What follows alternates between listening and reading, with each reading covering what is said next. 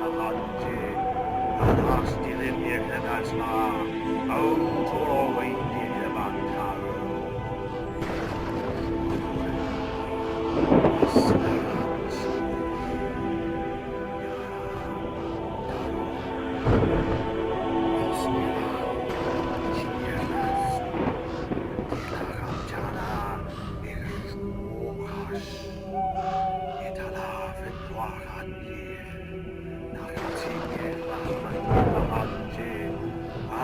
Dilin yekadasna, aun toro windi bantaru.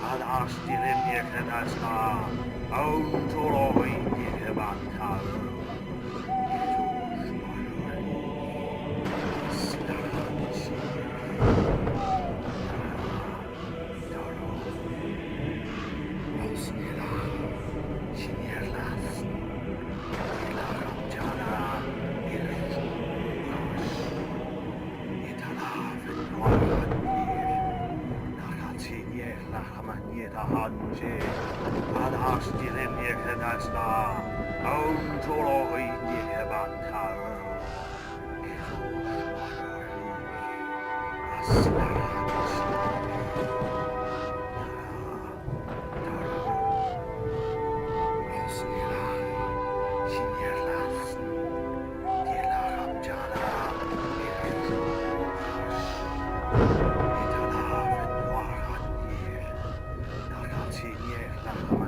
Hanji, adas dilin yekadasna, aun toro windi bantaru.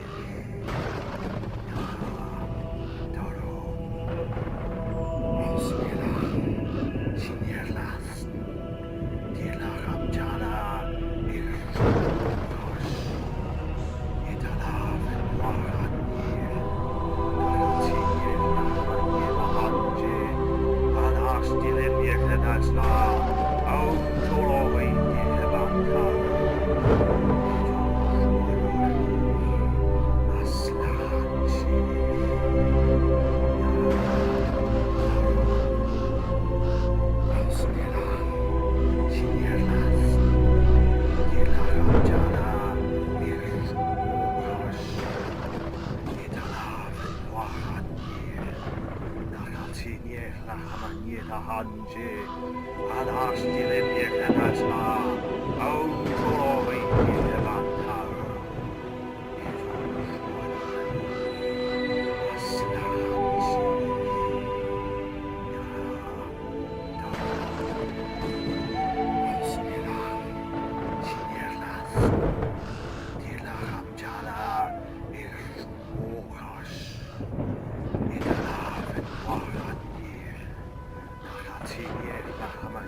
Hanji, adas dilin yekadasna, aun toro windi bantaru.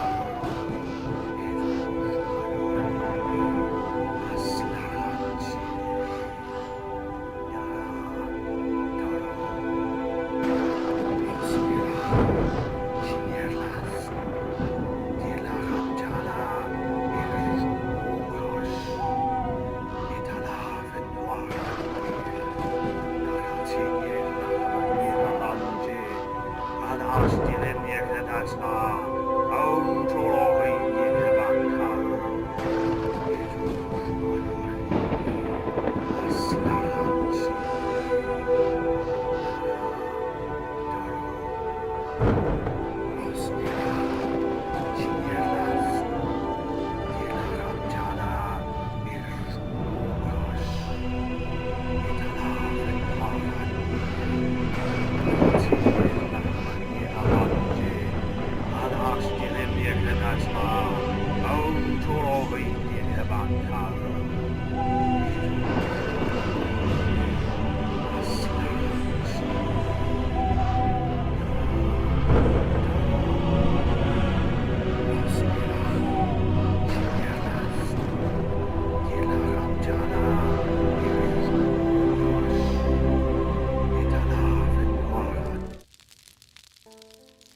Hey, all, welcome back. This is Dr. Sax. It's more Dungeons and Dragons this morning. This is unusual for us. We're actually streaming on a Saturday morning instead of a Sunday evening.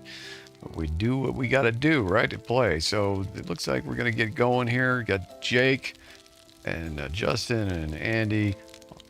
Andy's our DM, and we're all going to be starting out in this continuation of the Curse of Strahd campaign.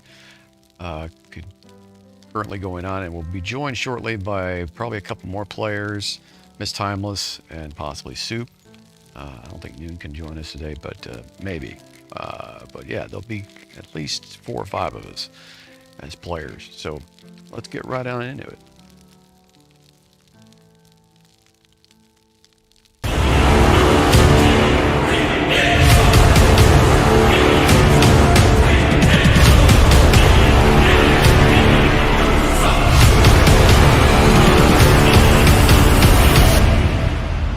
Dennis, are you back?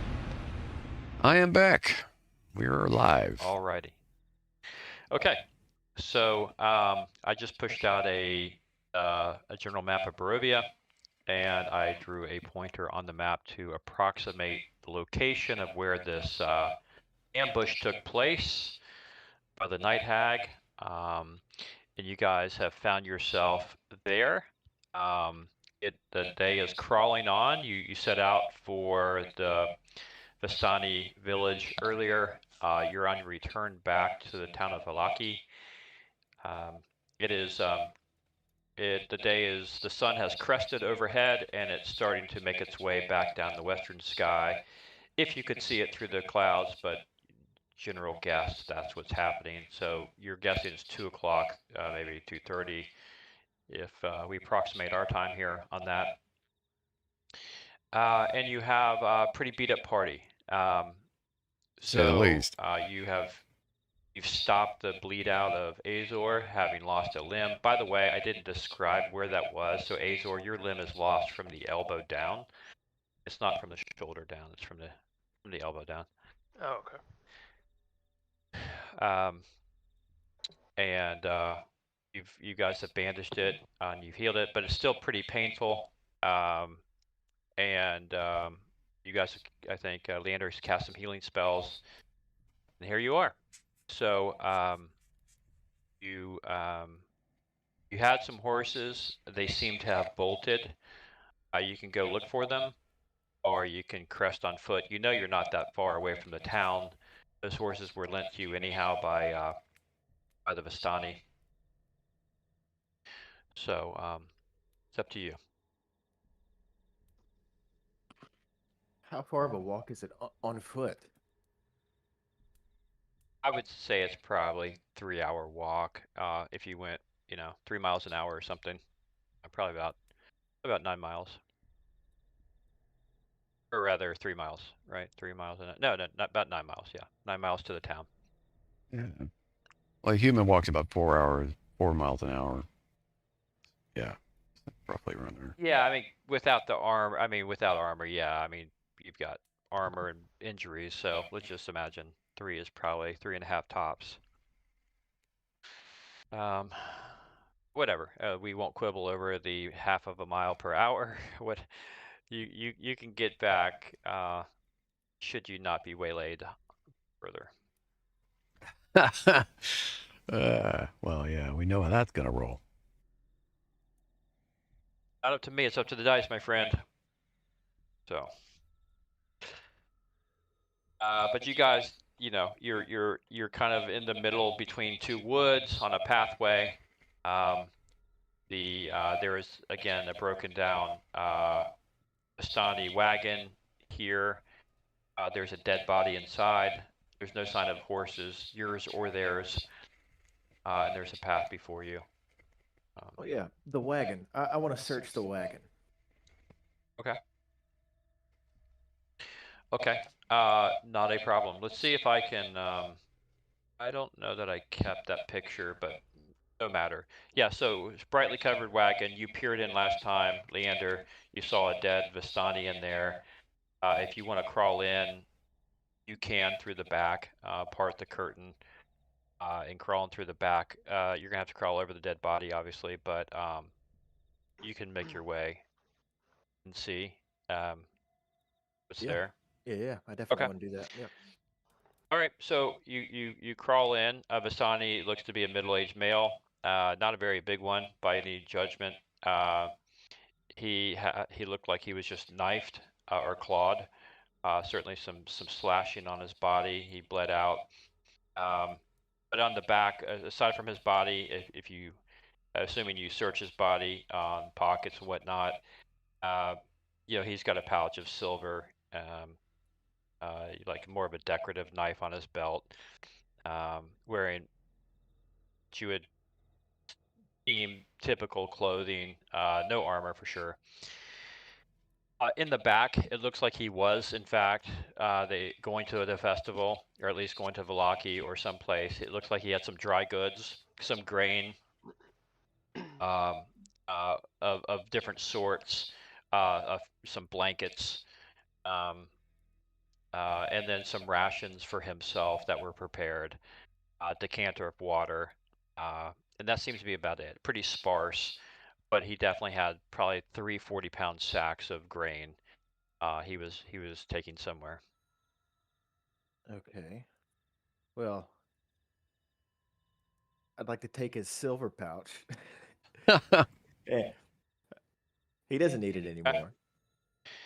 Dead men typically don't need the coin, that's for sure, unless you put it in the eyes of the river Styx there. Yeah, but yeah, boatman. Yes.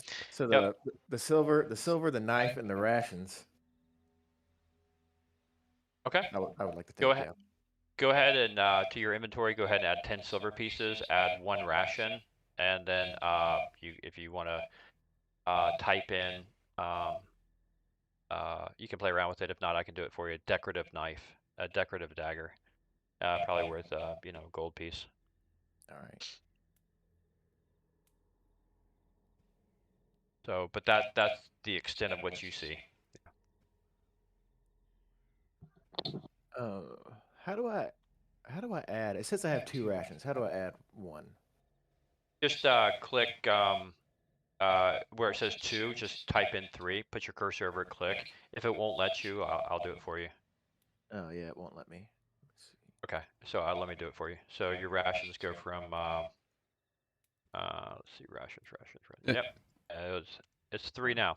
All right, cool. And then I guess you can't add your own gold, right? So I'll add your silver. Well, it let me do that. Okay.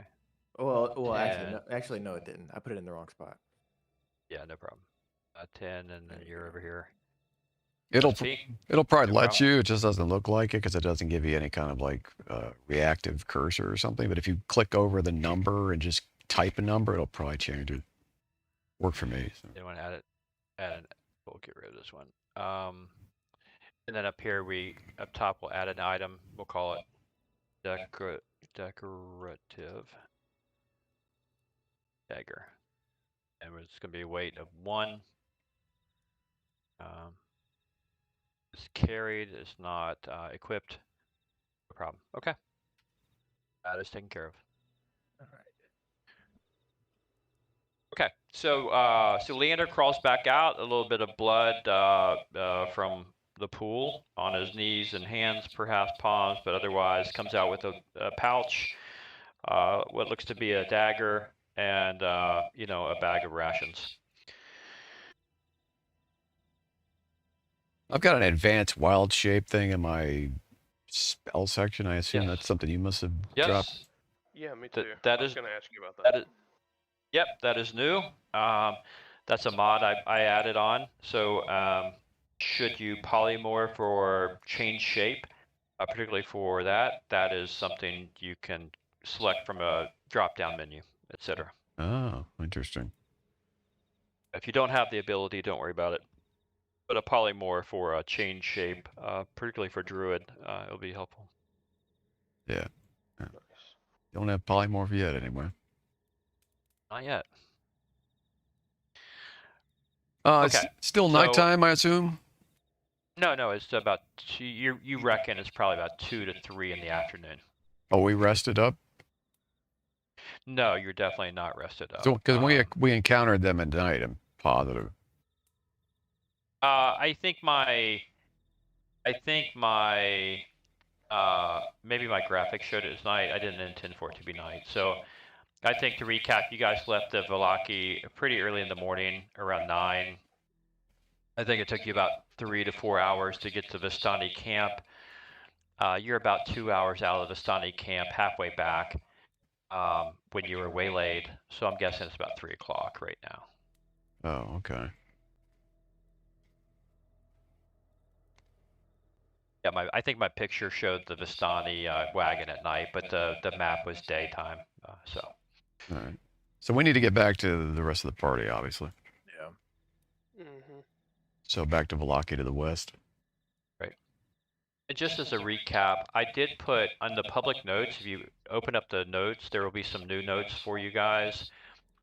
In the public notes, there's something called party notes. And that is where I am putting things of a permanent nature with respect to what we're doing here. And you'll see at the very bottom, restore the shrines. That's what you learned last time. I memorialized it in this note for you. And then also, Jacob, more for your benefit, there's something called overarching campaign notes. Mhm. So that is more of a broader view of where we've been, what we're doing. Okay. Note version. All right, great. Yeah. So Yeah. did we have horses? I forget. You did. They They did. bolted. They ran off. Yeah, Yeah. they ran off. All right. Well, I mean, horses will So, probably come back. They may have found the place, right? Milling about. If you want to look for them, let me know. Or if you want to go on foot. They weren't carrying anything other than the saddles. Certainly it will make it go faster should you find them. Should you not, obviously you're delaying until night, but up to you. Well, I mean, we should have spent at least a few minutes looking for them. yeah, I think that wouldn't hurt. Okay. Mm-hmm. Andy, I have. Yes. So in my inventory, I have a staff. Yeah. I really don't know how I've been carrying it the whole time, but if I was gonna say, if you were fine, since we're in the woods, if I could get like a big stick and use that to walk with, just to kind of make me go faster, because I imagine Azor's gonna be walking a little bit slower with missing an arm. Yeah, I think. Yeah. If you desire, I'm sure there's no end of sticks in the forest, right? If you feel like you can find something to make your mobility better, feel free. That's up to you. Just let me know what hand it's in. If you're brandishing a stick versus a sword, it's cool. But do you guys split up to look for the horses, or do you stay together? Oh no, we stay together. We're not doing Absolutely. We're not doing that horror movie trope. Too bad. Okay, so do you choose to go in the north woods or the south woods? Well, at least one of us had to have seen which direction they went. Oh, I don't think so. I think your attention was wholly fixated on the night hag and the scarecrows that appeared. Can I would beg to differ, but okay. Can I? Yeah, Every time he says that, I beg to differ you can. because You can if you want. Go ahead and roll. Because of my statistics here. Go ahead and if nothing else. there is a lot of obviously just around this area there is a lot of a lot of stuff happening immediately in this area is where you guys had your encounter. So there's a lot of prints, but then again, you are a ranger. So why don't you go ahead and roll a just roll a nature check, I guess. Animal handling. Okay. Nature check. I would say, or survival. Go with survival. Okay. Yeah. And that's a hefty bonus for you, and you are at home in the forest, so this is definitely your thing. So. Okay, 15. Yeah, I think you can discern pretty quickly the tracks of your draft horses versus um, um, maybe the steed that was the more of the beast of burden that might have been leading the cart. So you do find tracks. There seems to be tracks that lead to the north, in the woods, probably in the northwest direction. Survival, in fact, would have done the same or better, but Well, since it's the I same relay that bonus, back to the group. pretty much it's You as guys if want to you try to rolled go it. after these horses? To the northwest, so they're kind of going in the same direction we're going. Absolutely. Yeah, if you got the trail, we'll follow. Yep. Okay. Okay. So Azor leads off. Says, "I've seen these tracks. I think they've headed, certainly, no doubt. There's no doubt that they've headed in this direction at a fairly fast pace here. And so you go into the woods. Again, the woods are eerily quiet. The sounds that you're normally used to with wildlife is missing. Your footsteps sound very loud as they crack upon, broken branches, but you're following um, uh, the tracks without much hassle. I would say probably a 10-minute leveled walk into the northwest brings you into more of an open area where the trees part. There's a gentle hill that runs down to a bit of a stream, and you find 3 horses milling about near that stream. Nice. All right. All right.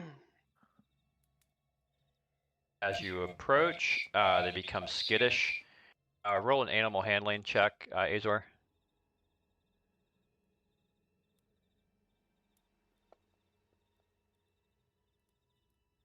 Okay. You talk a bit Elven to them, and the lead horse, which maybe has more of the alpha male, kind of bows his head a little bit and trots over towards you. Once you get his reins with your good arm, your only arm, the rest also canter over to you, and you guys can mount the horses without any further effect. Denistar is proficient in animal handling too, just FYI. Okay. Okay. So you guys mount up, and you can go back the way you came, or you have a sense that if you track through the woods, you might pop back on the trail. Up to you. Or you can investigate around.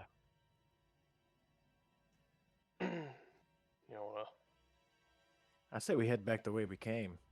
Yeah, we just head to the road. The roadway's Yeah. just got to be close, and they didn't get that far. And horses logically are not going to run off into a crowded, cusp of trees as opposed to an open way to get to water or stream or roadway. So, in their terror, we can't be that deep in, I would imagine. Okay. All right. So you guys make your way back out to the road. No harm. You almost exactly retrace the steps with your sense of the forest. Azor, it's like back of your hand. It's really no challenge for you. So you deposit exactly back where you entered in, and you guys are now on your way, now with horses. So what appeared to be a 3-hour journey is probably now at least half, if not a quarter of that time, back at a good trot. Azor, you'll have to, obviously handling the reins with one hand is going to be a little bit more challenging, but not so much. Gotcha. At least you've got half of your arm, which is that's much better than having no arm. We can actually work with that. My wizard could probably work with something with that without an actual arm to work with. That would be. Did we pick up the other half of your arm? Do we need it? I think I did. We Did don't. you? Okay. We don't. We don't really need it, to be honest. Okay. Okay. I've already investigated a Yeah, lot don't of take over that options. farm. Yeah, it's. I mean, I could mummify it and preserve it in a way, but it would still be dead flesh. It's not gonna like it's And if we get the ways to fix it, it'll ultimately be a regeneration spell, probably from one of the harpers, is what I'm guessing. We'll end up doing. You don't need the arm, the remains of the arm. It'll grow it back, just the way it was. So. Unless you want to keep it like as a, I don't know, you want to put it over your fireplace when you get home or something. Well, you know, I mean, it's a little sentimental. I've had that arm had that arm for a while, so. Well, I mean, if you want it, we can go get it. No, I mean, it doesn't, I think I picked it up. Well, if you picked it up, you can give it to me and my wizard there, and I can preserve it. Nothing like carrying around some wolf meat for you, some cadaver arm there. Well, I've already got. So I've already. Wolves come out, we'll use it as a distraction. yeah. I'll throw it at them, and we can run. I think I left the head of the hag back at the house or whatever, our base of operations.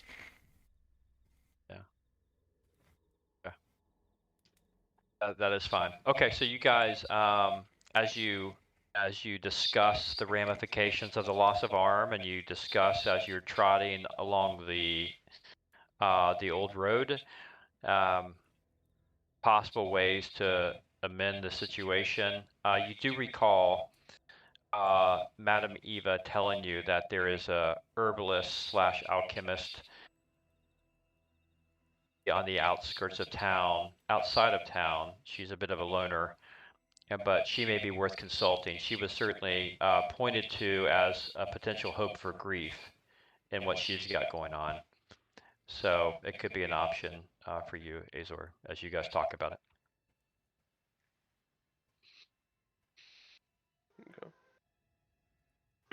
Okay. All right. So you guys make your way down the road. You see no other. You pass by no other people. You see no other animals, and it's not long before the woods go behind you. As you can see on the map, it opens up into more of a hilly, rolling set of grasslands. As you go around the road, which is becoming a little bit more accustomed at this point, you've traveled a few times now.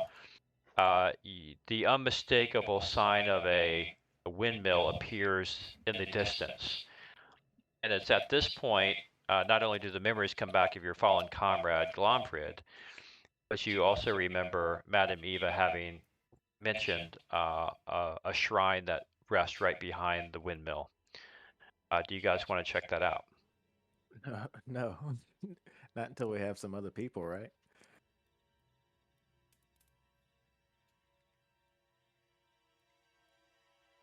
The windmill again? Yep, the windmill. The original. You crest the hill and you see the original windmill that you hold the deed to, that you chased the night hags out of. You remember that Madame Eva had said one of the shrines that has been desecrated, that needs to be restored, lies behind the bone grinder. Nigel had asked if you guys wanted to go and look at that or seek that out, or if you want to continue on your way. I would advise we pass it for now. Yeah, I agree.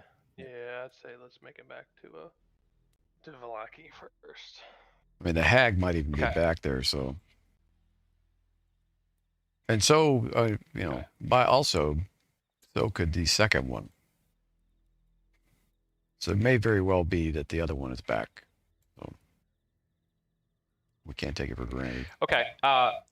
Dinostar, you cannot help but also notice as you guys make your way around the bend and you come upon parallel with the windmill, you have a pretty good visual memory, and you are fairly certain that the rotation of the windmill itself, the three veins, large veins, seem to have rotated. In remembering the construct that you saw about, you don't think that probably happened by accident. Um, so you're fairly certain somebody at least had been in that windmill since in the past 6 hours. Okay. That's interesting. All the more reason for us to hurry back and get the rest of the party and come back here, probably. I advise the guys what I just spotted. Yeah. I think we should keep moving. Agreed. Okay. Okay, so it's not long before the windmill is in your rearview mirror, metaphorically speaking, and if you guys are approaching the woods, the light, the diffused light, never direct sunlight, but always the diffused light, seems to be dimming. Clearly, evening is approaching, and you make your way back towards Valaki. It has become quite dim. It's deeply dusk when you make your way back to the town walls, and a familiar pair of guards ask you once again what your business is in the town. Azor holds up his missing arm, or holds up his stub, and says, "I don't know. We just came to see a doctor." These must be new guards. Oh no, they're the same. They know you. They're still asking what your business is. And the female guard looks over to her comrade and says, My wizard's going to lose his patience with I've these seen guards. worse, haven't you? Yeah. You'll get that and worse around here if you stay around here long enough. Now, tell me, what business do you have? All right, I've had about enough of you two. You know what business we have. We were already here. Our friends are already inside the village. We need to go back and find them. And he... or do you want to stop us? I mean, honestly. My friend here lost an arm. He needs help, and you're wasting our time. The male guard whispers in his female companion's ear, and she disappears. He raises up the gate and says, "Be on your way, and don't forget. The day after tomorrow morning, these gates will be locked for festival." These creepy people with their festival, man. Oh. I wish I have no sympathy to the arm. I wish I could polymorph. I'd turn this guy into a toad right now. All right. Well, let's find... no further ado. Yeah, let's find some help for... First off, we should find some real help for Azor's arm, really. Like some kind of... I mean, just our bandages that we put on it aren't going to do the job. We need to actually, like, I don't know, put some leather on the end of it or something. Otherwise, it's going to become more of a liability. Something more than just temporary, but not as permanent as something we'll get maybe from a smith or something down the road.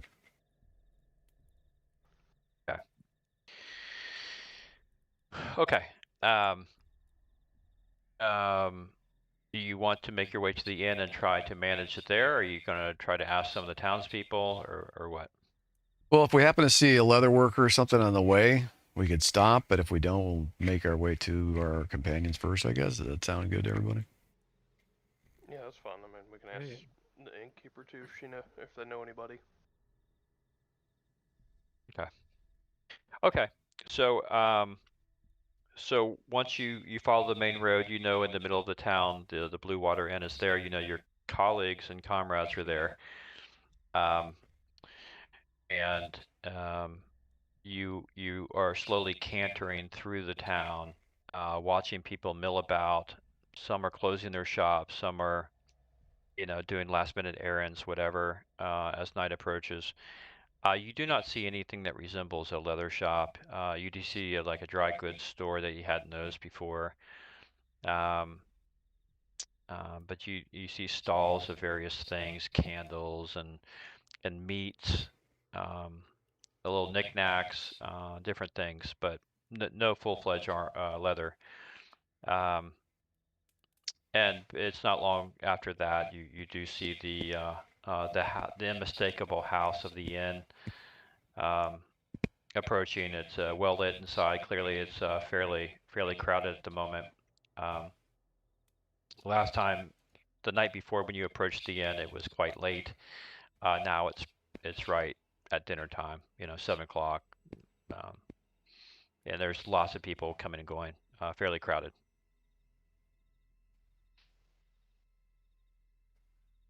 All right, we'll make our way in. First thing I do is go and look around for the rest of our group. Okay. The fact that Leander had brought the horses before, he knows that there are stables behind. So Leander, I suppose you take the horses and bring them to the stable and hitch them there with hay and water. Of course, the stables. Yes, we'll take the horses to the Okay. stables. Yeah. Okay, and there's a back door from the stables into the inn. But okay, all right. So you guys, the two of you, Denistar and Leander, go through the front door, and there is a momentary pause, or at least quite a degree of lessening of the ambient noise as you guys come in, just given the blood and the stump and the bandages on Azor's arm. So let me switch this. Okay. So yeah, now we're at the Blue Water Inn. So the as you walk in again, talk resumes pretty quickly. Kind of surprisingly, that there wasn't a whole lot of astonishment. A bit, but talk resumes, and the innkeeper Erwin Mardikoff does put up his apron behind the bar where he was working. Comes over.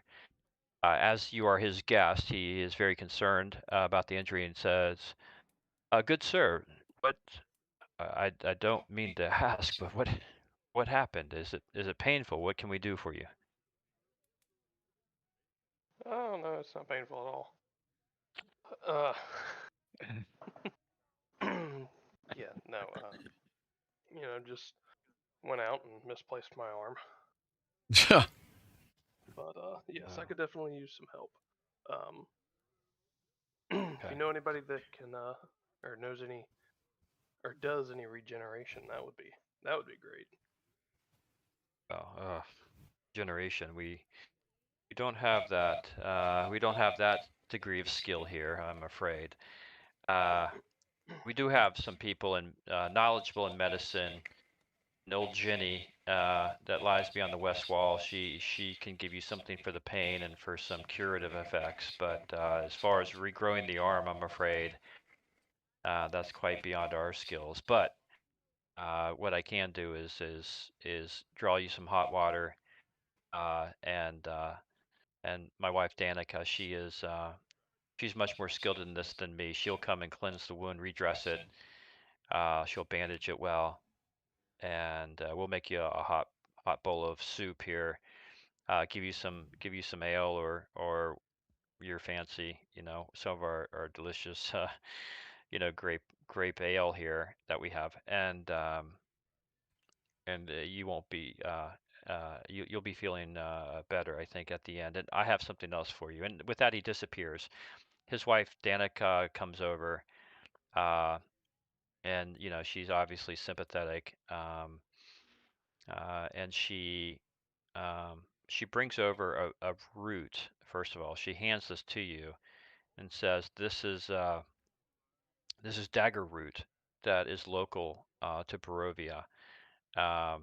Chew on this, and it will help the pain. It'll help manage the pain. We find it to be very useful.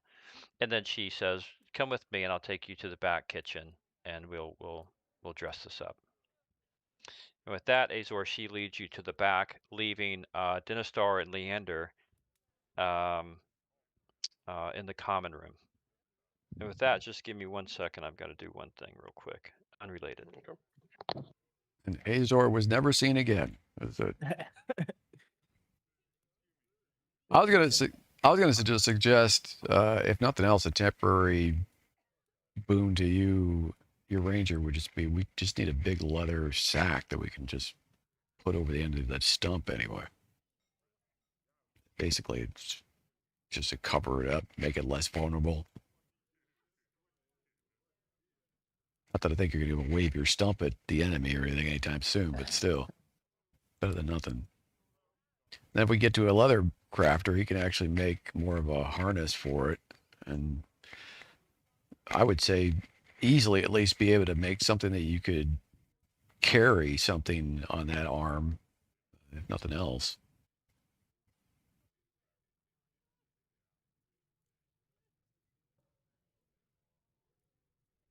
I think he's AFK too. I am. I'm kind of looking through my book here. I would like to. I'd like to or prepare some different spells. But I guess you have to do that on a rest, or can you do it? I know you can do it on a rest or a long rest, but can you do it like outside of that? I think you can take like the cleric can take like an hour, like to prepare spells. I don't know. You have to, yeah, to prepare spells, you have to be at a long rest. Okay. Now, you may have, I don't know. I mean, if you check your skills, no, not skills, abilities under features, you might have something in there that will allow you to recover something better, but I don't think you do. That's more of a wizardly thing, but check those. Okay. Go through the different descriptions of them by clicking on the icons, just in case. Right, Make sure you yeah. get to know all those. Oh, okay. You can change your list of prepared spells when you finish a long rest. Yeah. Preparing a new list of cleric spells requires time spent in prayer and meditation, at least 1 minute per spell level for each spell on your list. Okay, it's a long rest. Yeah. Okay. I think Azor's AFK. So, yeah, no, that's fine. I think, well, our colleagues are not. They're still up in their room. Let's face it, from a Yeah. metagaming standpoint, right? Jessica isn't down yet. So,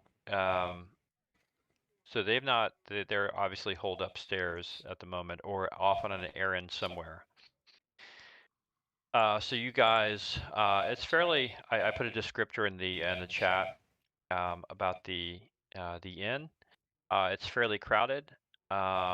People are deep in conversation, eating food, drinking wine, drinking ale, drinking water, whatever. And you do notice, after Danica comes and gets you all some soup, she does bring Azor back, looking much more buttoned up in terms of his bandages and his medicine. He does seem to be chewing on this root that gives him some relief of pain. And she puts 3 bowls of soup down, some bread, some cheese. Brings you the drinks that you had before, and then leaves. As you guys are starting to just dig into this, you're pretty hungry. You notice a man had come downstairs. He's brightly colored in his clothing, very different than some of the drab clothing worn by others. He's a thin man who appears not old but not young either. He has a lute with him, and he Bard. makes his way to the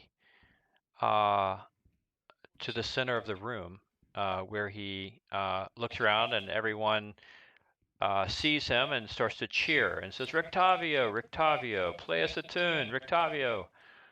And he bows and takes off his hat and flourishes in typical form of which you would deem to be a bard.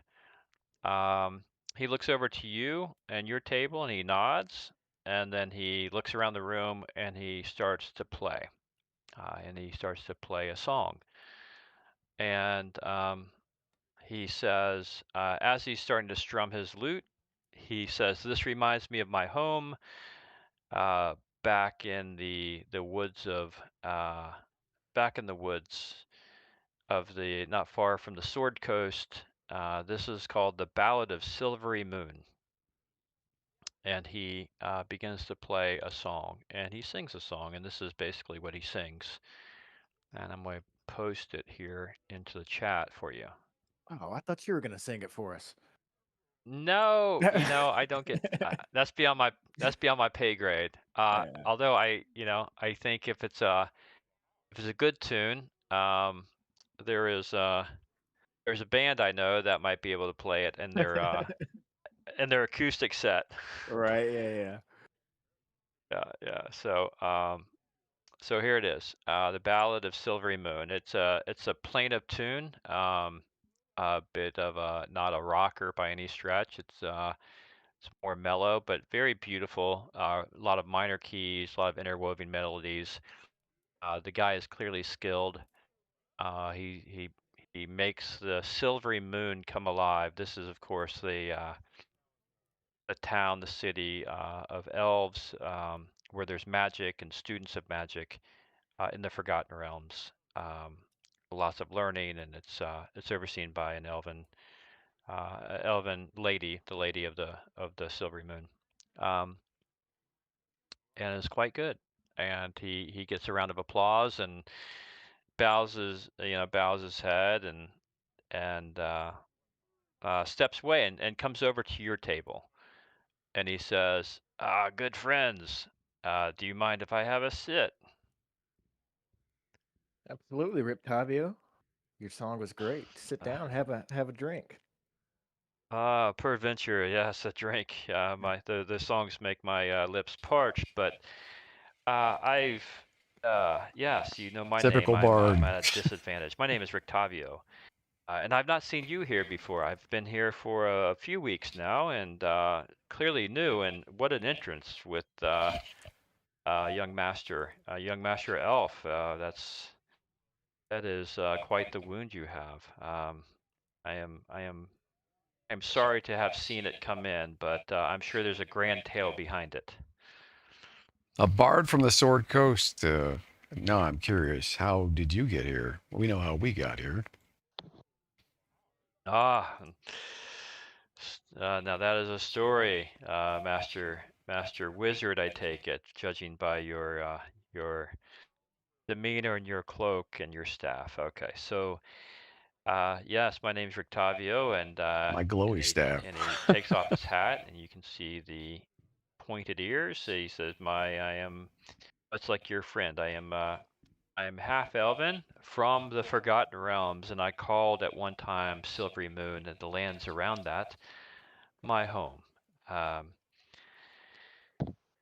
Well, it's a tale that I was a performing bard, a performing musician and talent performer, and I would lead a troupe around. I was a leader of a troupe, and we'd go from town to town. Um, um, we enjoyed mixed success, and one fated evening, the gods know why, I don't know, but we were traveling along between Waterdeep and back to Silvery Moon, and deep fog came upon the road. Being the adventurous sort of band we were, we started playing a tune. Before we knew it, we were in a different land altogether. We have no idea how it came about. We were simply transported here by reasons I don't know why. There's more of and then our you. tale grows. Yeah. Where's the rest There- of your Ah. band? Well, now that is a sad tale. You see, upon coming to this foul land, we grew panicked, not knowing what sorcery we were under, and we made for the woods, thinking there would be maybe we could go back. This is some trick. We thought we would see water deep before long, and within an hour we were waylaid by some wolves and a werewolf, a lycanthrope, and only I escaped by running, as cowardly as it may seem, while my other troop was being devoured and torn apart. I ran and I ran and I fell. I fell down a ravine and woke up the next day and made my way to this town here of Valaki and the other parts, and I've been here ever since. In fact, I've found an abandoned tower northwest of here and made that my quasi home, but only now have I been here long enough. I don't even know the days and the months, but I've been here, I would reckon, 5 lunar months here, and I don't know a way out. But I make do. It's my nature. I make do with the best of this, and it's fated to be this way. I And wonder if that's the I am now tower. actively looking for new players in a troupe, and I will start to canvas these lands, performing and trying to bring some joy to these rather depressed people. Wouldn't you rather And return be looking home? for a way out. I mean, we're trying to get I out of here would if- eventually. Well, that aligns with my interests as well, but I don't know of a way, and people here don't know of a way. And my hope is that as I troop around, we would learn. I would learn. My troop and I would learn of any secrets, any arcana to get out of this foul place. That is my hope. For I do not want to be here, good sir. I do not know how I got here. I just know I don't want to be here. But as long as I am here, I'm not going to be depressed. I will muster up and do the best I can. Well, we came through a portal, and hopefully we can find the portal again. And if not, we'll find another means. But hopefully, it won't be up to me years from now to provide that means. I'm thinking we can find something that pre-exists. Otherwise, I don't see how any of these people that are here could have been possibly transferred without, some series of portals. It doesn't make much sense. It would take immense amounts of power, even from deities, to move an entire plane. But if we're up against that, there is something. Of course, you know of the vampire, I assume. Al Van Strahd, I've not had the pleasure, but yes, he dominates the oppression here for sure. Well, apparently there's something bigger and worse than him that may be the reason all these people have been brought to this negative material plane. So, but I'm thinking if we can figure out what that thing is, that may be another clue to how we can get home. One way or the other, we'll find it. Well, in that I will. And he's it's time. Excuse me. And then he stands up and he shouts, "Rictavio, Rictavio!" And he bows again and he launches into a different number about some ditty about Barovia and the wine here and the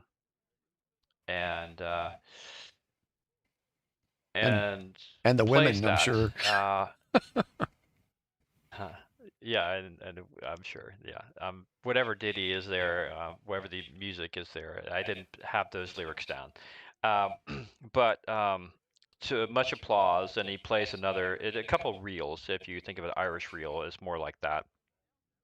And he comes back to the table and he says, perhaps, Master Wizard, our topics of last discuss would be better served behind a little more private quarters. And he says, and he stands up and says, "Dear Danica, if I can have that soup from the room, I'm going to show our fair guest here the wonders of my travels up in my room. We'll be back down momentarily."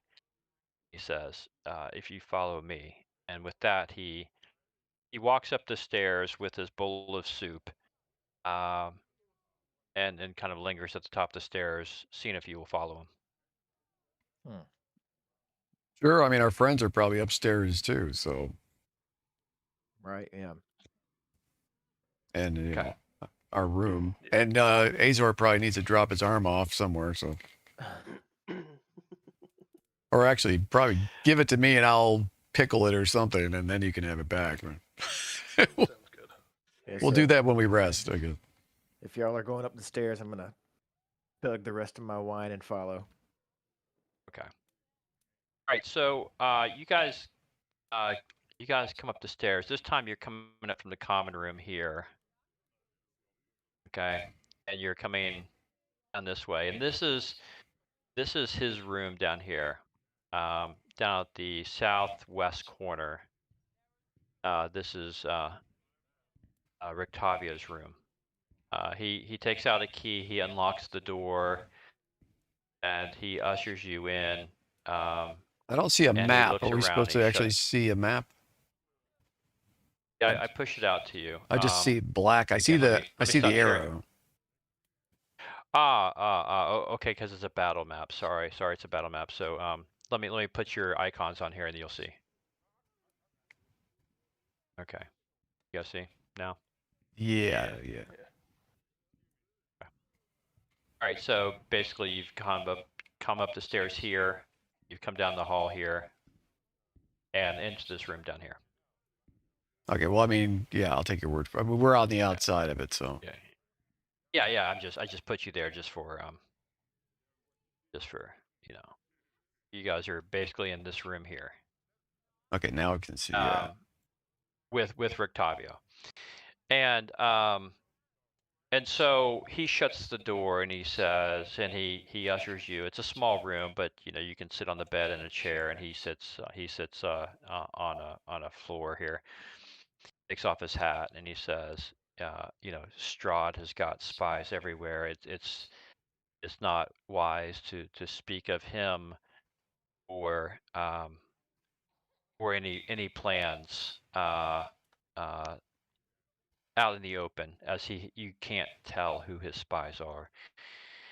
And he says, yes, I've been, truth be told, now that I understand your interests align with mine, I can be a bit more forthcoming. I am staying at this inn not just to recruit talent, but I am also here to learn more about the proprietors. See, I think this family, it's a good family, the Mardikovs. I think they belong to something called the Keepers of the Feather. This is a secret order within Barovia that are also lycanthropes. But these are not your ordinary lycanthropes. These are, I believe, I have not seen evidence of it yet, but I believe this family and others are were-ravens. These are humans that take the form of ravens and back and forth. And I do believe they are Wow. enemies of Strahd. And so I am performing here, free room and board for the Mardikovs, and trying to learn what I can while I'm here.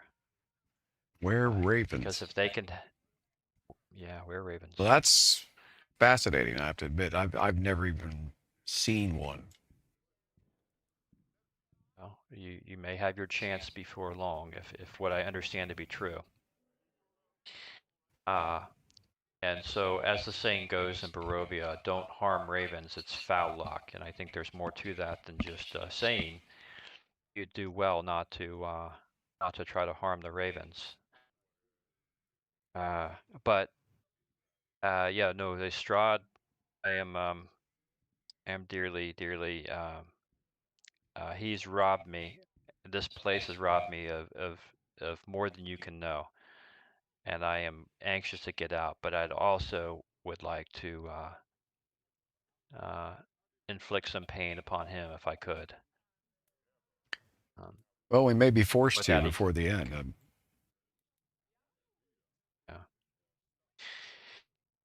yeah. So he says, look, I don't know what your plans are, but I will continue to gather information here in this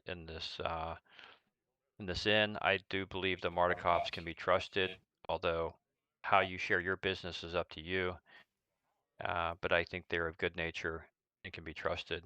But not many of the Vallaki can. Be careful with the politics of this place. How do we know you can be trusted? You can't, Master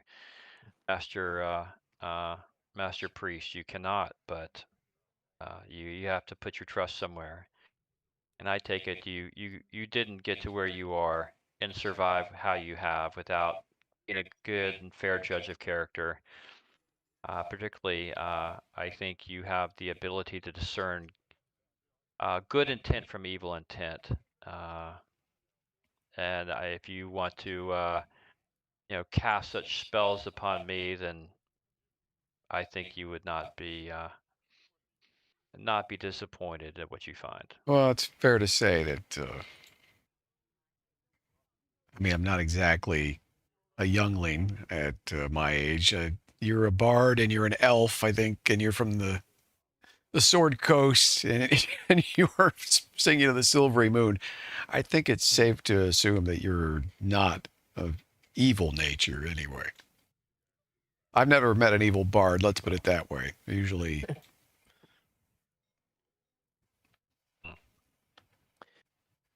Well, and my heart is not that which would prefer to do evil things. Life is too precious and grand to be foul. But there's plenty of that around here. Trust me, you'll have your fill of evil. Oh, we already have. no Our friend time. lost an arm just hours ago, so Yeah. we were ambushed, Yeah. and it's not the Plenty first of evil time. in this place. Yes. There is yes, and take caution. There is rumor that there is an abbey in the village of Kresk. The abbot there may be able to fix your arm. I understand he's a powerful abbot. So perhaps he holds the key to what you need, Master Elf. But in a shorter, Kresk is southwest of here, some days' journey, but there is a alchemist and herbalist outside of town that may be able to help. I don't know. She's a different sort, and you never know what you might get from her. But from time to time, she barters wine with the Mardikovs for herbal remedies and things of that nature. In fact, the dagger root, Master Elf, that you are now chewing on comes from her. So she has knowledge of these lands. She has knowledge of healing medicines and craft that maybe she can do something for you. I don't know.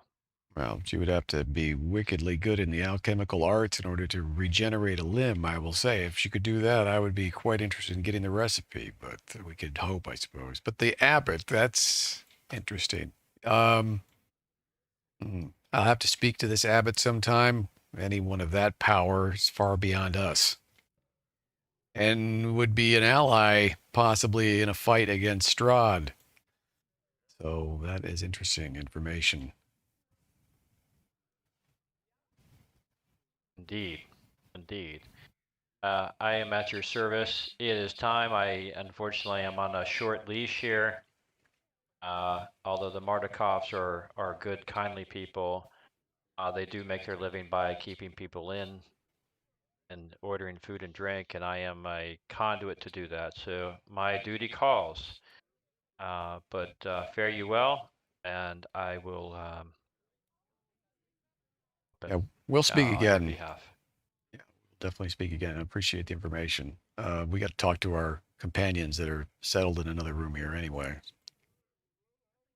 Yeah, I've seen the women folk of your party come down and come back up. One of them does not look so well. The Tiefling does not look well. But maybe she can also find remedy outside of town. With that ado, and he flourishes out. Please, he ushers you out of the room. Of course, he doesn't leave you behind. As much as he might trust you, it's still good practice to lock one's door. Yeah. And so back out into the hallway. as you guys back to the hall, he locks his door, and he goes down and begins to the cheers of the people, and takes out a flute and begins to play a long medley of things, of 80s music, like Wham. All right, so yeah, Careless Whisper, old style. So, okay, so you guys are left upstairs in this long corridor. We're going to our There are a rooms. couple of rooms. Yeah. Yeah. So to go to your rooms, you go back downstairs. So you basically come. Let me shift you. Oh, our you rooms are basically come down? down the stairs into the no, you're upstairs. It's just two different stairwells. So here's the common room. Right. And then to get out of the common room, you open to the below. Right. So now let me move you to the different ground floor. So now you're down here. Okay. And Leander's down here. This is the common room, right? Where you guys are sitting, the tables and the bars. To get back to your room, you actually go outside and back up the stairwell over here. Okay, on the outside. The stairwell to these, the guest rooms, aside from his, is the outside stairwell. You go up to your stairwell, and you're back on this side now. I'm not hearing any Sirenscape, by the way. Anybody? Well, I don't have the link to it, so I was going to ask you about that earlier, but I forgot. Yeah, let me repost it. You should be hearing tavern sounds. Yeah, I don't hear anything. That's what I've got going on. Yeah, I've got it maxed out. I don't hear it. I refreshed it too. I mean, I see the bars are moving, but nothing. I can hear pretty good, actually. So, here, I'll open it again. You know, I was thinking, you guys, if we take some time to rest, I could prepare a spell to remove curses, and maybe that could help your friend who's laid up and not doing so well, possibly.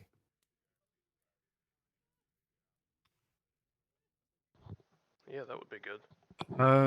If that is what is wrong with her.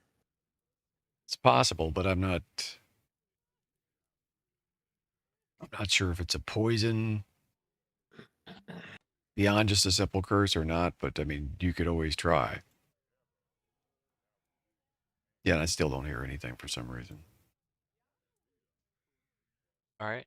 All right, so let me see. It's just really low. I think I just barely hear it. Like, is there some coughing from the... There it goes. Now I hear something, yeah.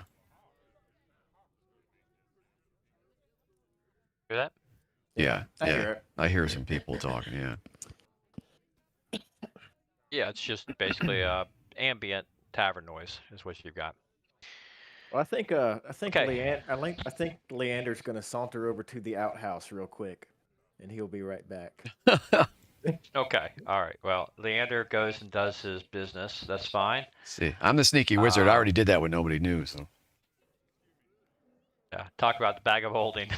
Bag of holding. Yeah, a bag of different holding. That would be pretty useful, actually. Bottle of holding, yeah.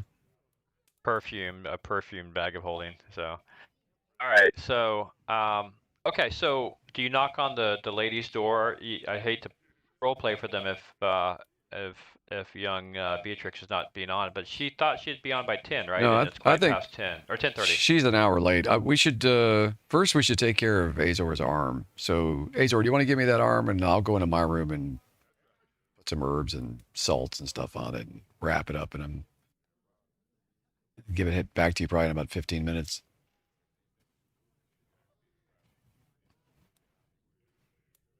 Say, is it okay? Azor, once or twice. I think he said okay. Do what? I said I was going to grab your arm and preserve it real quick while we wait for Oh yeah. the ladies to come out of their room, so to speak, because they're still not here. So Yeah, that's fun. That's fun. okay. Well, that's what I do with the wizard, and if Azor wants to watch me do the process, we can assume that's how we kill a few more moments here while we wait for Okay. Leander. Oh, there he is. All right. Yeah, I'm back. All right. It appears that young Jessica is not going to be able to make it. So, let me take a look at this.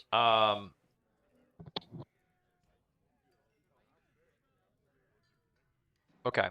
So let's I will, to advance the story as I need to, I will Denistar goes into his room, Landers goes to the outhouse. Azor is watching Denistar tend to his separated arm. You guys come back together. It's probably 8:30 at night. It's close to being time to probably, I don't know, either unwind or whatnot. You haven't seen the ladies. I take it, Denistar, do you want to knock on the door? Make sure everything is there, kosher. They may even not be there. Yeah, I mean, somebody could knock at this point. I mean, I assume Leander probably could have while I'm busy with this arm, whatever you guys want. Yeah, sure. I'll knock and crack open the door and call in. Is everything going all right in there? Are y'all still there? Okay, so Beatrix and Irina come out, kind of shut the door quietly behind them and say, we finally got Grief to sleep. She's been sweating and not doing well, but we've been tending to her all day, and her condition seems to be getting worse. But we finally got her to sleep with some help of a little bit of medicine here and frankly, a little bit of wine here. We've got her to sleep. But we did learn some things, so let me fill you in on that. And so you guys pile back into the room Denistar and Azor were using, and Arena and Beatrix bring you up to speed on what they've learned. They said, well, it's been touch and go here. The proprietors of this inn are quite helpful. They did tell me to be very careful of the Burgermeister and his guards and others around town. That a lot of these nobles can't be trusted. And relative to that, we were approached by a man named Ernst Larnick, who represented one of the noble houses here in town called the Wachters. And Lady Fiona Wachter has invited us to lunch tomorrow to talk about what she said is a matter of great import, and ask for our company tomorrow at noon. And so that is something that was different. We learned that. As I mentioned, Grief's condition is stable, but it has worsened. The tavern seemed to be very busy with locals. I did overhear the proprietors talk about a large shipment of their wine that is very overdue. Apparently, the wine is very important to the townsfolk and the day-to-day business of the inn. Danica wants Erwin to go investigate what's happened to the shipment, but Erwin just can't break away from the inn. He has to find someone else or others to go investigate. Beatrix overheard that. And she also noted some colorfully dressed half-belled bard claiming to be a carnival ringmaster has been staying at the inn a couple of weeks, but she's not heard him perform, but she's heard of him, and that is basically what she's learned here today.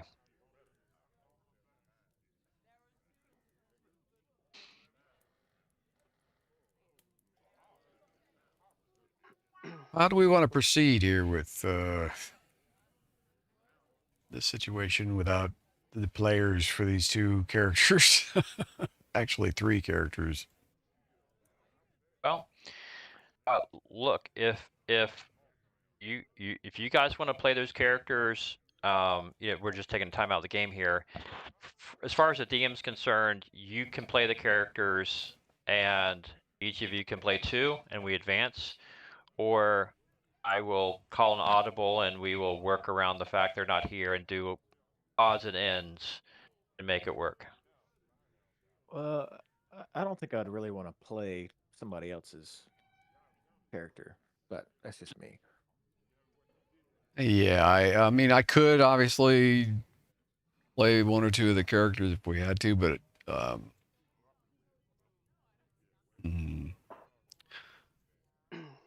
I'm just I'm thinking we don't want to get in the habit of this. I mean, I didn't expect this many of them to be gone, so we're gonna maybe be better off if we, I don't know, possibly, I don't know, maybe we could convince the bard to come along with us or something. But if we go back to the, I mean, I'm thinking what we could do, we could go back and investigate. We could rest up, the three of us. We could address Azor's arm to some degree, so at least we can maybe find a leather worker to work something so he can at least, you know, I'm envisioning something that he could do fairly quickly, like, you know, a bag that he could hold items in at the stump of his arm or something at the very least, or maybe he could strap on a shield to it. Because now that he has more of his arm than I thought he had, we could probably rig something like that in an afternoon with the help of a smith and a leather worker. But yeah, then we can maybe go back and investigate either the windmill or something that maybe the bard could point us towards. As long as we stay maybe in the daylight, aim to not be around in the nighttime when we run into bigger and badder stuff. A smaller group, maybe we can not have another arm come off. I'm just saying. You guys, whatever you guys think, that's just my suggestion right now.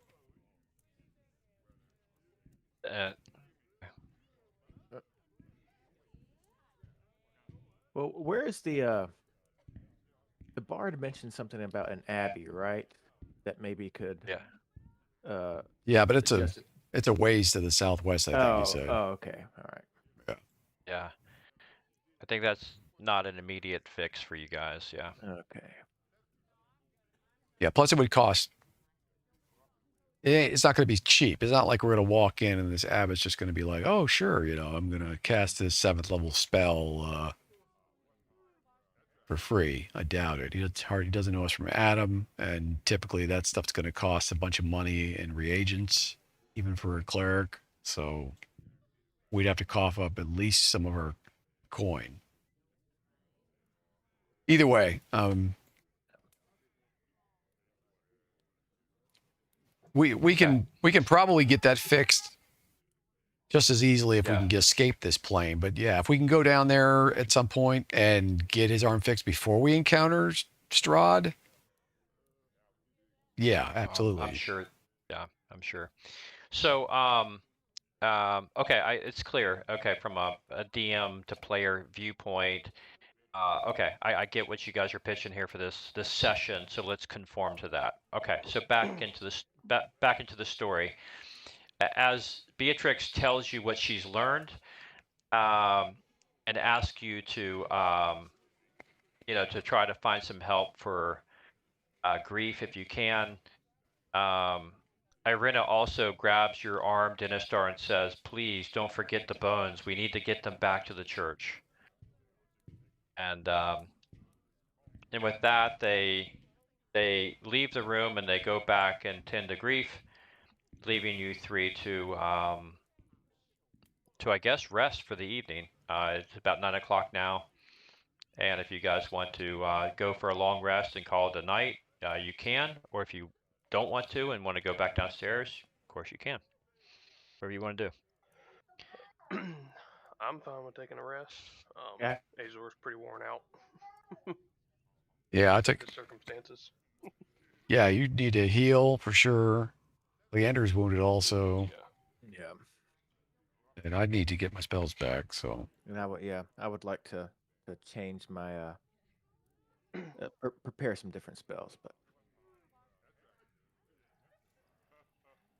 Yep. Question for the DM. Yep. Is there any way to get a functioning, like, prosthetic arm? Like metal or any other type of material? I think um, I think you need to yeah, anything's possible, right? Anything is possible. Why don't let's just see how the what your investigations unfold, right? Okay. I think your first order of business is probably to see the healer that people keep pointing you towards. But there could be some engineering work around here in town, for sure. Uh, you know, see what happens. Okay. Yep. Okay. All right. So I think what I'm understanding is you guys are going to turn into your respective rooms. Leander's got a different room off to the side, and you guys are staying in your rooms. Actually, Denistar, you guys are staying here. Leander's actually in this room. Okay. So let's go ahead and make it a long rest then. Is that what we're doing? yep. Yeah. All right. We have just taken a long rest. The slowly the sounds of the crowd begin to thin All my out as spell you slots are guys back. fall asleep, and before long it's the next day. You guys are fairly tired, but you wake up to another overcast day here, but feeling a little bit more in better spirits. Azure, your arm is throbbing, but chomping on some of that root they gave you makes that dull to a distant, reminder. And as you guys are preparing and donning your gear, a slight knock comes at your door, Denistar. And if you open, Beatrix says, we've Ethel and myself have been talking about it, and I think what we will do is, if you can go find some help for grief, and maybe for Azor, Arena and I will go and attend the lunch offered by Lady Fiona.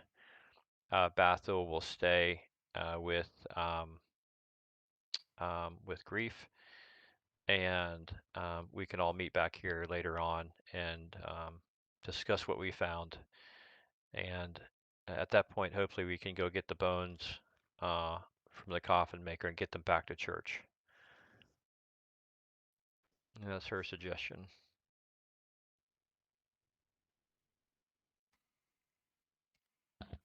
Okay.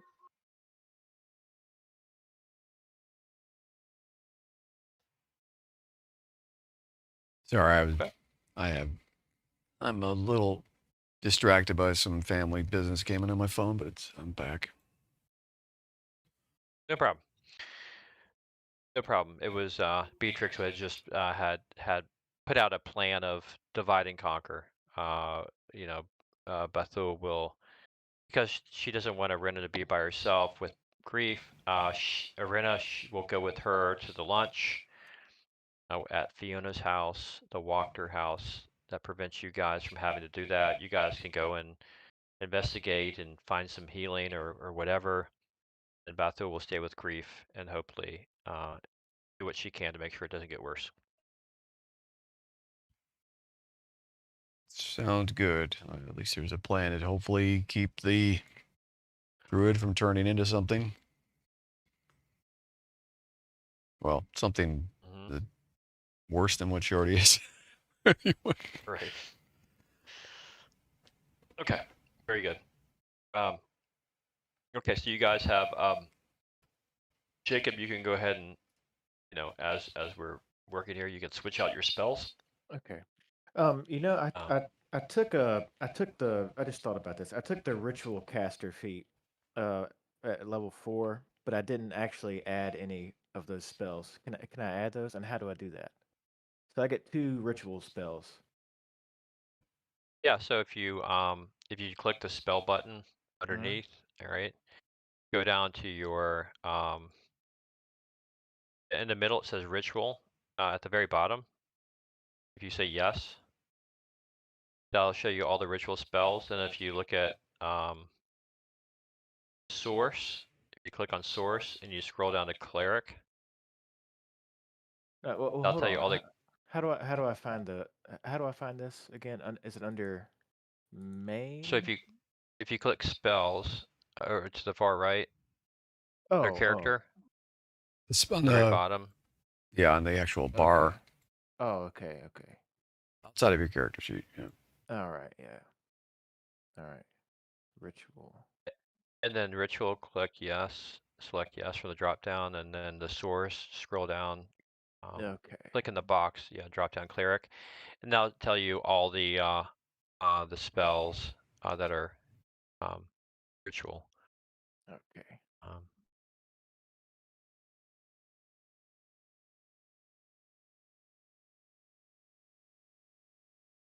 So that ability gives you a couple extra spells, basically, if they're rituals to carry around.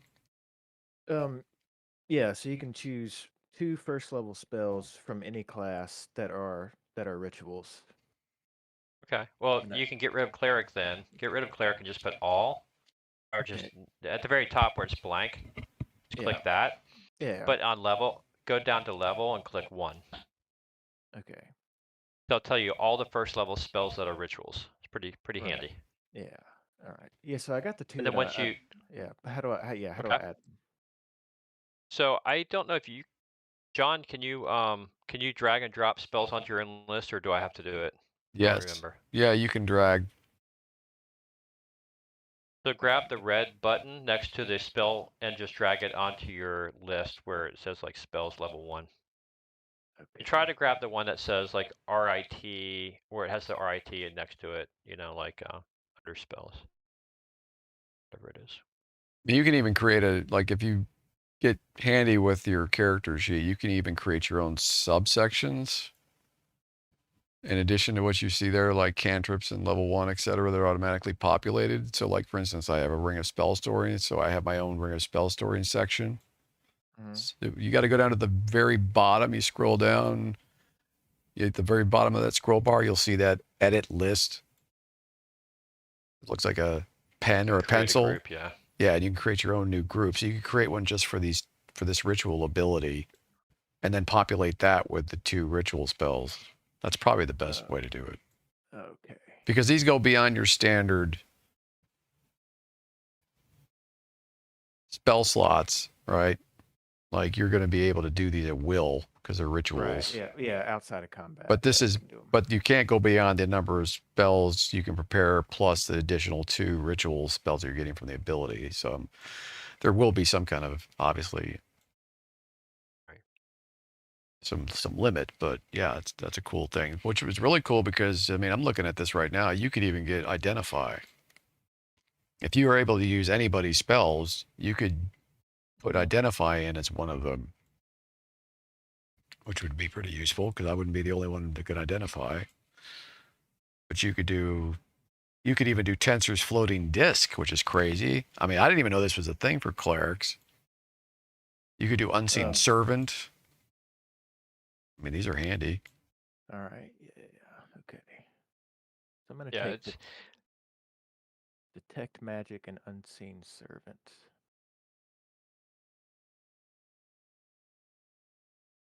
okay.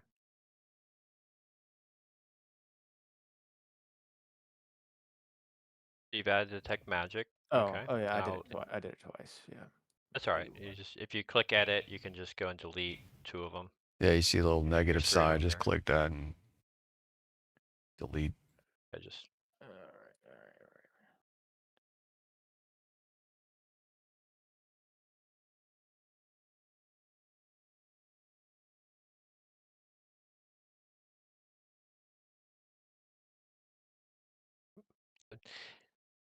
All right. Nice. All right. Then you just drag the next one in, whatever it is, unseen servant. Yeah, you did. Okay, fine, cool. And there's like a new spell up there. We'll get rid of that. It's just like non-descriptive. Okay, done. Cool. That's what you do. All right. And anytime, like there's some downtime and people are doing something and you're not plugged in, you could bring up the spell list here and just read the descriptor, right? So you can Yeah. click on the box and it tells you everything you need to know. Pretty useful. The digital tool is pretty useful that way. Okay. All right, guys. Good. All right. So you change out your spells, do whatever you need to do while we're playing. Not a problem. So I'm going to go ahead and drag you guys back out of. I'll take you off this map. And share this. I bring up the town of. Oops. Okay. Close it up. I bring up the town of Valaki here. Let's go back to our general overall music here. All right. And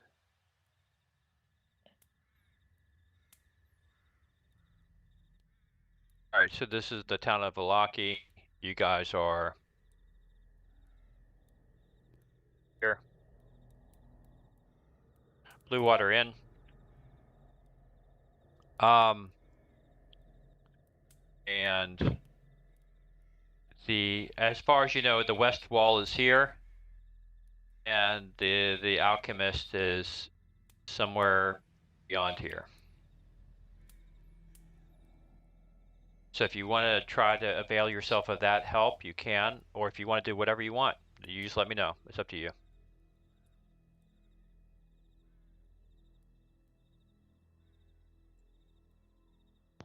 I mean, we could buzz the alchemist, but I don't think the alchemist is really going to be able to do much for you, Azor. But we could talk to. Yeah. I guess it wouldn't hurt to stop by if y'all want Yeah, to. I mean, I'm fine with stopping by.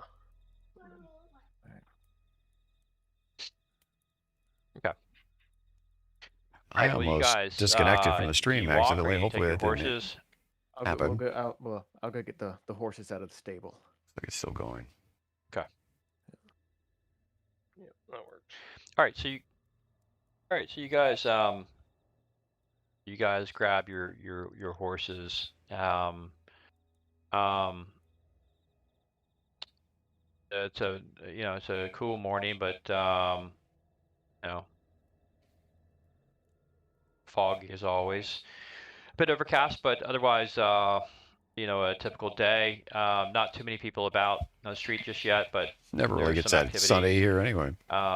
You notice now posters that you didn't see before all over the town, reminding the townspeople that tomorrow is the day of the Burning Festival. Some important festival that the Burgermeister has planned. So That's that my is spell new. list for anybody You guys curious. climb your horses, start making your way westward on the main road. You basically make your way back along the road. It's not long before you pass the church on the right,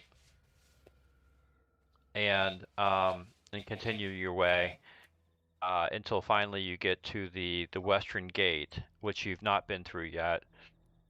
Much like the eastern gate, it's manned by 2 guards.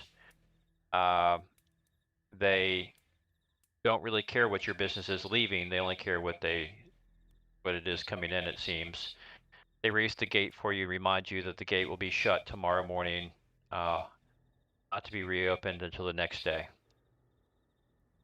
And with that, you find yourselves outside of the gate on a narrow or a level road rather, fairly wide. Grasslands in the distance to the south and the north are woods that seem to be ever present.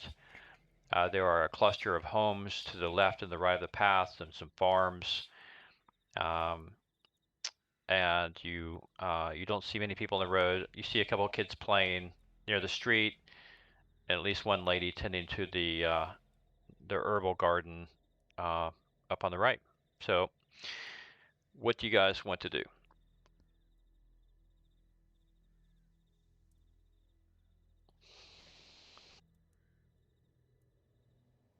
Where Now, we're how we're far is west of town. yeah, how far is the alchemist? No one's told you. You have Oh, no idea. You just know she's somewhere outside of the western wall. Okay, she can't be that far. Um, She's got to be nearby. Otherwise, she's in some kind Yeah. of stronghold out here. Because otherwise, she'd be dead. maybe it's the lady tending to her herb garden. Who knows? Yeah, I mean, if you want to ask somebody, I'm sure they might be able to point you Okay, in the right direction. I want to Yeah. rein up my horse by the. From what I remember, there was a lady tending her herb garden. I say, "Excuse me, ma'am. We heard talk of an alchemist out this way. Do you know anything about that? Can you point us in the right direction?" And she looks up to you and shields her eyes from from the sun that is not there. The fog. She looks up to you and from the wipes away the fog from her eyes. Look at you and says, "Well, if you mean old Ginny, yeah, she's up not past far my house, down near the woods. If you go up toward the wood line, you'll find her. Not many people go up to visit her, but you'll see a little trail. You can't miss it." And that's all she's got to say. But from what she said, there seems to be a bit of a trail up ahead. Yeah. Well, I'm sure Azor can find that easily enough. Yeah, I guess you take her and whatever, and Off more we go. questions for her? Or? No. Okay. Thank you. Okay. Yep. Yeah. And she goes back to tending to her herb garden. Up on the right, the road continues on. There is a trail that goes to the left, south. But that's not what she pointed you towards. She pointed north, and there is a small little footpath, if you would, that goes up into towards the woods. If you follow that. All right, we do. Yeah, yeah. Okay. Can we lead the horses or something? I mean, do we have to get off the horses? You're able to, while it's a footpath, that just means to say it's probably a foot wide, but it's still grassland. It's not steep. Your horses can very easily traverse the land here. Okay, well, I don't keep know if it means it's a trotting foot my horse wide, up but yeah, this path here. made by feet. Okay. As you go across the footpath and you start to enter, you go past some trees where I have made this this blue-looking oblongish thing. Mhm. You see a wooden hut.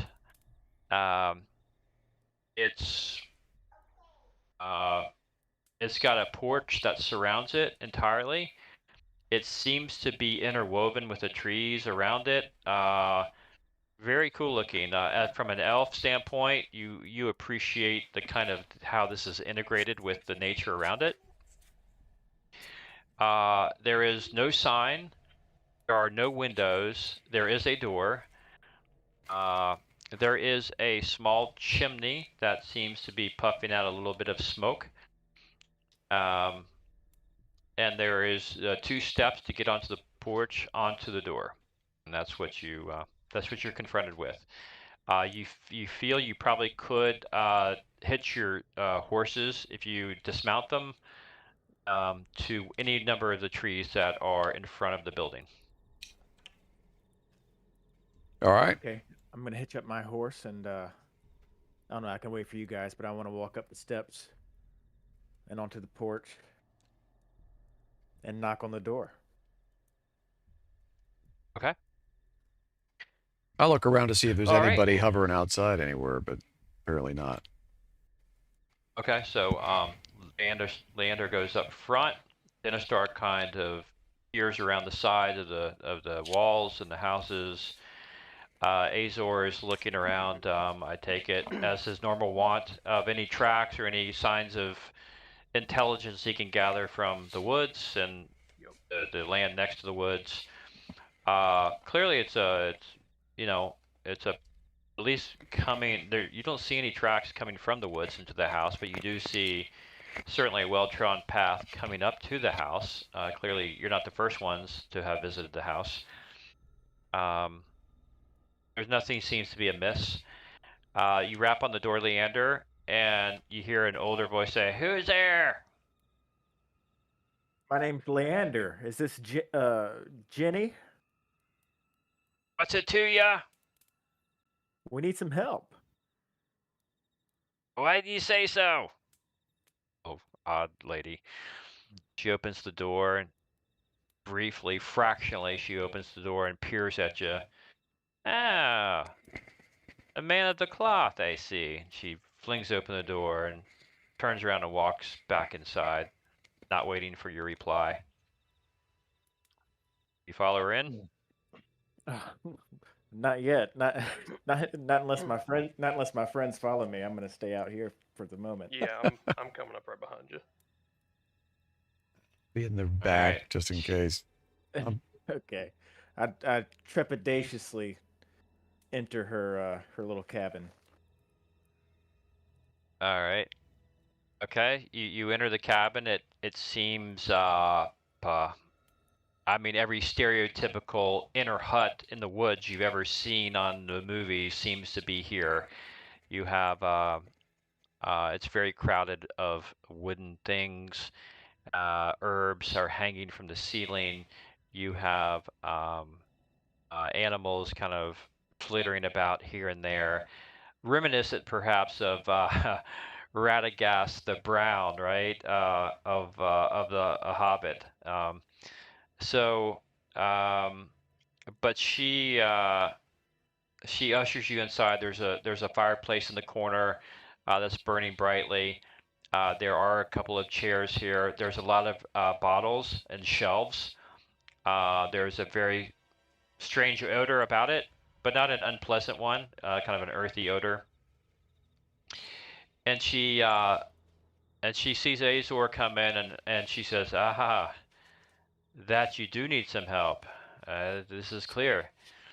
And she looks up at Azor and she says, "A man of the woods. I don't see many of you around.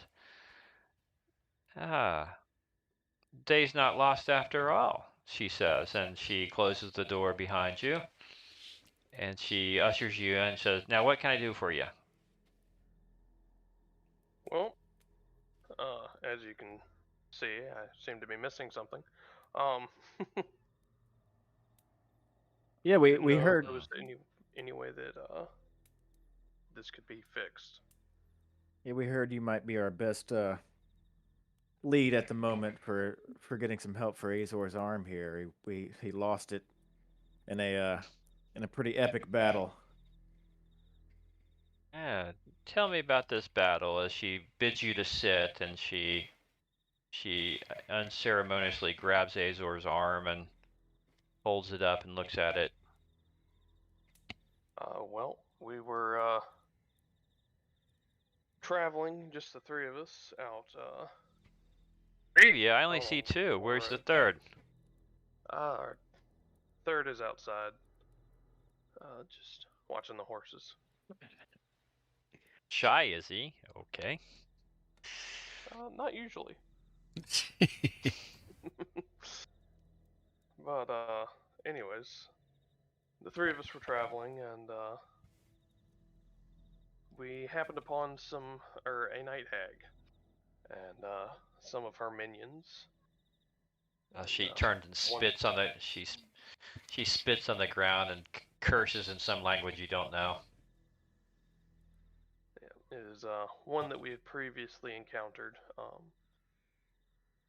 She kind of had it in for me as I took the head of one of her sisters in a previous encounter. Did you now? So- And then with that, Yeah, starts to Azor cackle. She has not a cackle, vocal but she sword in laughs. case you haven't been following the campaign. She And says, "Well, that's the best news I've every heard once in in a a long while, time." it takes a head off. Natural So, crit. in retaliation, one of her minions took my arm. We encountered 3 night hags. 2 are still running around somewhere. She One said, ambushed in and the last who episode. told you to come see me?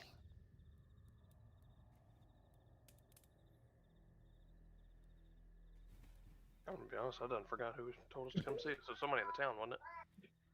I think it was the bard. The Bard. The Bard, Bard? yeah. Okay. Yeah. Riptavio. Oh, Rictavio, huh? Yeah. And where did you find this? Where did you meet up with this nasty witch? We were happened to be on the road in between here and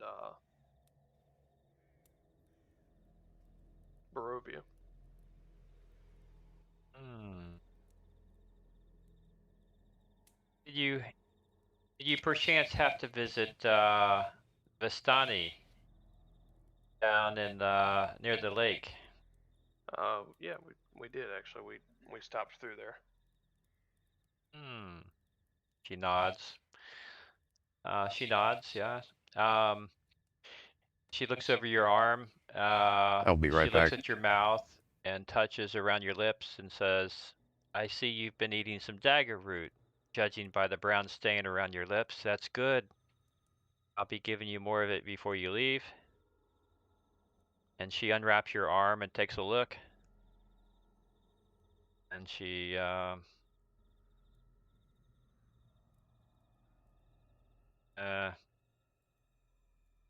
okay. And she says, she thinks about this for a moment. She says, "Let me ask you, what brings you to these parts?"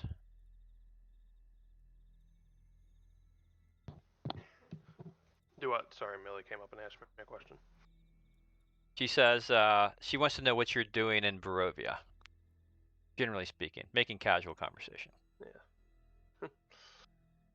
Oh, that is a good question.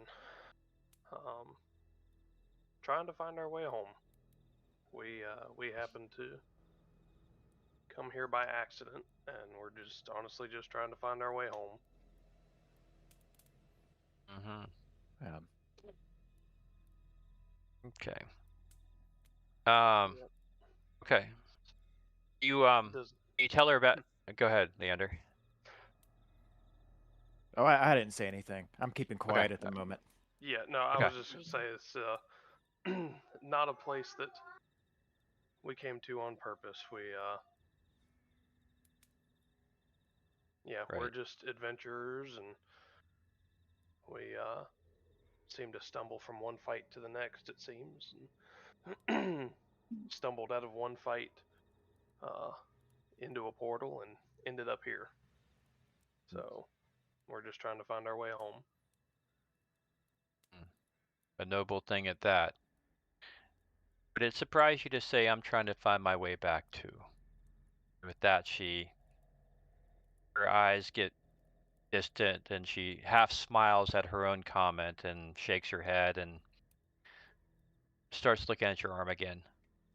And by the way, do you guys bring up grief? Do you say anything about grief's condition, or do you not mention that?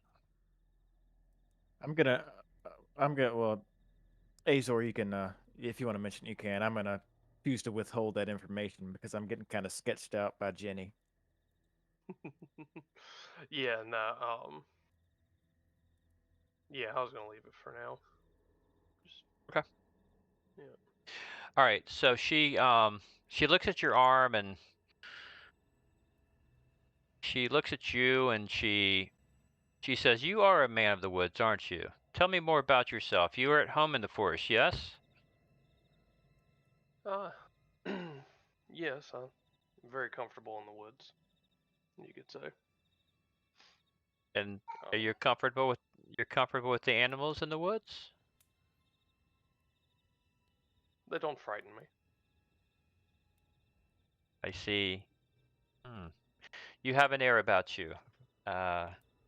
a good air from the forest. The forest accepts you as their own, as you say. You see, I've lived long enough near the forest to know these things. She says, I wonder. And she leaves you for a moment, and she lifts up. She goes beyond. She's looking at a bottle, and she's like, no, no, no. And then she goes to a floorboard, lifts up like a fur, like a square fur throwdown rug. Lifts it up, and you see a kind of a rope handle underneath, and she lifts that up to reveal like a secret compartment underneath her floor. She reaches down, and she grabs something. Yeah, here it is. And she shuts the door, puts the rug back over it, comes back over to you, and she lifts it up in the light. You see kind of an amber bottle that's clear. It's probably got 8 ounces of some thick, gooey liquid that in the light it looks amber, but then it's also got flecks of silver on it. She says, it's worth a try. She takes this and she says, look, let me be straight with you, woodsman. I've got nothing for your arm to. I can't grow your arm. You're gonna have to get some powerful magic or some powerful healing to grow this arm back. But just maybe, if the forest has mercy on you, maybe something might happen to help you. With that, she pours out half the bottle into her palm.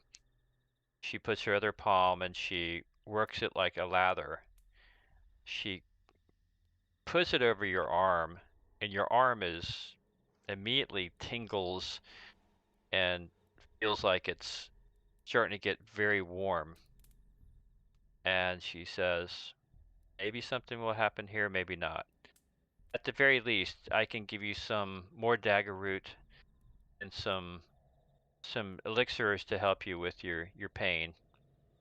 But then again, and so she goes back and she starts to rummage in the cupboard for some more mundane liquids.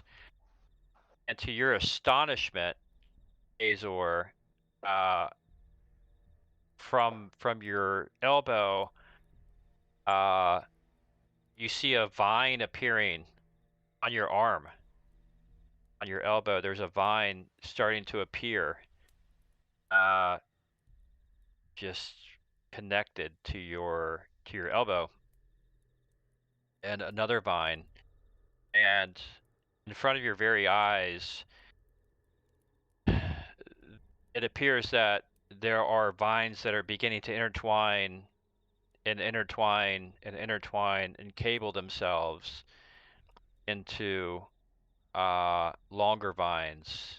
And in a nutshell, for whatever magic or herbal remedy or whatever is happening, you have the construct of a vine branchy sinew starting to make its way from your elbow downward. And this is happening and duplicating along your arm. And in effect, what's happening is you are basically growing a plant arm. You are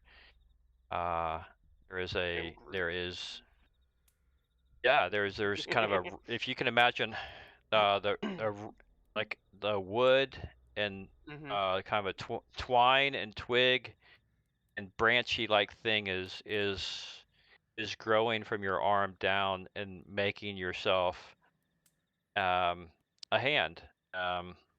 It's crude. It's not elegant.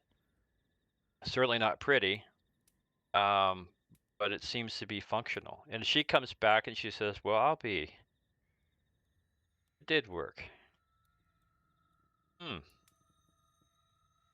With that, she's pretty pleased with herself. So I never thought I'd see a use for that. And she gives you the rest of the bottle, and she says, "This is from an old forest here. Uh, it's basically a Friends of the Woods. It's a liquor known to be friends of those who are friends with the woods. What it does and what magic it bestows, you never know. It to each person, it comes across to a need, but it's the woods respond to a need to those who are allies. In this case, it deemed you ally enough to respond to you, and so the woods are giving you a temporary, if not permanent, who knows, uh, means of at least creating some mobility with your left arm. So with that, you do functionally have, and I got a picture. I don't think I'll tee it up here in a minute. I think I try to get a picture of that for you, should you Yeah. avail yourself of that. Well, that's unexpected. Pretty cool. Yeah, She he's said- kind of shocked a little bit, just like opening and closing his hand. Yeah, it's out of a plant. It's saying. She says, now be careful. You'll be. I suspect you'll be more susceptible to fire here, and should it burn off, I don't know that it grow back. I don't know, but here's the other half of this elixir for you. Should it happen that way, maybe it will grow back, maybe it won't. If you apply more, if you apply more, maybe it will strengthen. If you apply more, maybe nothing will happen. I don't know. This is news to me. So, but let me give you this fair warning, woodsman. You go back into town with a plant arm, you're going to freak these simple people out. You had better take that cloak of yours and find a glove and something to hide that as much as possible. Understood. Thank you. Thank you very much. This Well, is more thanks- than I thanks. had hoped for. Thanks in deed or thanks in word? I have something I need from you. She says, if you found favor in what I did, then I ask you for a favor in return. Name it. You see, I have grown fond of the wine coming from the inn in which you're staying. Usually Rictavio or the Matakovs bring me a bottle each week in return for some medicines and basic healing. But I've not had anything from them in some time, and I am woefully thin on my wine. So if you could go to the Matakovs and bring me a couple of bottles, I would be much appreciated. I think that, I think that would be possible. Good. And she takes your other hand and she throws some more of that. I'd say that's a pretty cheap price to pay, to be honest. Bits and pieces like bark in it. She gives you 2 clear vials to say, if you have problems sleeping, this will help to get started. And with that, she says, I hope to see you again. If there's nothing else, I hope to see you again before long with the wine. Yes. Yes, I will do my best to bring that back quickly. Okay. Anything else? Well, thank you very much, Skinny. I give her a little half bow, and I say thank you very much for helping my friend Azor. And if we can get your wine for you, we'll definitely bring it back to you as soon as we can. I finally come Okay, inside early and man. take a look at what's going on around here. I'm probably shocked to see this plant growing out of. Turns around and waves at you with his new left hand. Even the wizard is Yeah. aghast at this. Well, the shy one appears. Okay.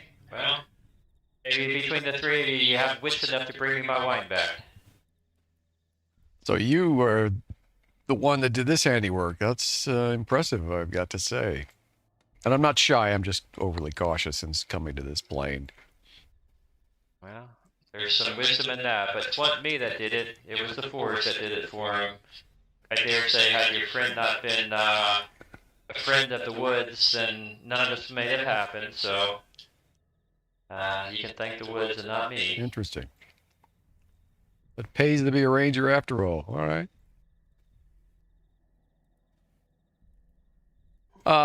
Which reminds me, have we discussed anything about our other friend back at the inn with this helpful woman? We have not. Would you like to bring that up? I think it would be prudent. I mean, especially considering I think her fee is quite fair. We have a friend who has unfortunately been made ill from eating a pie from one of these witches that we ended up dispatching, one of the three sisters. And you, I have a feeling, probably know who I'm talking about. And despite my best efforts to warn our druid to not partake, she has now become very ill and apparently is under some kind of a curse from, I dare not even guess what the contents of the pie were, but would you happen to have any kind of a remedy? She mumbles, she spits, she curses in a language you don't understand, and she says, "There's no remedy for that, not that I have." She says, "But this is not the first time, nor the last of those evil pies have done some misery to the people of this land." She reaches back and hands you a bottle, and she says, "This is the night hag's doing. Make no mistake. If the more your friend dreams, the more susceptible she is to being taken away by the night hag, that night witch.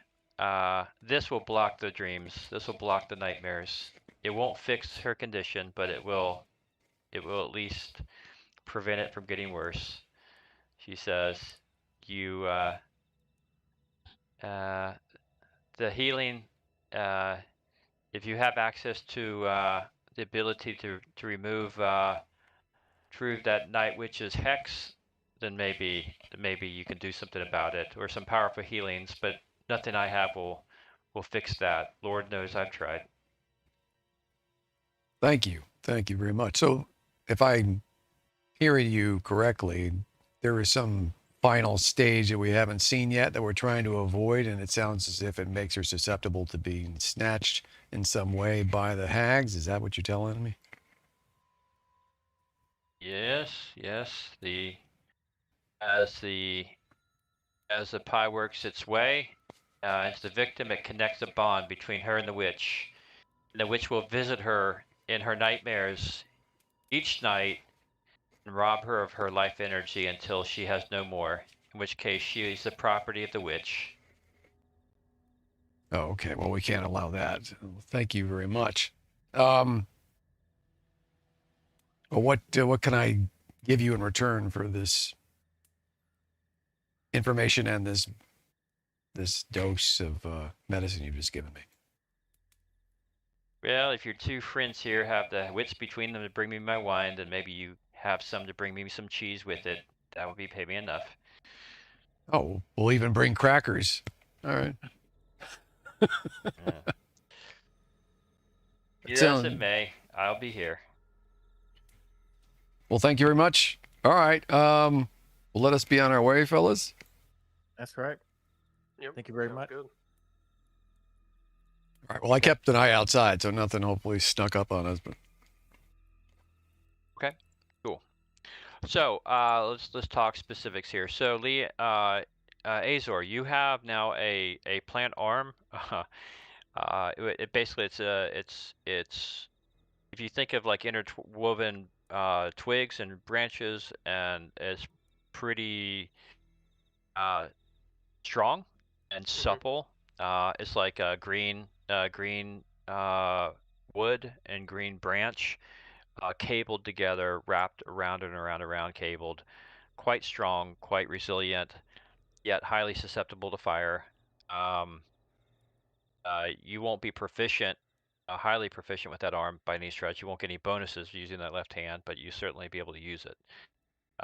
It will follow your mental commands, and you can open and close your hand. You have normal strength with it, and otherwise it's very light, and no problem. The pain is not there. You have no more pain with this, and that's that. As far as inventory, I'm going to add. Oops, wrong line item. I'm going to add to your one potion. Or I'm going to say elixir. It's not really potion. Elixir of forest health. Okay. There's one more application of that. There is going to be. I'm going to put on Leander's inventory. No, I'll put it on yours because she gave it to you for sleep. I'm going to put onto your inventory 3 potions of fitful rest, and this will allow you to sleep without that ill effect. Let's see, 3. Where did that go? 3 potions fitful rest, right? Got it. There's that. 1 there, and okay. And then for Dinostar, you took possession of I'm gonna say there's I'll call it 5 draughts.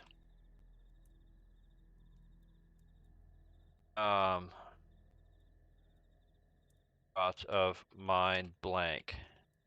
Basically, you consume that before sleep, and it will allow you to sleep without any ill effect. You will not have dreams. You will sleep fitfully and without dreams. You have 5 applications of that, which practically speaking, you have 5 nights to figure out a fix for her. Okay, and that's that. You also have a quest now of returning wine to the Jenny the herbalist. Okay. All right, wine, And that- cheese, and do that. crackers. Yeah. Could be easier said than done, fellas. We'll see. If you recall, one of the things that Beatrix did learn is that Erwin and Danica haven't had wine in over a week. Whatever shipment has come from the winery is missing. So to keep your promise to Jenny the herbalist, you're going to have to track that down.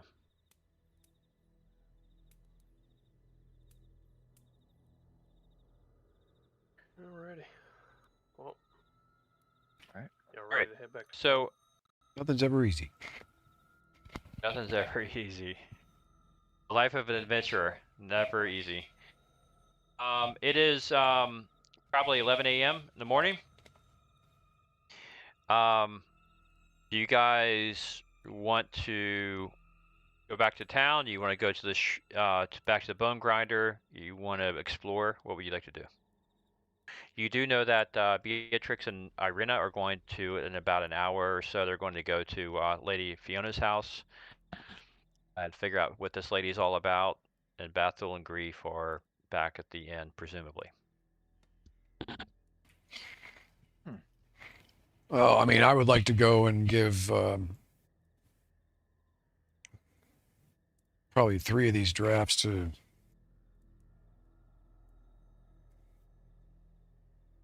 Grief anyway, and I'll keep a couple in reserve just in case something happens. She loses any, or they get grabbed while we're not around.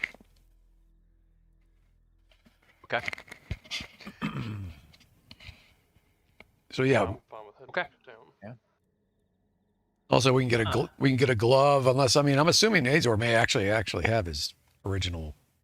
If you he probably has gauntlets or gloves of some kind. He probably already has that in his backpack. You could just put that on your new hand, I would think, and we could easily cover up I the mean, I rest have of my your glove arm. on right now, so I can hide it in there. Well, we can just get a, Right. a long sleeve shirt for you, or yeah, not an issue. I don't think. If nothing else, I can just wrap it up.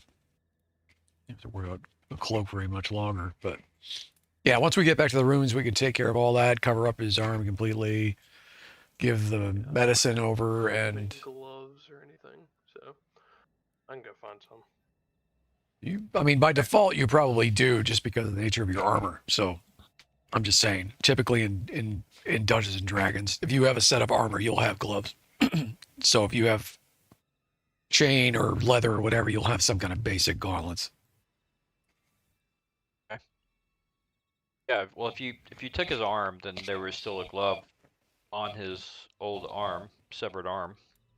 Yeah, true. At least, unless he, of course, like I say, grabbed it. But either way, we can go. Took it off, If yeah. we have to, we can just purchase one. It's not a big deal. It'll take us probably 10 minutes to walk into a shop and get a glove. Okay. Cool. Back we All go. right. Back you go. There is a path that leads south, of course, but the main road beckons, and you didn't go very far. The same houses that greeted you on the way out greet you on the way in. The lady who was tending her garden seems to have been gone. The kids playing are gone, but there are new people milling about out in their farms and their yards and their fences with their livestock and whatnot. And as the road seems to be a little bit busier. People coming in with things, presumably on festival business. You come upon the gate. The guards say, not surprisingly, just state your business and where you're staying. Well, we're here for the festival, of course. And your place of residence. The I forget the name of the inn, but if do y'all remember the name of the inn? There's only one inn, really. Oh, there's only so- one. Oh, okay. The inn. We're staying at the inn. He says, okay, be about your business. If you're in town tomorrow, please know that you must participate in festival activities. Raises the gate and lets you in. All right. Alrighty, thank you.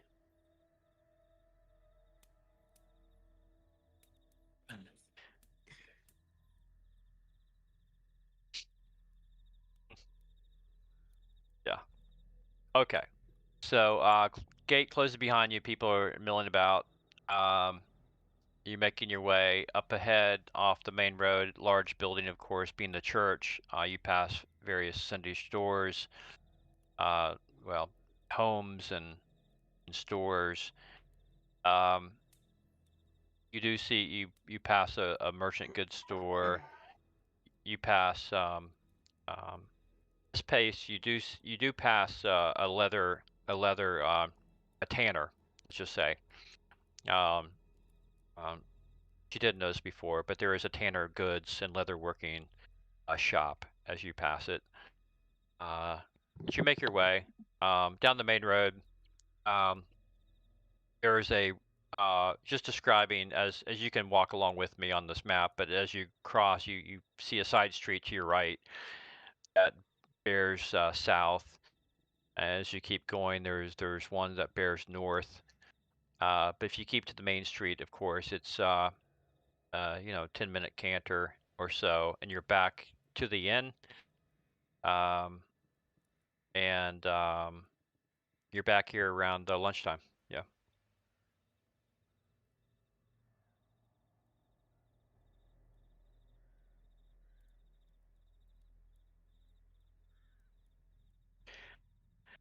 So you call over Erwin or Danica. I guess Danica's at the bar. Of course, this time of day, no one's drinking much, but she tends to serve the alcohol there at the bar and basic foods while Erwin cooks the foods. The little kids, their family, their two boys running around, of course. You don't see Erwin and Danica at the moment, but you do see one of the little boys. So you want to stop one of them and ask them, feel free. Otherwise, you may have to wait for the proprietors to show themselves. Hey, you. Yeah, you. Come over here for a second. Me? Oh boy, runs over. Yeah. Hey, you're those adventurers Mom and Dad are talking about. Can I see your sword? No, but here's a shiny silver piece. If you can find your parents or one of them for me real quick and tell her I need to speak to her about some wine. Before you even get past your fourth word, the silver piece is gone and the kid's gone. He didn't have to hear the rest of it. And before long, Danica is coming over to you and says, "Okay, yes, Master, what can I do for you?"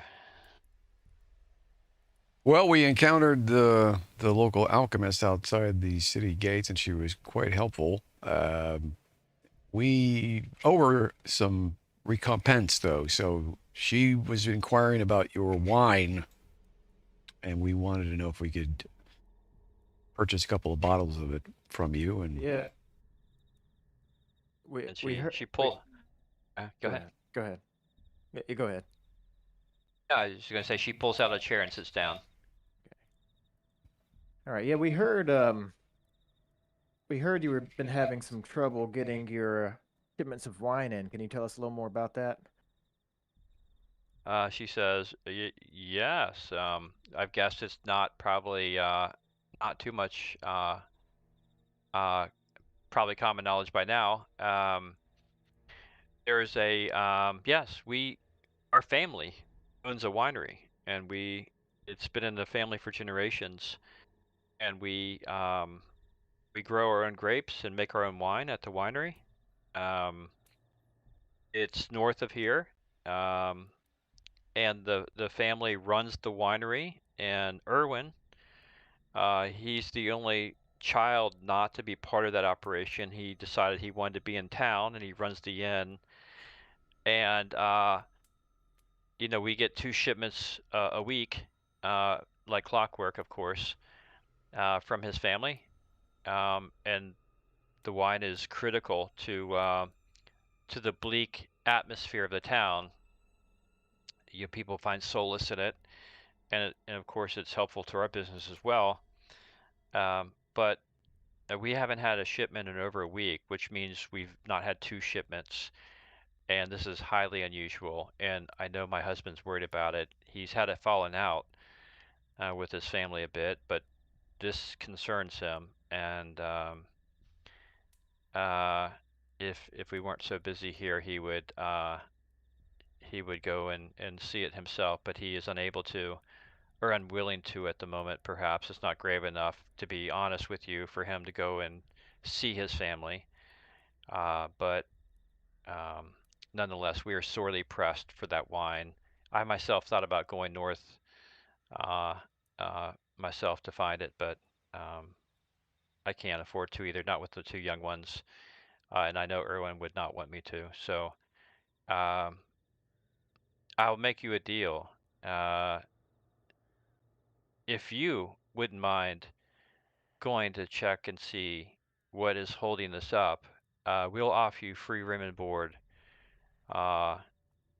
until you're ready to leave, notwithstanding, of course, not more than a month from now, of course. But if you were willing to go and get this wine back, it would mean a lot to us.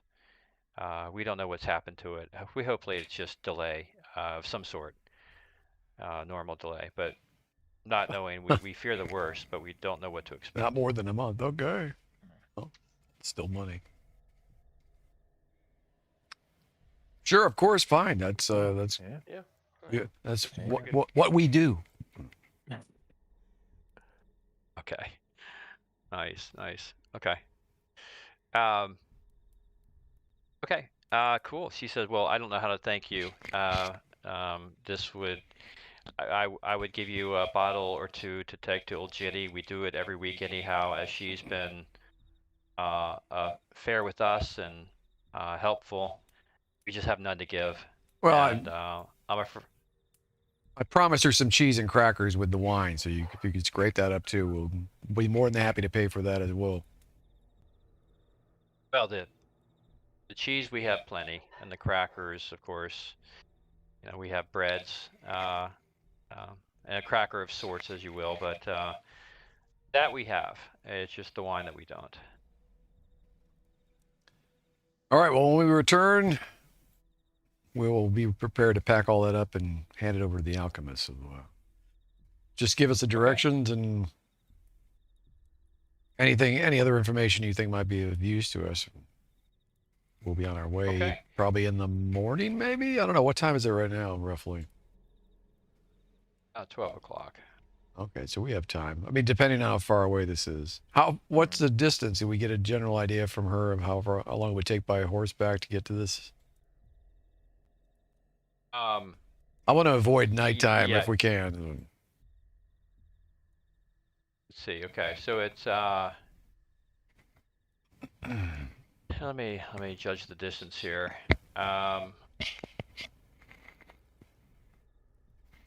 It's probably by day about a 6-hour journey with a cart. It takes about 6 hours to go from here to the winery. Okay, that changes things. Yeah, that'd be 6 hours there and back. Yeah, it'd be getting dark as soon as we get there, which is what I don't want. Why don't we just tomorrow? Don't forget the. Oh yeah. They'll close the town down. Oh my. With the festival. Maybe we'd be better off going to fight vampires at night than stand for this festival. I don't know. What do you guys think? Well, I don't know. I don't know if it's very wise to be caught out there at night. And you know, we don't know if we'll get back in time. They might close the city off. Oh, they definitely won't let us back in once the festival starts. And if we even have the time to come back, I'll be surprised because more than likely we're going to run into trouble. So it won't be a straight shot, right? Mm-hmm. That means we'd be coming back at earliest in the middle of the morning in the pitch black. And that's with half our group. So I'm not really keen on that idea either. I think we should just consider we could go outside the city if we want to avoid the festival entirely and just camp outside. It's not like we're not capable of making our own damn camp. So yeah. And then we could start out fresh and go to this place in the morning. I think that's personally, I have no interest in this festival because they're awfully weird about it, and I'm not in a big hurry to find out at the last minute. Oh yeah, by the way, you're supposed to sacrifice one of the members of your party or something. You know. It's like, who knows what they're going to want. Oh, that sounds good to me. Plus, we get a bit of a head start. We go at the north gate, right?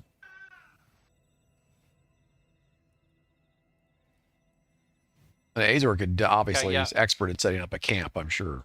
So, not a big deal. Yeah, that's fun. Okay. All right, so that's the plan. You guys are going to exit the town, travel to a bit, set up camp, and then head out to the winery the next day while the festival activities start to take place. Is that correct? Yeah, I would say the wise move would be to go just far enough outside of the gate up the road to the north to be out of the eyes of the local constables so they don't badger us or try to get us to come inside or anything beforehand. And then we'll still be close enough that if something crazy happens in the middle of the night, we're not going to be completely away from town. At least not yet, anyway. Right. Yeah. Okay. All right. So I misspoke. I said it's to the north. It's actually to the west. It's 6 hours to the west. Oh, so it's back past the alchemist. Okay. Yep, that's exactly right. Okay. Oh, then we're getting like off this map and into a different map again, the world map again. Okay. Yeah. Oh yeah. Okay. All right, cool. So with that being said, we're going to take a 10-minute recess Okay. so I can prep that aspect of it, and then we'll be back at 12:40. Be back at 12, no later than 12:55, if not sooner, and we'll load you up for the Winery Express here. Cool. All right. Alrighty. All right. Alrighty. All right.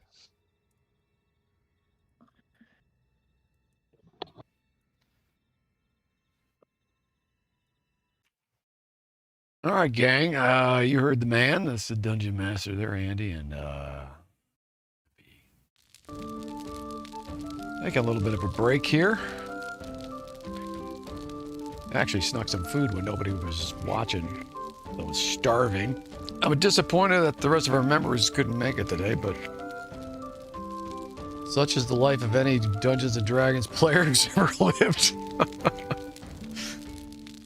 Trying to work out your schedules is the biggest challenge. It isn't the monsters, it isn't the weather, it isn't the highwaymen on the roads. It's real life, so I don't know what happened, but there we are. I will remain for a little while here talking to myself. I think I actually need to go make some more coffee. That's what I should do. And clean up my bowl of stew that I just had. And give me a moment or two and I shall be back. But hang in there. There's more to come. I'm sure we're going to be running into some problems. It wouldn't be an adventure without them.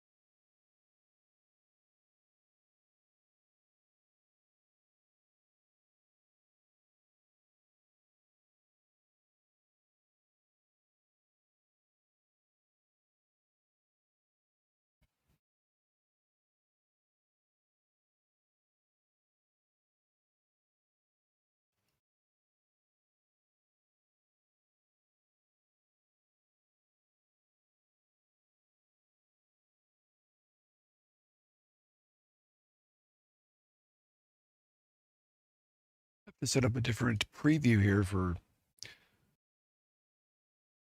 Fantasy Grounds, because interestingly enough, it does not capture automatically without having its own custom window.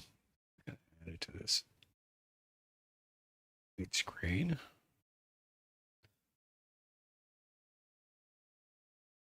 Do this.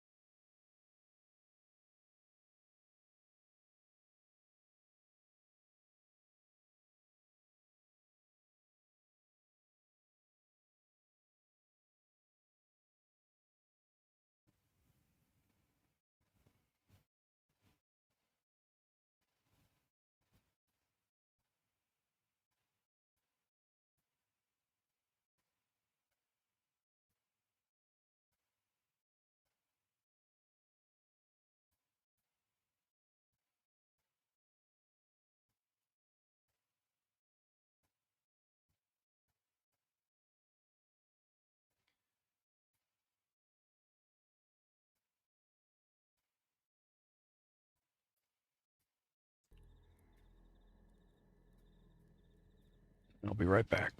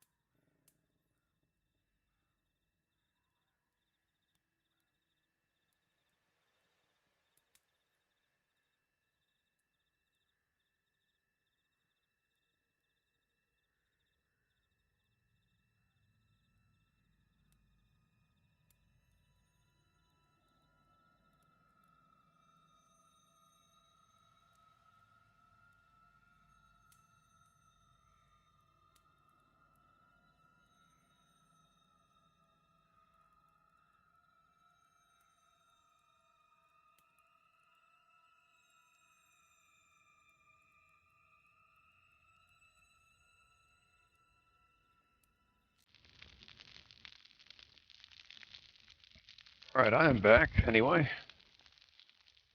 And you guys back yet? I'm here. Cool. All right, Jake. I just made some more coffee Yep. because what else was there to do? But hopefully you got something to eat or snack on.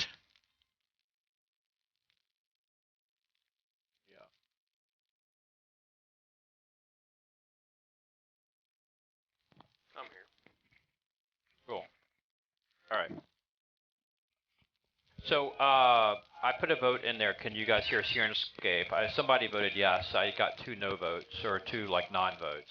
Are you guys able to hear Sirenscape or no? I can hear it.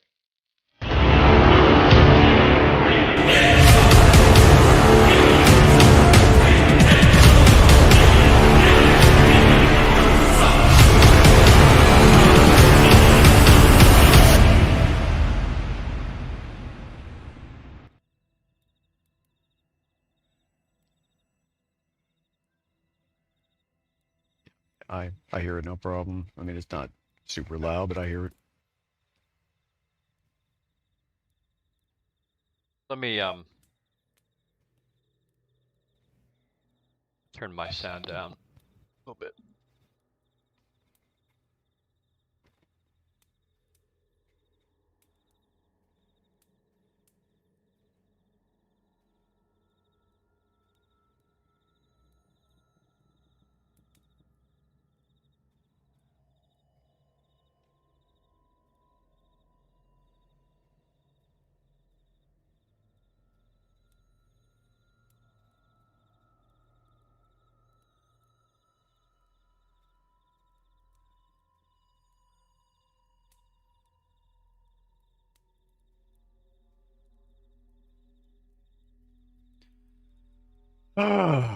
Okay, so we've got a little trip ahead of us here to the west of Malaki.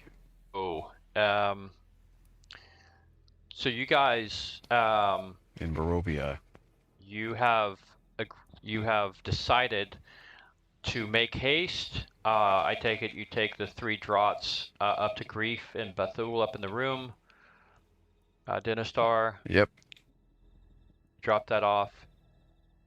You get your supplies. You get some food very quickly. Take with you. And you go back out and get your horses.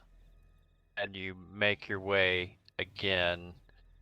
Assuming there's nothing left to do at the end, you start to make your way towards the western gate.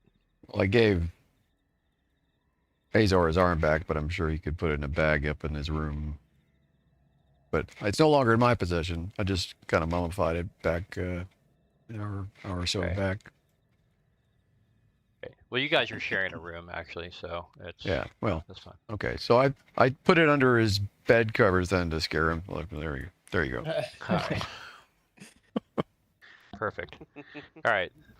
So the mummified hand is there. You guys make your way out. Wind is starting to pick up. Midday. Arena and Beatrix are at Lady Fiona's house, presumably. And you guys make your way without fuss to the gate. Gate raises open, lets you out. They just seen you, so they're not going to bother with you again. They let you out, and you make your way down the road past where The buildings. the furthest west you've gone, which past the alchemist house. Yeah, past the buildings, past the path to the alchemist. Is that the one that head to the south there? Yeah, it's here basically. It's no. Oh, the let's one see. that went I'm on north? the wrong sheet. I know what So you're let talking me about. stop sharing this one. Yeah, it's just north of the path that we saw. Right. So you guys were back on this map. Hold on. No, that's not the one I want to share.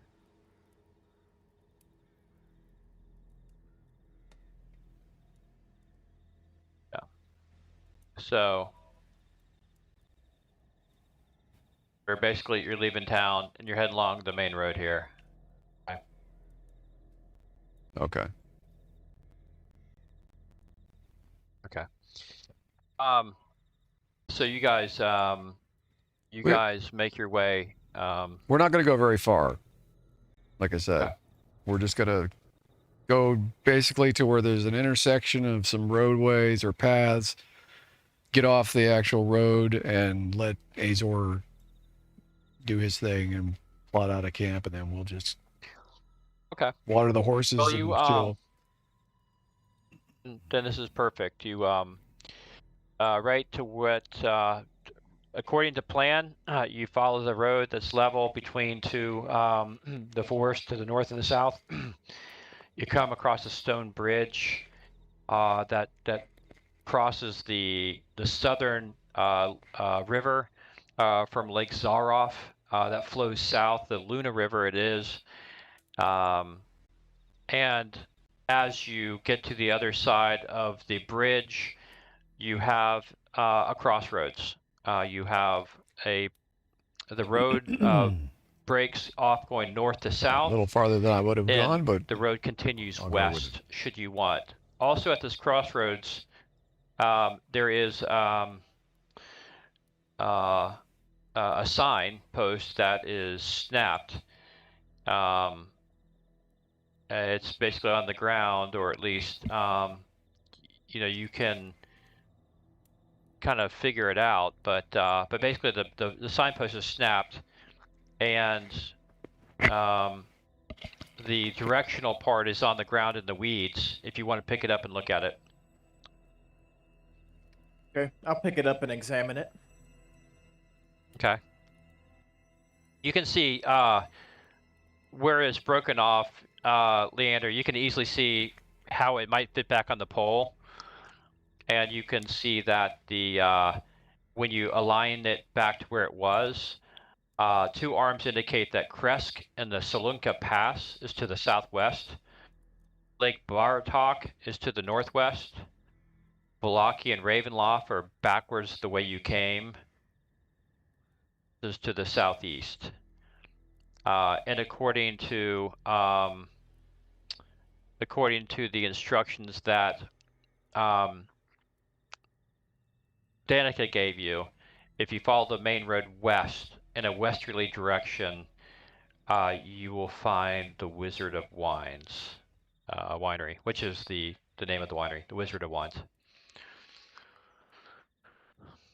that's west, west southwest or west northwest. She didn't specify. She, women and directions. Ha ha ha ha. Yeah. So, Oh, that's gonna get me holds banned now. true If in you do. in the demi-plane. No, I'm kidding. Of course, it's the DM. It's the DM. Frankly, that's cover for the DM not being specific enough. But Danica, as is the one, sometimes people are not specific, and she was not specific. The She just towards said the head lake, west. or the towards the lake, or not towards the lake. She didn't say. Lake Sorry. Baratok. West. Okay. West. Well, the main, it looks to me, at least Yeah, on the yeah. road, the dots mean more of a pathway. The straight constant lines are more of a roadway. Am I right? That's a fair assumption. Okay. And Well, then you guys want to spend the night here at the crossroads? It's probably, 3 o'clock or something, 2 o'clock, 3 o'clock maybe. Maybe if you guys, yeah. Or you keep pressing on. No, we're not Which going to press that. crossroads are we at? Are we at the The very That- first that- one, Right past. past the bridge. Yeah. Yeah. yeah. A little farther than I would have gone, but it's I'll all the press same. on. I advise against it, man, because Yeah. it's just going to start getting dark, and we're not going to be able to reach our destination before dark. I want to. The whole point at this point is to just You be want to camp out fresh. for the morning? Yeah. Yeah, it won't hurt anything. It's just time should go by. Sure, he can roll some random encounter probabilities and all that, but I mean that's the reason. If we stay this close to town, hopefully, whatever it is. Not to say, I mean, maybe we'll run into Strahd himself. I have no idea. Oh no. Uh-oh. Oh, Did something Wait. just crash? I hit the wrong X. The DM hit the wrong X. Oh, the I DM. tried to X out that. Is the DM sneaking something in the kitchen that he shouldn't have been sneaking? I'm just wondering. Just saying. The DM. DM, what are you doing to me, dude? Yeah.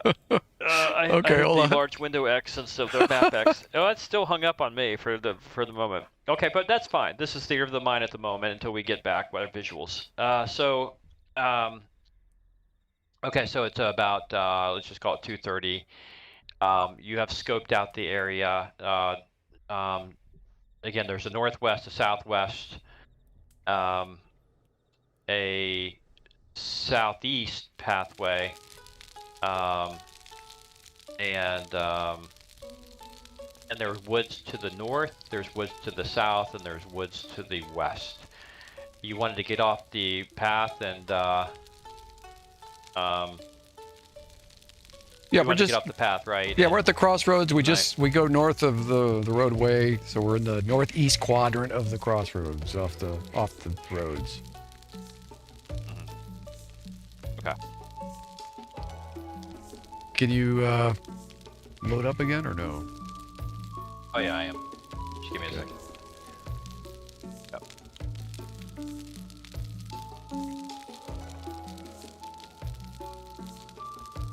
Sorry, folks. Technical difficulties. Okay, so you said you were camping in the woods to the north. Did you say? Northeast. Sorry. Yeah, northeast of the Yeah, intersection. Okay. No problem. Get back here and roll some encounters for you here, potentially. Yeah, I mean, my strategy is to not get so far out that you increase the probability of us encountering a troll or something. We'll see. Okay.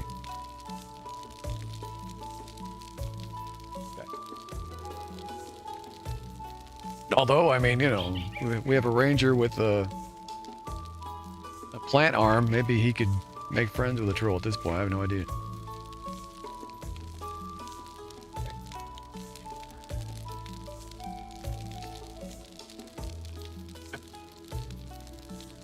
That's a hell of a show if you guys haven't seen it, by the way. That Swamp Thing season 1 that they canceled.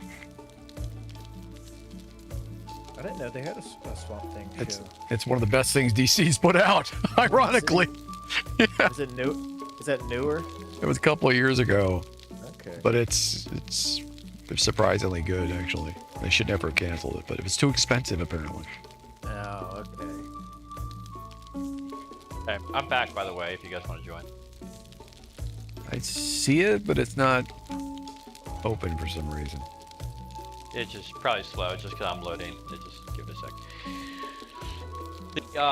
By the way, the Strange New Worlds newest episode was actually pretty funny. I don't know if the newest episode, but it was the crossover with the Lower Decks, and I'm not really a fan of the Lower Decks show, but that particular episode was kind of funny. So if you're into Star Trek, that episode, it's called, what's it called? Time Traveler or something like that, I forget. It's pretty funny. Pretty good. Okay, it looks like you guys are connected, but waiting for your pictures to appear. But it's still loading. Yeah. Yeah. No problem. Sorry about that. I get too many screens open. You know, John, my setup, I've gone back to a single larger screen. For Fantasy Grounds, more real estate is better. I might be better off getting 2 screens again. Yeah. Just for the real estate. I mean, for you, it wouldn't hurt to. I mean, I don't know if your laptop is powerful enough to fire up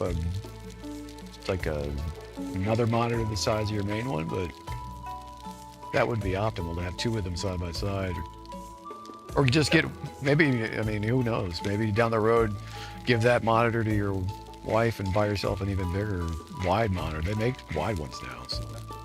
I've got right. Yeah. I've got one just sitting next to me on the floor. I had 2 set up right, but yeah. Okay.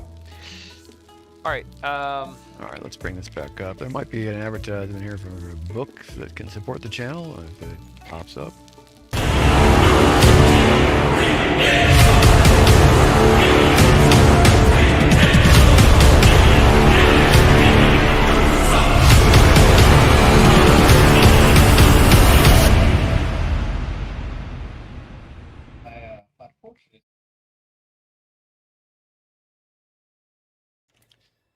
It took me a minute. Okay. Yours is there. Yeah, I it's just working think on it mine. takes a while to propagate it. I don't know what's going on since they updated. Something's definitely different. I clicked on mine and still don't see it in the top left either. I see yours. I see Azor's, but I don't see. Yeah. I don't see Jake's. No, I'm clicking on mine too, but it's not doing anything. Yeah, they've clearly fat fingered something in the update.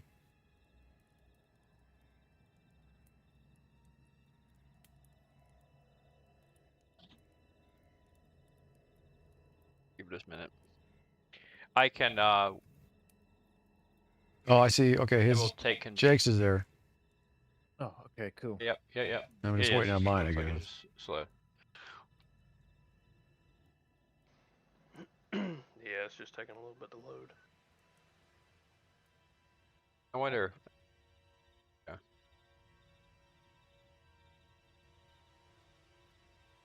Okay.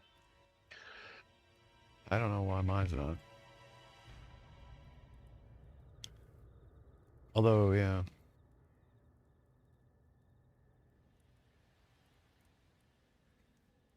Let's see.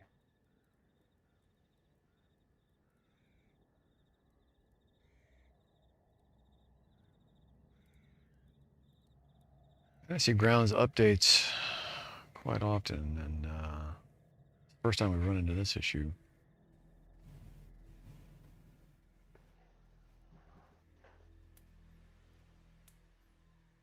There it goes. There you are. Man, Hey, Dinosaur. that's definitely on their side of things or something. It could be related to you and your connection to me, also possibly, but Yeah, I don't know. I might have. We'll work through it. yeah, it sounds Make like sure that I'll check to make sure anyone else is having problems with Fantasy Grounds. Maybe it's something I loaded. Maybe it was a mod I loaded or something problematic. maybe. All right, we're back. All right, you're back. Need No harm maps. done. No harm, no foul. Everybody, So get you your party guys, sheets up. So you guys,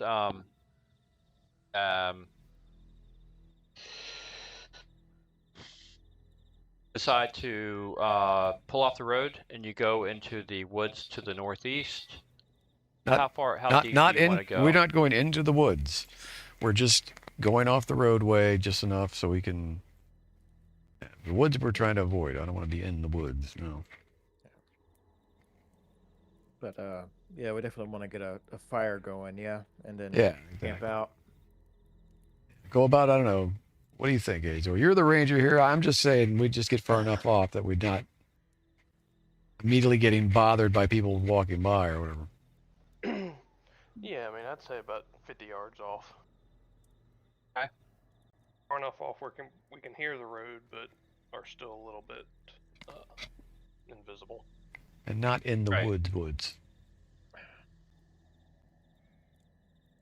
Yeah, I'm trying to get us into the woods. It's suspicious already. Yeah, he's taking you off the and beaten path. Okay, yeah, that's fine. You guys go into the woods where you're not clearly visible.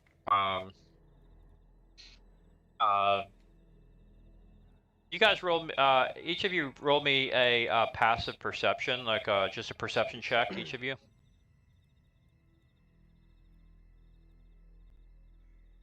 Skills.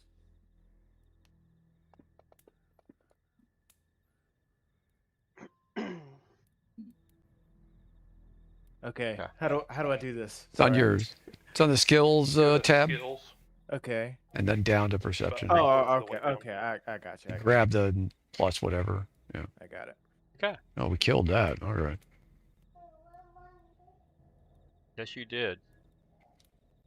You guys, as you're all three of you, it's clear as day. As you're walking into the woods to find a suitable place to set up a shelter, you see something silver on the ground ahead of you that just clearly is gleaming. Ooh. Oh. Okay. I'll walk over to it and check it out. Yeah, I mean, he's got the Okay. plant arm. He could lose that, and who'd care, right? Okay, you pick it up and you see a broken pendant of a silver dragon, and it seems to be cold to the touch. That's interesting. Broken pendant. Okay. It's broken. Does anybody have mending? I guess not. I do actually. Is it Yeah. broken as in like broken in half, like chipped apart, or like it was Yeah, like a no, it's necklace and I the would necklace say broke off. it was no, it's there's no necklace attached to it. It's just the pendant of the dragon itself. And one of the claws of the dragon is missing. Can't fix that anyway. We'd have to have the other part, Okay. unless you can spot the broken part anywhere, but I doubt it. And I'm going to add this to the party's inventory sheet. You guys can figure out, if anyone wants to get a hold of it or not. Put it on their persons.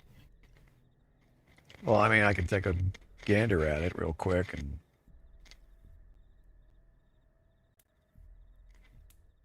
Okay. Yeah, that's fine. If you want to.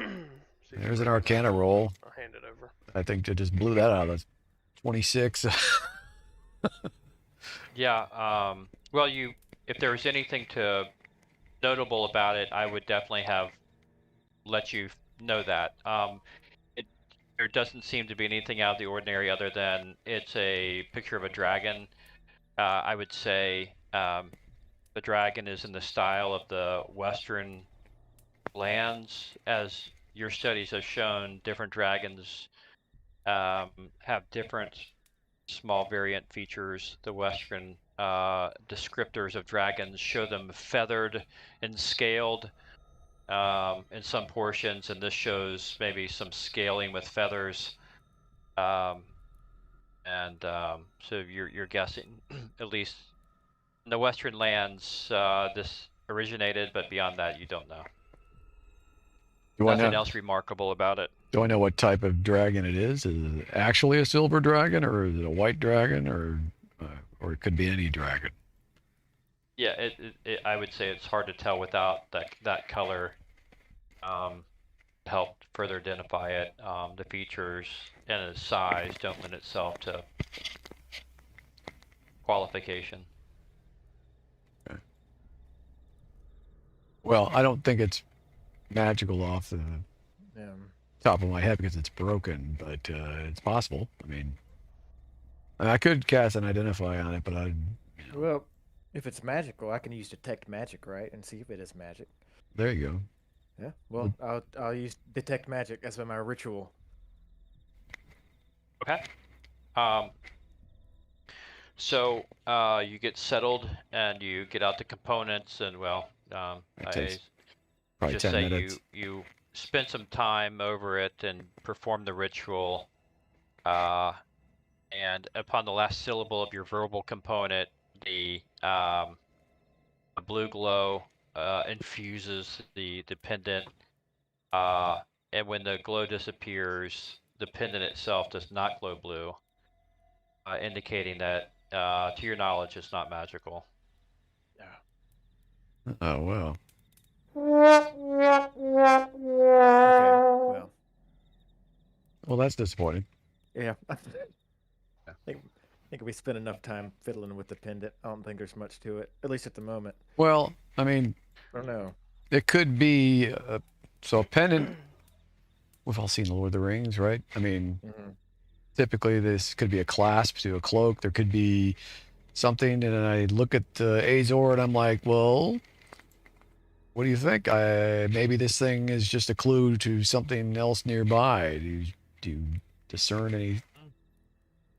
I start looking around at the trees and the bushes and see if I see anything broken and scratched.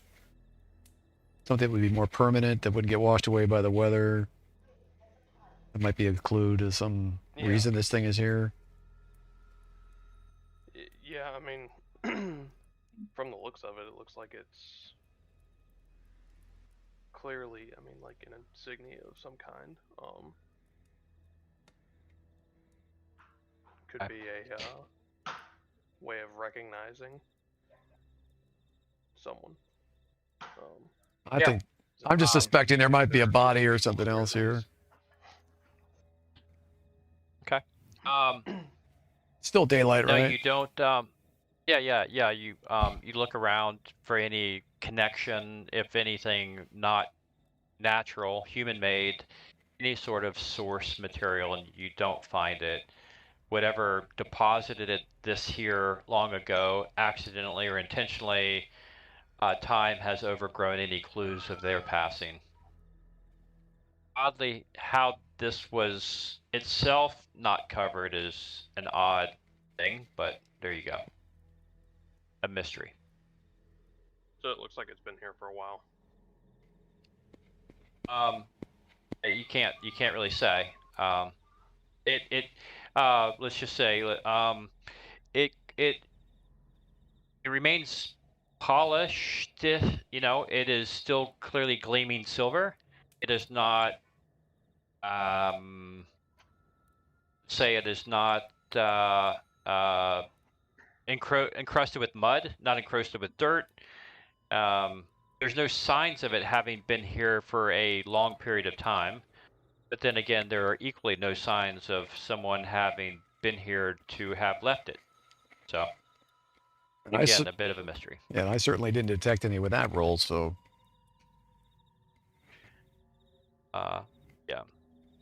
Yeah,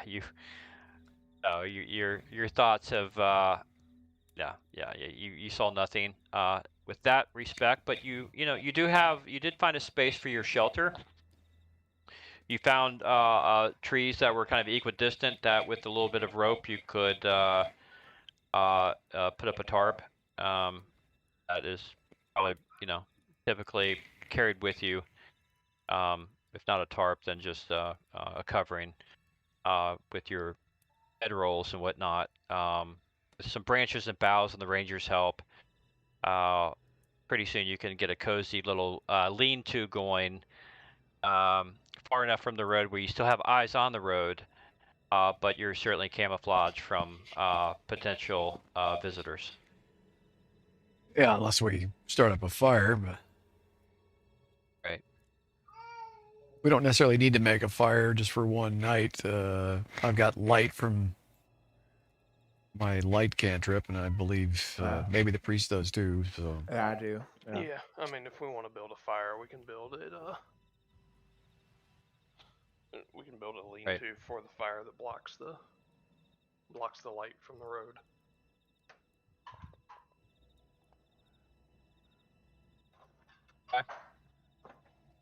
all right, so we settle in for the evening, and I think we're all still good on our spells. I haven't cast anything, so.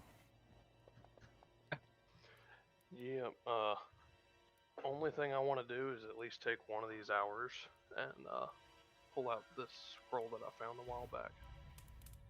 See if I can recognize it. Okay.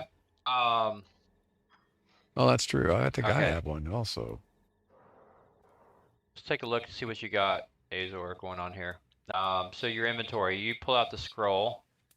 You've got some hidden light, a fine scroll. Let's take a look at this. Okay. You pour over the scroll, and you spend some time in it, and after a while, the image becomes clear, and you can understand at least what it says. And you understand this to be what's called the Bless Scroll. Scroll Bless.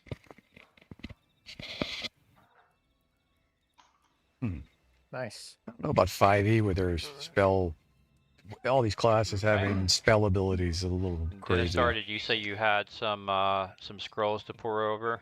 You do have some scrolls, don't you? I've got one, the elegant scroll that I do not know yet. I have not studied to see what it is yet. So yeah, I'd like to know what that is. And then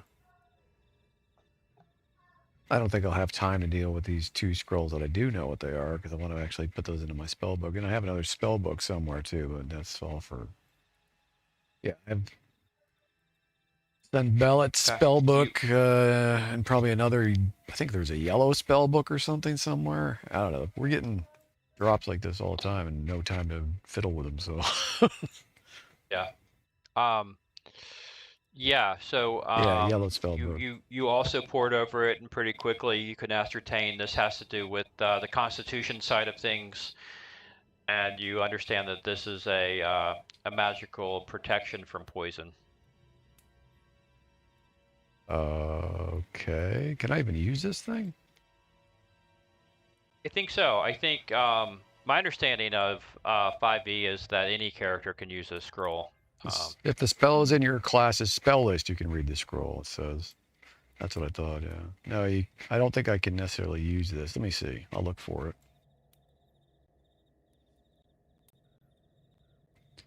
I was going to say, because it's not usual. I mean, I don't know how 5e is, but in the old days, there's no way a ranger would be able to read a blessed scroll. So. Right. Let me look here. Yeah, back in the old days, it was definitely different, right? Yeah, every class didn't have a bunch of spells like they do now. I mean, ranger had some spells, but now, like, rangers and everybody seems to be, like, practically a magic user. Here we go. Protection from poison. Does it even tell me what class? I cannot use this. But the ranger can and the cleric can.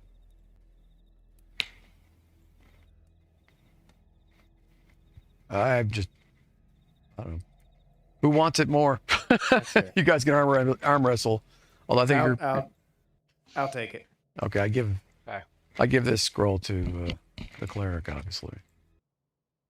Yeah, so I'm with you on that. So let's see, party sheet. Let's see if I can we'll put it on the party sheet, and then I'll reallocate it. So and the blessed scroll can only be used by cleric. So he's going to get both the scrolls. Okay. And then the bless is only by a cleric or a paladin, right? I would imagine.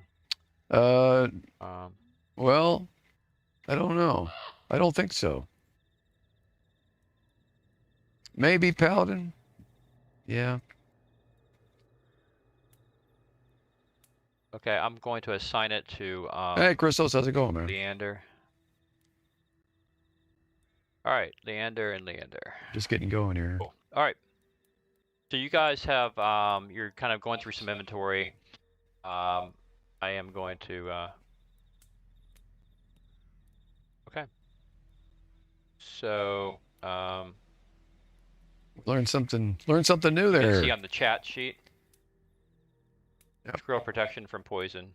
Oh bless. Yeah.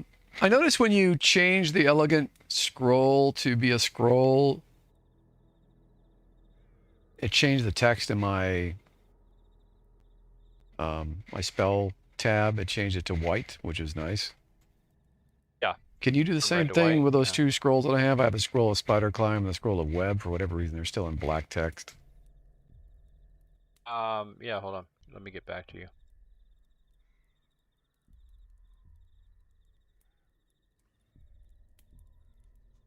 Thank you. Perfect. Okay. Okay, they've been identified. Yep. Okay. Very good, guys. So you're in your lean-to. The hours are passing. You're breaking your bread. Did you say you are going to do a fire? I think we can do without a fire. I can cast light on any object we have. I know Denistar can do the same. If we just, have that blocked by our lean-to, we won't be radiating any light out into the road there. We're kind of hidden.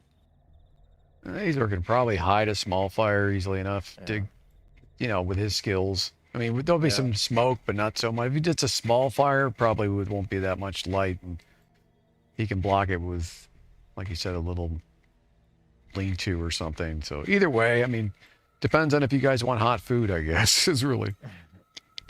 But yeah, as far as like, typically, I guess I might as well just say it. Like, so for all intents and purposes, whenever I'm running around with the wizard, you guys can assume if I need light, then I cast it on the top of my staff, and I have a little rigged like hood for the staff, so I can just immediately shut it off without even having to fiddle with magic, and just by obviously wrapping the top of my staff if I need to. But yeah, right now I don't really need the light, so not if we're gonna make a fire or not. The cleric's already got some light going. Okay. Okay. As the sun starts to behind the canopy of clouds, anyhow, but as the dimness increases and dusk is falling, the fog certainly has picked up, and it's becoming more foggy for sure. The temperature, oddly, is not dropping much, but the fog is increasing. Negative as you plane. guys are spending the time.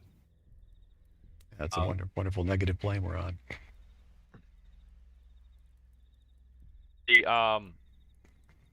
It is not long before the darkness does start to appear that Azor is the first to hear a sound.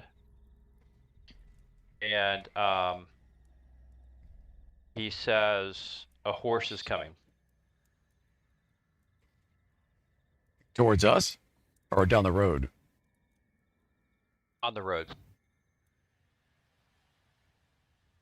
What do your elf eyes see? It's now all three of you can hear a gallop. This is not just a shuffle, but a gallop. There's a horse galloping on the road. It's just one. Getting closer and closer. You want me to sneak up to the road real quick, see what I see? Well, we can all move towards the road, I suppose, and yeah, okay. Yeah, let's just Well, get. yeah, I mean, I don't want us to get spotted.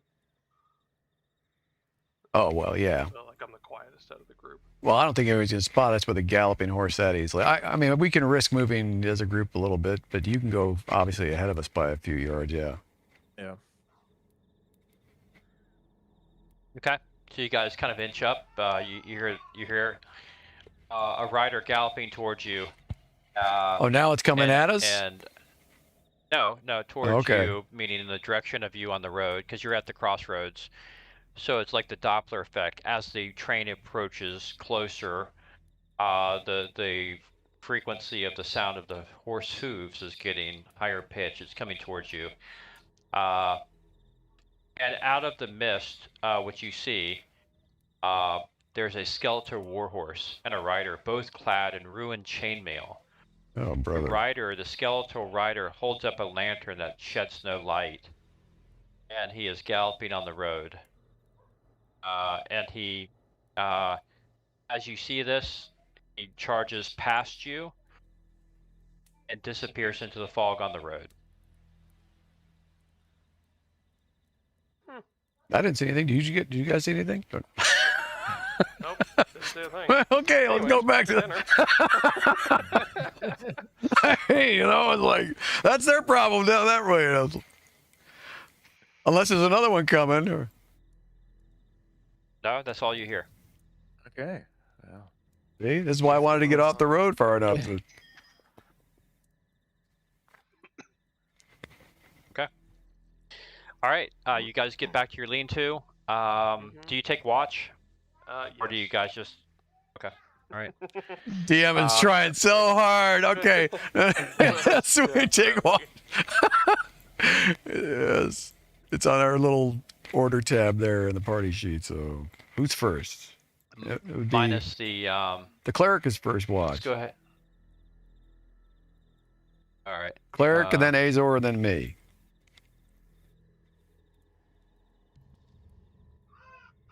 So I don't know, roughly 2 hours apiece, something like that. Does that sound about right? Sounds good. 2.5. Oh, We're you getting a full 8 hours. you are the heavy sleeper. Okay. Well, you do have that plant arm that you just got. I'm forgetting the full. Who gets 8 hours? I don't get 8 hours now. I wish. Well, yeah, I mean, I don't either, but We're the bold adventurers. We're lucky if we get 4 hours. Okay. All right. So you guys, that's the watch order 0, 1, 2. Yep. Okay. Perfect. All right. On the first watch, nothing happens, Leander. Azor, as you're woken by Leander, if you were ever asleep to begin with, in your deep meditative state as a half-elf, you are, the hours pass by blissfully and pretty silently. As you are awakened, Star, and Azor really, gets you up,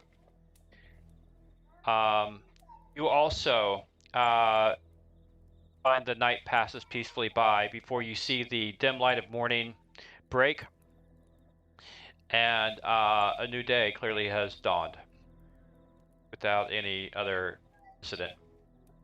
Oh, perfect. Nice. All right. That worked Nice. out nice. I get to see the foggy sunrise. All right, good. That it is. All right, now we can finally get on the road towards our destination. Got a whole day. Right. So you do. You break camp. You get back to the main road, and your horses, and you are traveling down this pathway here, right? There's no map, Heading by the way. southwest. Oh, sorry about that. There we go. Okay. So you are heading down this path here to southwest, and back up again. You're skirting the edge of the forest. You don't really see much of anything. Forest, mist. You know the drill. It's pretty quiet. It's not long before you come up again to yet another set of crossroads. And as you approach the crossroads, you see a weather-worn signpost next to the road. 3 arms of the signpost they point along 3 branches of the road. Their arm pointing north reads Krezik, and through the woods you can see an arching stone bridge spanning a river. The arm pointing east reads Valaki, and that's the direction you just came.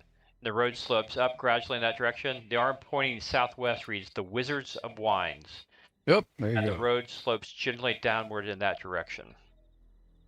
Yeah, so we want to follow the road west toward the Wizard of Wines. Okay. Yep. All right, so you're basically heading this way. Okay. Yep. Okay, you're right here. Yeah. Okay, good. All right. So let me clear the pointers. Cool. All right, so you make your way gently down. You're between forest. Here, pull my notes up. Each one of these hexes is a quarter mile, so it's really not. Lukey. So it's only like 2.5 miles, 3 miles at most to get to this. Yeah. Yeah, it's not terribly far. Yeah, it's not even. It's like 2 miles. Right. So you go down the pathway there. I mean, no, wait. I'm not sure exactly where this. I've just seen some object there in the fields, but maybe we got to continue all the way down to that opening. I don't know. I hope not. I'm assuming it's probably whatever that building is. Right. In the fields, it looks like fields. Okay. All right. So so it starts to, as you start along the road, a light rain starts to drop on you, and adding to the kind of dreary atmosphere to begin with. As you make your way along down the road, after a half mile,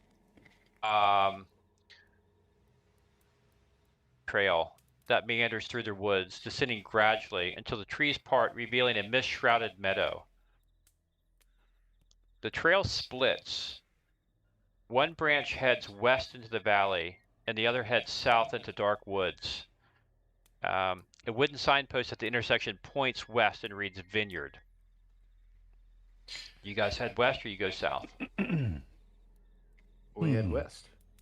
Yeah, I'd say towards the vineyard. Okay. Wine or spooky forest? Let's see. Right. Yeah. Difficult choice, right? As I mentioned, a light drizzle begins to fall. Unpainted fences blindly follow the trail, which skirts north of a sprawling vineyard before bending south towards a stately building. The fog takes on ghostly forms as it swirls between the neatly tended rows of grapevines. Here and there you see rope-handled half-barrels used for hulling grapes. North of a trail is a large stand of trees. A man wearing a dark cloak and a cowl stands at the edge of the trees, beckoning you over. Oh boy.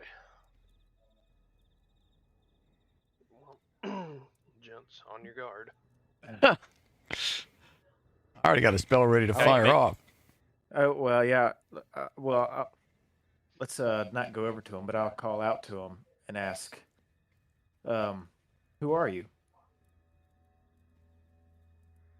He says, "Okay, how far away are you? I mean, like 50 feet, something like that." I guess. Sure. Okay. Right. All right. As you call out, he says, the person says, "Friends, not in the open. You need to take cover over here quickly." Okay. Is he human? Can we tell what this guy's race even is? Yeah, it's a human.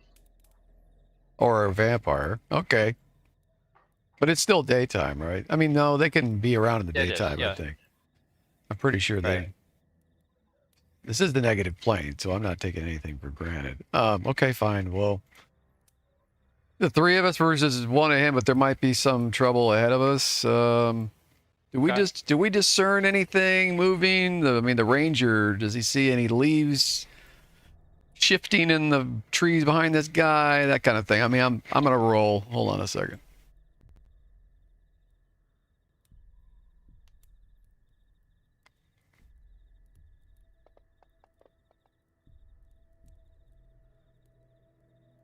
Yeah, do I see any other footprints yeah. around?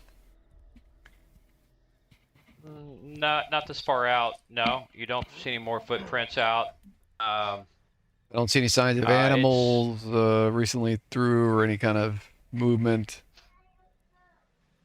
No, not really. You don't see any movement out here on this muddy road. Out here, quotation mark. Okay. Yeah, well, I mean, you're Okay. here. You don't where you're at. You don't see anything. Okay. But as you approach, the man takes down his hood, the cowl, and clearly a human, not unlike, striking resemblance actually to Irwin, the innkeeper. And as you get closer, there are 7 or 8 other forms also step forward out of the woods. Holy. Cloaked humans beckon you into the woods with them.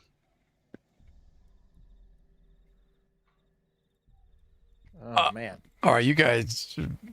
One of you needs to at least inquire. Who are you people? One larger gentleman of the rest stands forward, puts his cloak down, his hood down. He's got gray hair, and he says, "My name is Davian Mardikoff. I am the proprietor and owner of this winery. And this winery is under siege. You must get out of view." Okay. Now it makes sense.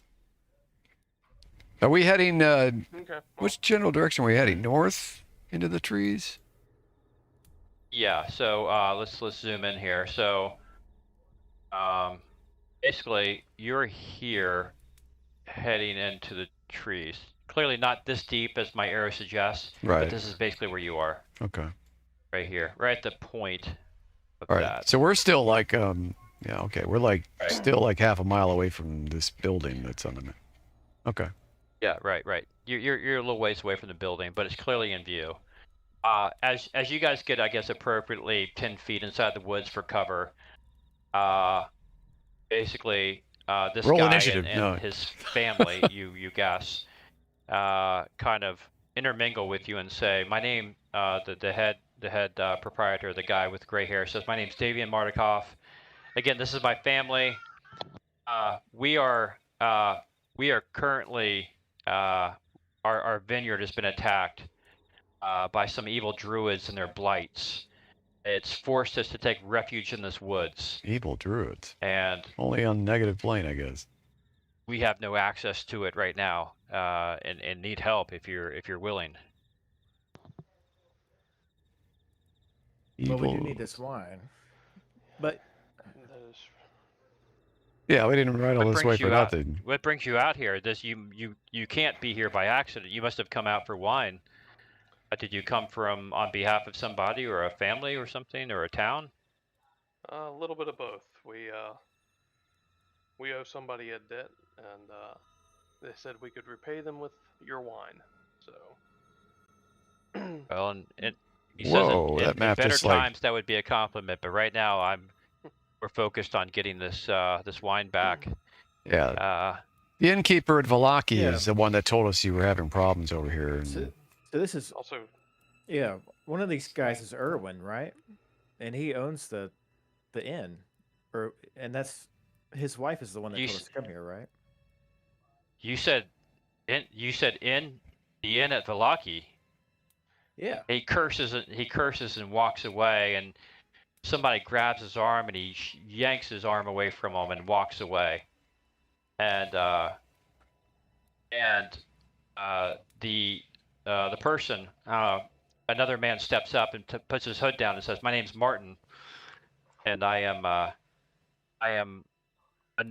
Erwin is my brother, and you have to understand, my dad and my brother haven't spoken in years, and even to this day, the wound runs deep between them both. So when you said his name, my father reacted in anger. I apologize on his behalf. But we do need the help, and sorely need the help. And we would repay you in wine or whatever if you could just help us get rid of this evil that's invaded our winery." how many druids are? That we don't know. There's at least 3 that we saw, 3 druids that we saw, but there could be more. We don't know. evil druid seems to be a thing on this plane, doesn't it? Well, of course we're going to help, and we don't want any part of the family drama. So we're just here for the wine. Yeah. Yup. Are there any fighters among you? We can. Some of the older guys, the older ones, said we are capable. We are capable of holding our own. There are four males of fighting age. They're younger children who say, "Dad, I can help." And then Vigo and Claudio are held back and said, "No, this is not your fight." And there's some kids, of course, but there are 4 males that can help. Yeah. Okay. Alright. Do they have any weapons on them or anything? You don't see any weapons, oddly. Okay. I mean, I'm thinking if they just had bows, that would be good enough. Yeah. Do y'all have any weapons here on the property? Anything that you could get to? We have they're inside the winery.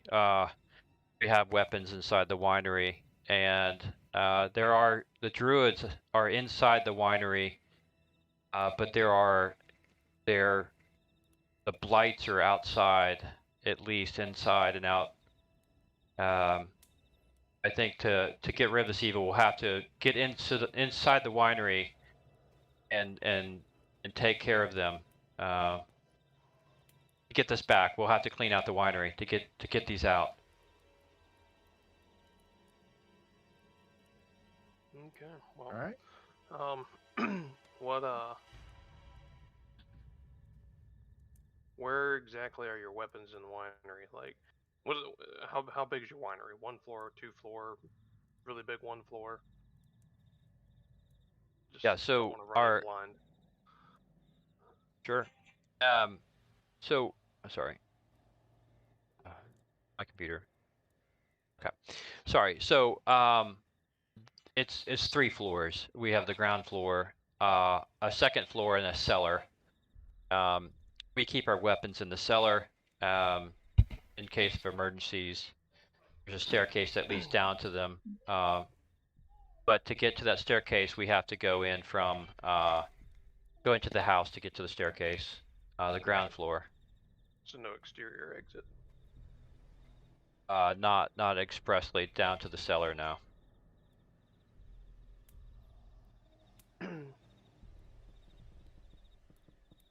Okay.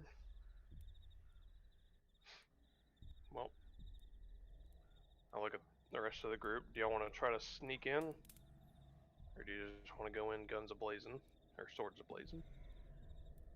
Well, they don't have. So they don't have any weapons, if I recall correctly. The weapons are all in the winery, in the cellar. Yeah. Yeah. Yes. Okay. So they're not really going to be much help to us anyway. Nope, not unless we can get them there, or unless one of us can sneak in and grab them and get out. Well, I mean, let's think about this for a second. So we're going to be dealing with druids. That's not good because multiple druids, there's multiple opportunities for any number of us to get bound up by roots and all kinds of brambles and crap that they can cast. We got to be a little bit stealthy about this. Yeah. Believe me, I'm not the one who likes to go stealth, but in this situation, probably not Invisible good. all the time. Yeah, I mean, actually, that's actually a possibility. I could cast invisibility on myself or one of you, and you could actually go in and spy out the place. Probably logically, not me, but one of you two.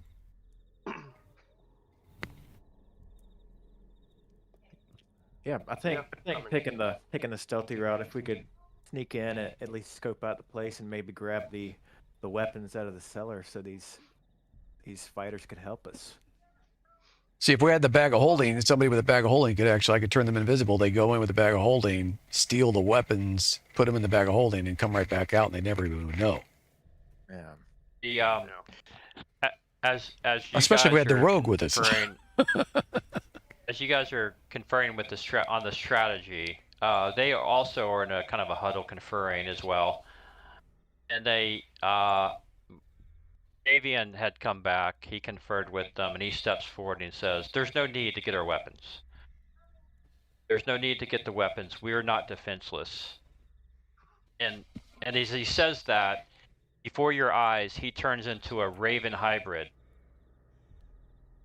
And Oh. he shapeshifted into a raven hybrid, and he further shapeshifts into a large raven and takes off through the trees, up in the sky, comes back down, lands, and immediately shapeshifts back. As you see, we are not defenseless, but we do need help. He said, if we come in, we'll take the cellar. If you can help us get to the cellar, you take the ground floor, and then together we'll tackle the top floor, which I think where the head druid is lurking. That might be our plan. Oh, okay. Well, that changes everything. Absolutely. Now we got air support, so Yeah. Okay. Well.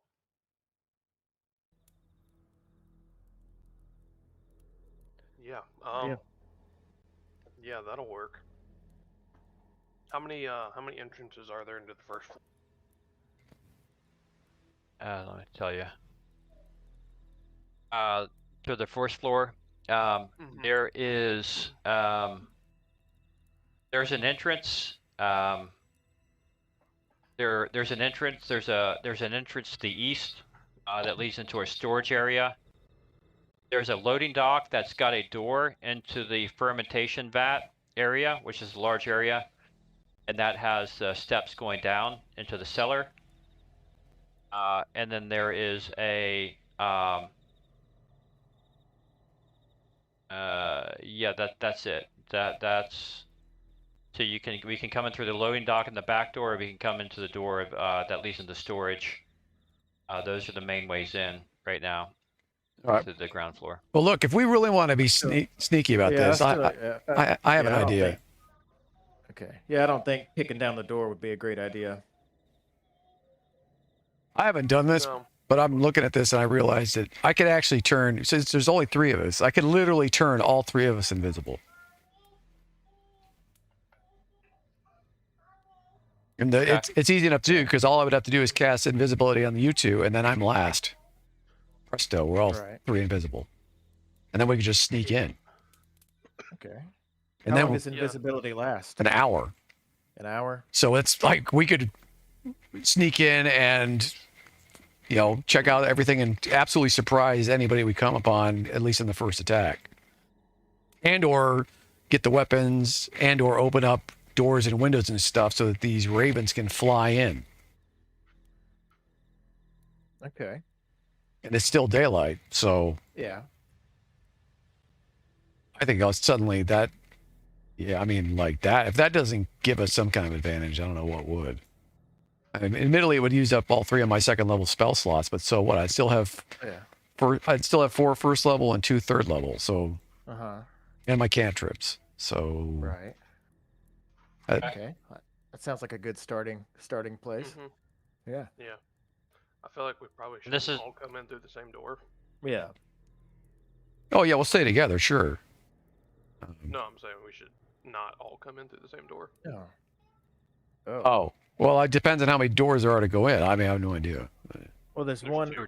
Yeah, there's the loading dock and then the other one. Hmm.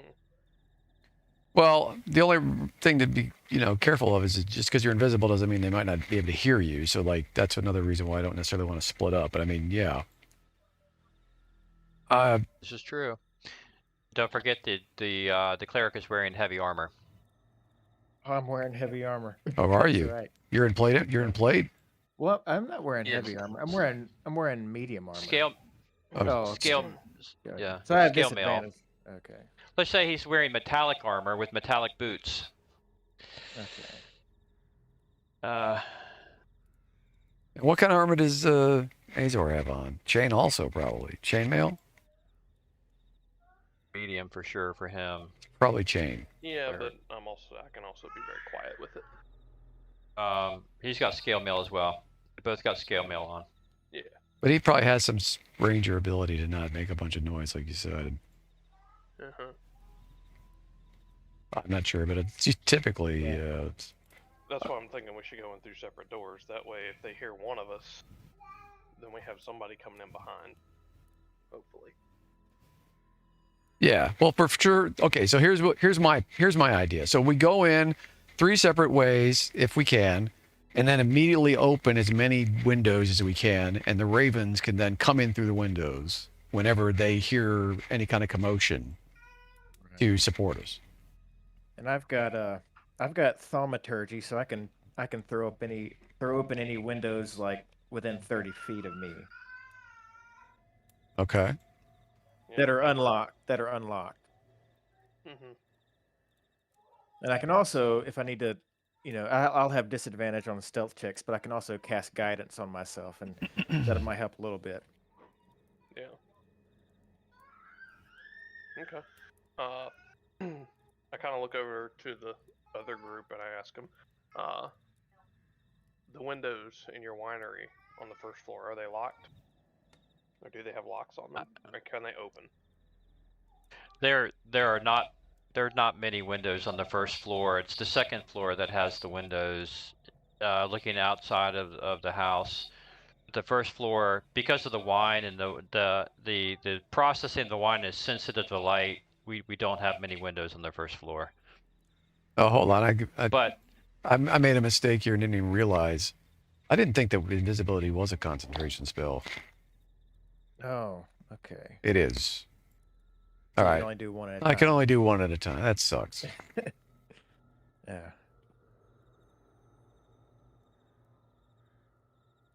Well. There is a possible way around that, though. But not right now. But I think I'll have to look into it. But for the future, now that I know that, I do have my Ring of Spell storing. and I could put one more, actually two. I could actually put 2 invisibility spells on my Ring of Spell Storing because I can get up to 5 levels of spells on it. And I think if I cast them from the ring, they won't require concentration.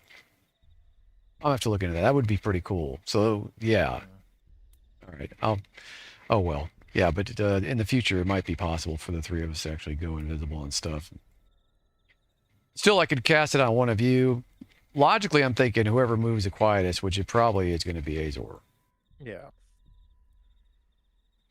And he's got the sword, which means if he attacks from invisibility, he should have advantage on the first attack, which is going to be nasty because he's going to get 2 attacks off on somebody and probably cut their head off.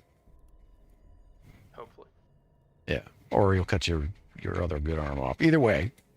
True. Well, I mean, I don't know what you have as far as your spell list that you might be able to use to camouflage yourself, but I don't really have. I don't have anything that would help me in a stealth situation, really, like other than guidance. I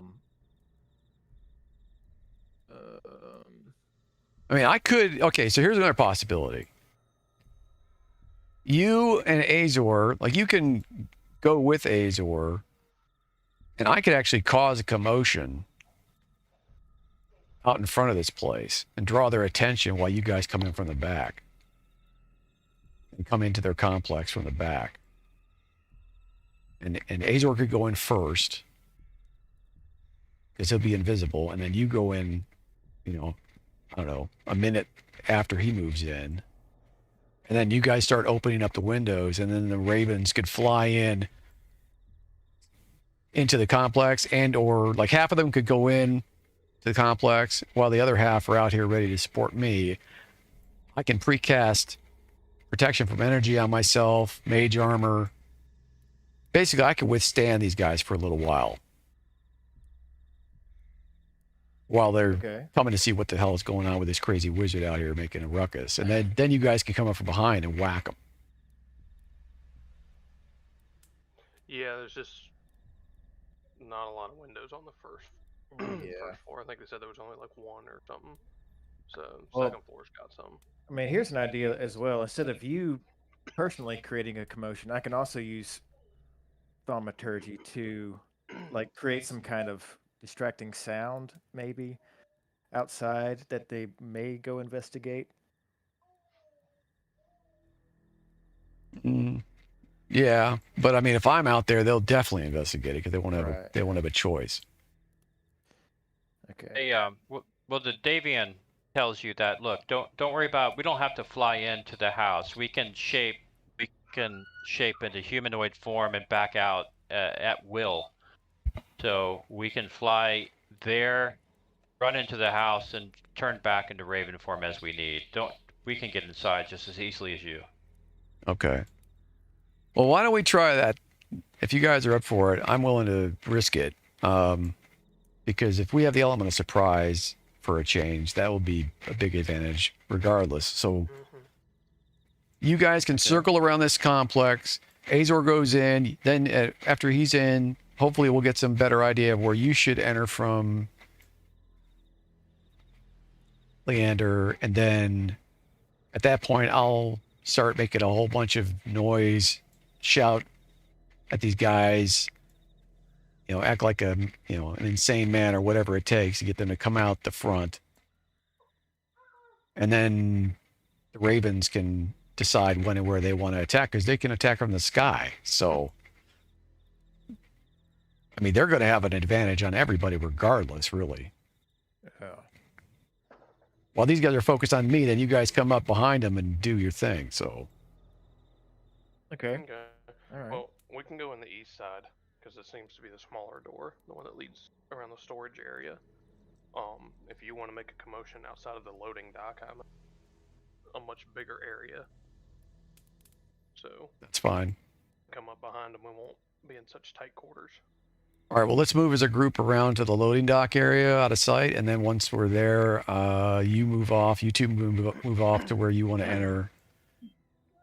And then once, I don't know, we can basically, I can like count to like 100 or something. And then once I get done counting, I start going off.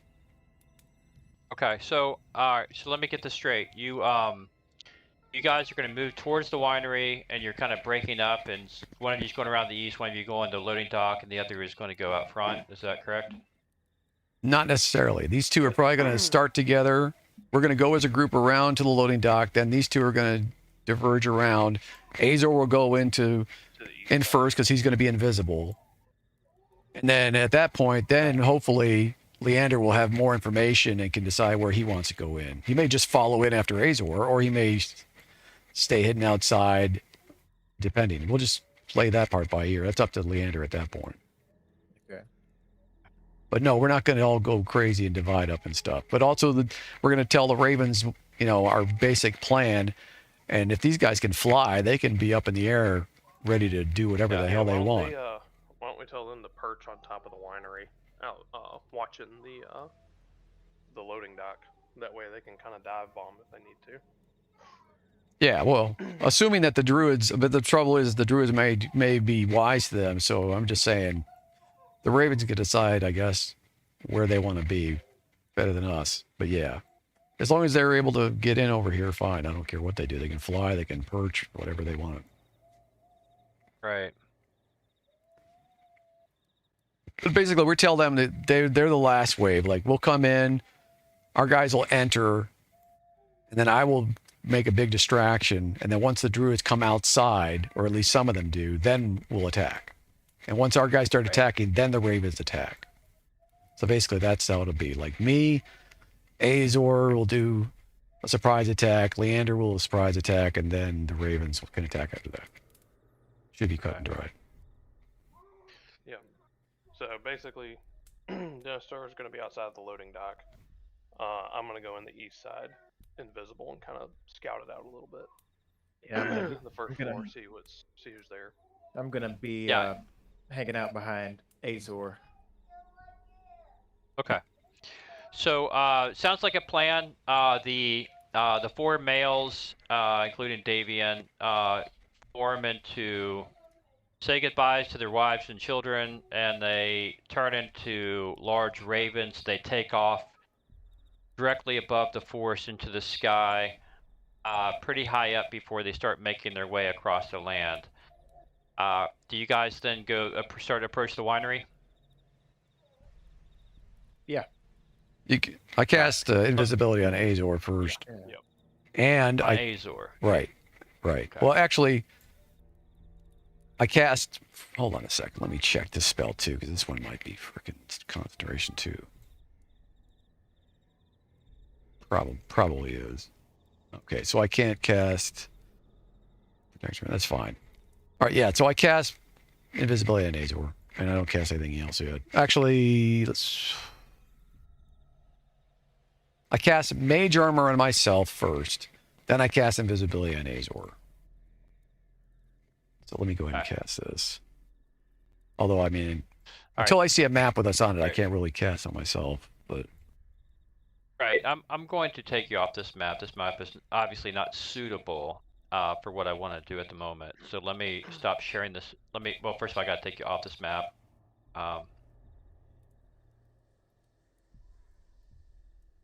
Let me stop sharing this map. Okay, let me bring up a generic battle map for you.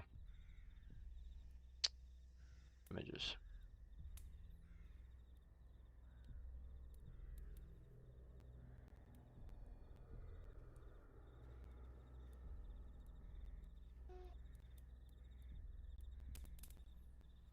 All right, this is good enough. All right, sharing this map.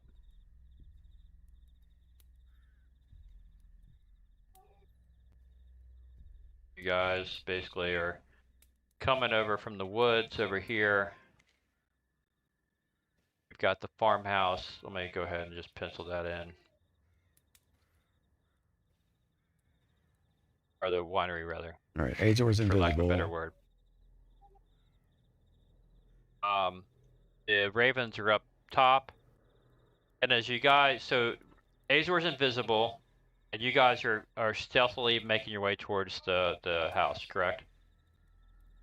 Winery. Right. Yep. Uh, Yep. Okay, so let me. There's kind of some description language here, so let me go back and read that for you as you approach the winery. Okay. Where's the loading dock and then the east door? It's actually the west door. My bad. So the loading dock is going to be here. It's one way in. The north? The other way in is through this door right here. Okay. Yep.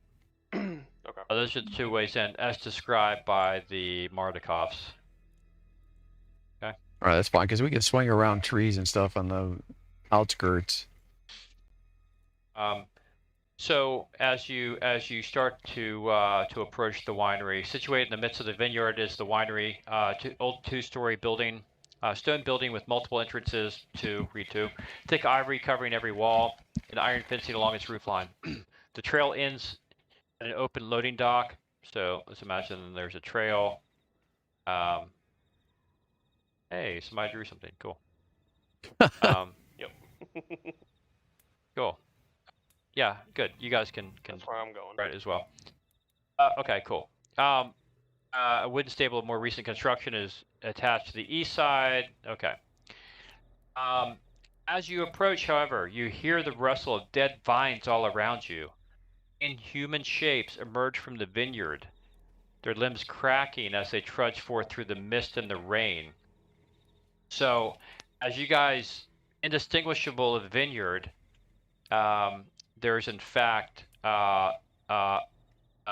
several, and by that I mean several, needle blights coming out of the vineyard.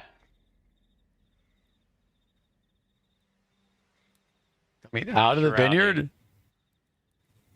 Yeah, out of the, not out of the house, out of the vines of the vineyard, which is surrounding the house.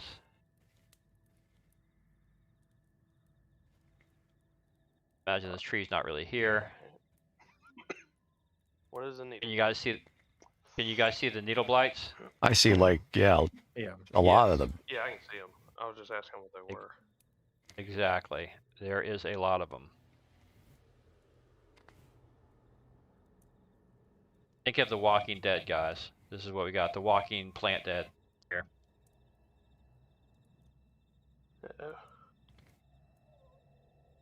Oh. So, yeah, this is, they start to arise up. So, you can take them on or you can try to get in the house. That's up to you. So they just come out of the ground, just, were they already there or something? I don't understand. So you're approaching the house. We weren't approaching the house. lots We're not coming at the house so they can see us. We're going around the house so they don't see us. Hopefully. I mean, we're still approaching the house, though. But we're not. Yeah, I mean, Obviously- you're in open land, right? Why You're in are we? open land. That wasn't Yes. No, we're not. Look, What are you talking yes, about? you are. Look. What do you mean? What are you? Why talking would about? Look why at would the- we be in open land? Because that's what the map is. Look. Let's go back to the map of Barovia. Right? Let's go back here. This is what we're doing here. There's no cover here. There's zero. There's Right? vineyards, right? There There's vines. There's it's a farm, right? Yeah. I mean, there ain't much cover in a it's vineyard. yeah. There's not much there. Yeah. So and Okay, I've been on you a guys vineyard. There's are cover. approaching the house. I don't know what people are One talking about. invisible, the other two not. And as you get near the house, from the vines, in the vines, part of the vines are living, and they separate from the vines and they come out as they see two people approach.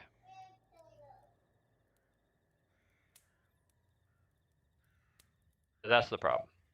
There's no way around it. I mean, to get to the house, you have to cross the field. The field looks completely harmless until you're on it, and then there's needle blights there. How big are these things? It's a good question. Let What are me. they, humanoids? They are. Yeah.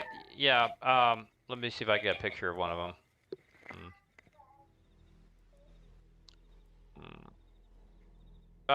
Yeah, shuffling, hunched humanoids. They're, they are medium size. plant size. Yeah. All right, so they're basically humanoids. All right. Yeah. Well, that changes plan to some degree. Azor is still invisible. Unfortunately. But your movement speed is 30 feet. Why don't we roll initiative? I mean, I would say, I would even say, as you guys are approaching, you can see these things separating. I would give you the first dibs at an action before we go into initiative status. So you're already moving. They're separating themselves from the vines. If you want to make a dash for the house, I'll allow you to reach the house. If not, if you want to stay out and kind of deal with them, that's fine too. So they don't see us. Oh, they see you. That's okay. that's why they're moving. Okay. They see two of you anyhow. because we're knuckleheads apparently. Okay.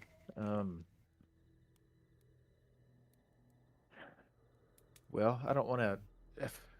What do you think, Dennis Starr? Should we make a dash for the house? Or should we take care of these needle blights?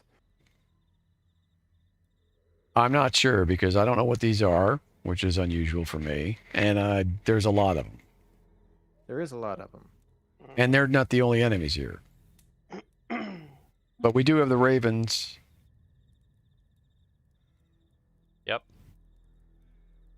Yeah. Yep. The ravens are. But I'm consternated by this entire situation. So now I'm ready to just start shooting fireballs and stuff because I'm just angry.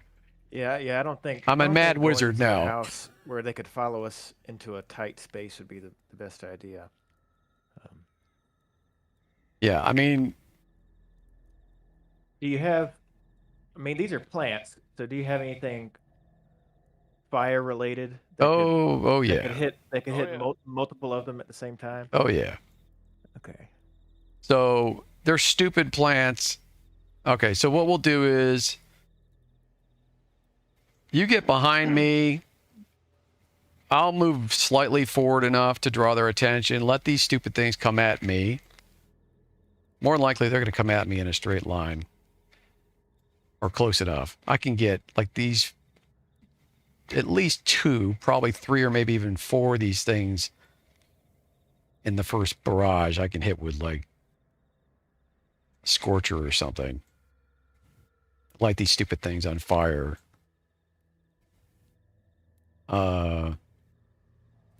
And then we'll decide what to do with whatever else starts coming at us. The rest of them are farther enough away.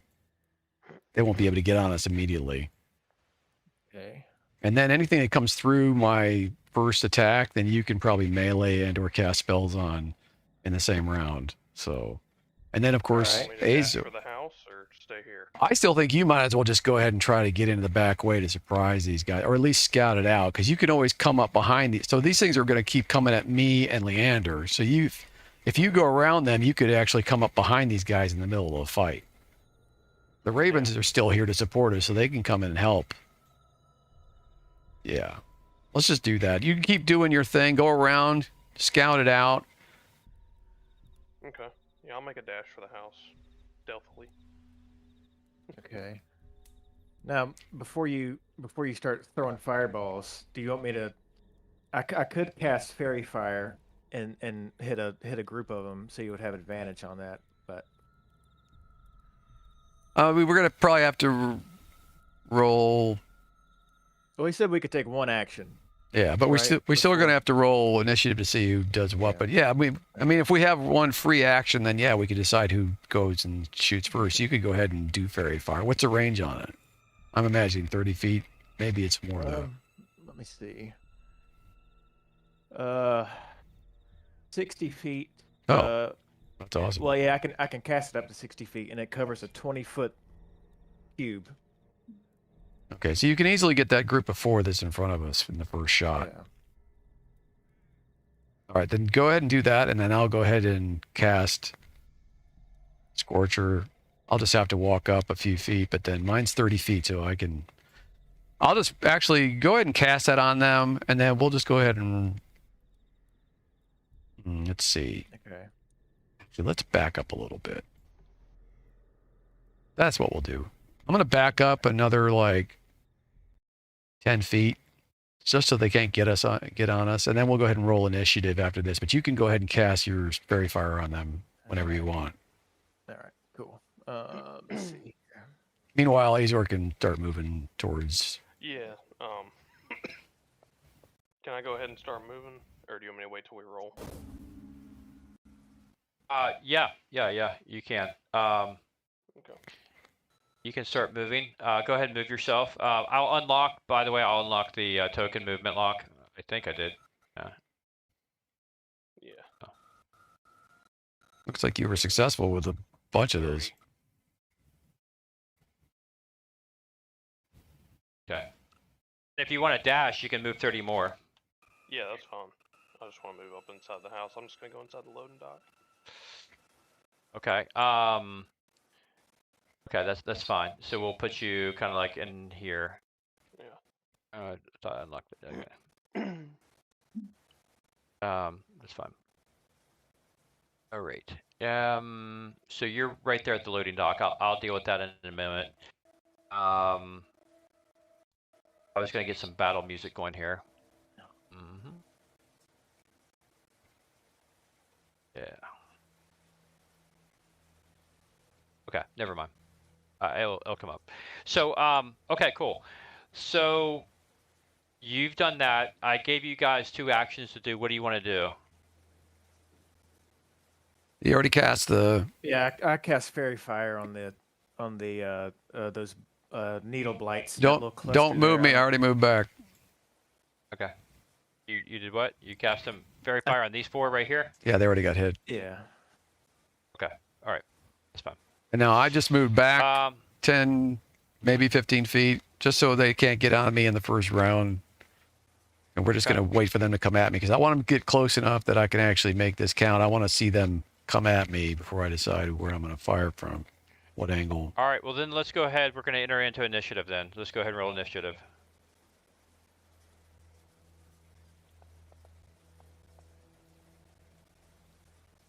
Booyah. All right.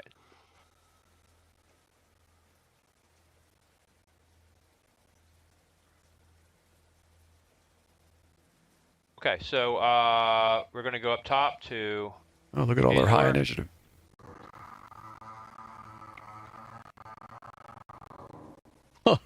All right. Back in business. All right. I gave each of you a sound, by the way. So, Azor, we're going to put you on a separate screen here. I'm going to have to remove you. And now I'm going to put you, Azor, on a screen. Hold on.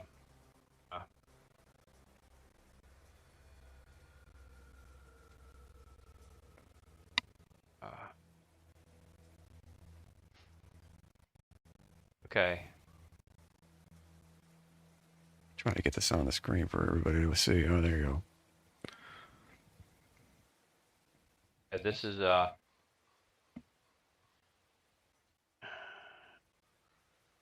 Okay, you're now at the loading dock, Azor. You see a cart here, jarred open door, a few caskets of wine inside the cart. What would you like to do? I want to move up towards the door. Just Okay. quietly. You want to go inside the door, or do you stay outside? Yeah. Inside? Okay. All right. Ahead of you is a stairwell and another door. See, 1, 2, 3, 4, 5, 6. This is about the extent of your movement here. Looking in the door, looking through the door, Azor, you can't go in, but what you can see is the following. Let me get to it.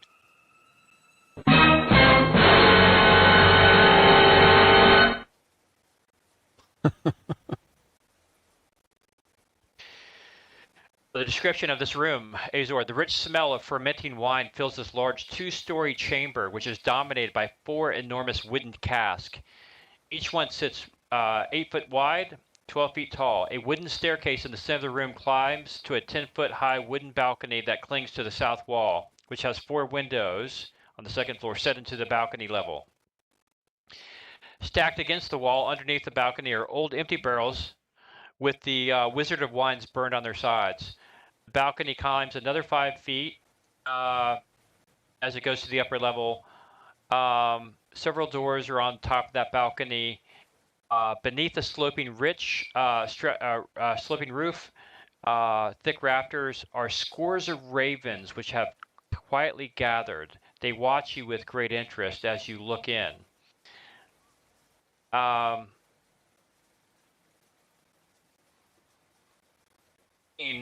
The balcony creaks, drawing your eye to a wild-looking figure hunched over the westernmost cask, pouring a flask of thick syrup into the cask. She wears a gown made of animal skins and a headdress with goat horns. Ooh. And her hair is long and unkempt. Suddenly, you see something skittering across the floor. It looks like a tiny creature made of twigs. It moves from its hiding place under the stairs and disappears behind the easternmost casket. And that is what you see. Okay? Okay. Anything else you want to do? Ravens, are the ravens the guys that we were just with? No, these are smaller ravens, swarms of ravens. 4 swarms of ravens, probably 28 ravens, 7 each. Okay. Eyes of Saruman. Yeah. That's what I'm thinking. No. I think the ravens are your friends in this case. You found a druid though. You Clearly. did find a druid. A woman druid. Up there, she's adulterating the wine for some reason. Pouring something in there. I doubt it's seasoning. So that's what you see.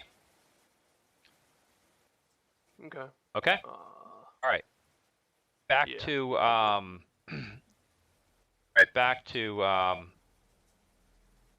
next actor here. You got 4 needle blades all over the place. Yeah, come and get it.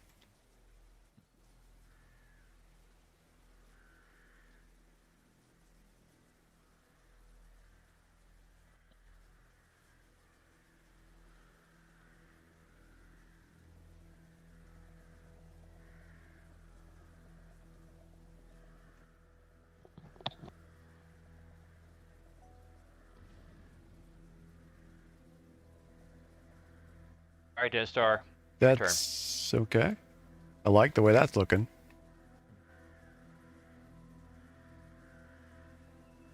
Let's see. Hold on a sec. Let me look at this.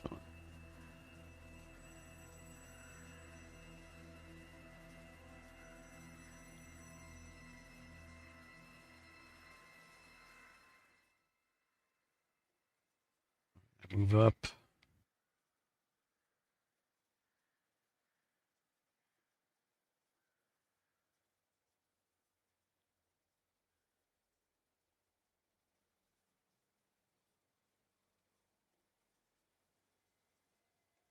All right, and that's good enough. I go ahead and cast Agnazar's Scorcher straight through, 5 feet wide. And if I'm looking at this correctly, I should easily be able to hit light 8, 17, 5, 26, and 3. Okay, why don't you just draw your... I mean, you can target them. I trust you to target it correctly. Yeah. Go ahead and target those. Jackie, remember the easiest thing to do is just hold your control key down and click on the tokens to Yeah, target. they're all targeted. They should. Do you see those targets? Cool. Okay. Yep, I did. Sick.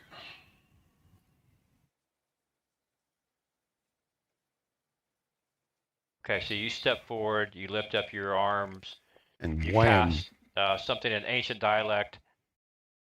A long stream of scorching fire sprays out 30 feet in front of me.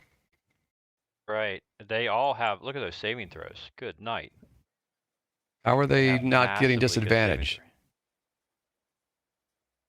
throw. I don't know. versus a fire spell? Fairy fire. And there's got fairy fire on them. Well, fairy fire cannot be invisible. You grant advantage on attack, right? You have advantage on attack, the melee attack. Doesn't say that they get disadvantage on saving throws. Well, this is. It's an. I don't think you get advantage on like a missile, a ranged attack, or a melee attack. But these things still This don't. automatically succeeds. It's just a question of They half still take damage or not damage, half but damage. I'm most shocked that they don't Yeah. have a disadvantage against fire spells. But like I say, Right. I'm not familiar with whatever the hell these things are. But still, Yeah, I they're mean, they may be plant-based susceptible creatures. Right, they may not have a saving throw disadvantage, but they may have damage disadvantage. So go ahead and roll your damage to see what happens. Because I have them all targeted, will it automatically do damage to all of them or not? Yes. Yeah, it will. It will.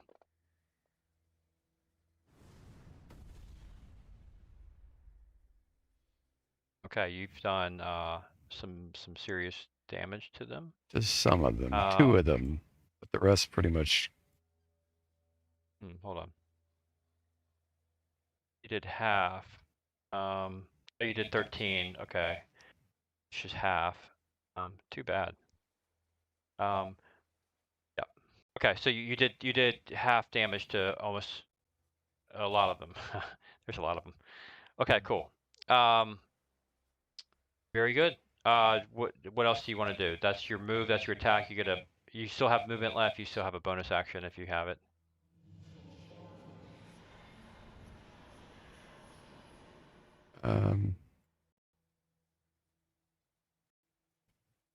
That's weird. Why did that happen? I don't know. Did you do something, Leander? I see your icon. Oh, I didn't mean to if I did. Yeah, but the weird thing is No, it says Denistar. Yeah, it's just I think it's a little delayed. Well, no. That's really weird. I may have hit. I was trying to scroll up and see the combat log. I may have hit something by accident. Oh, okay. I'm sorry. Oh, yeah. It looks like you said something. That's kind of cool. I didn't even know you could do that. Yeah, So, that was funky. no action taken. I'm gonna. Well, I moved about 15 feet, so I'm gonna go ahead and move back, basically the same distance. okay, cool. And that's me. All right. So Deal blight 20.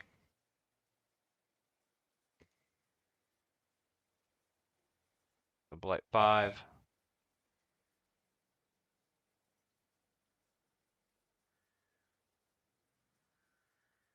$23.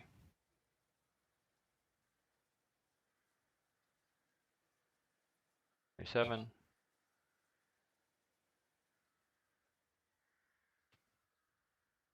15. I have to check off my spell slot. I can keep casting this at level 3 if I need to.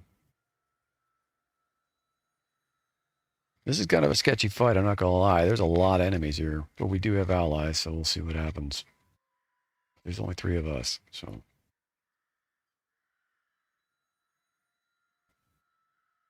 All right. To move all these things. Okay. So look,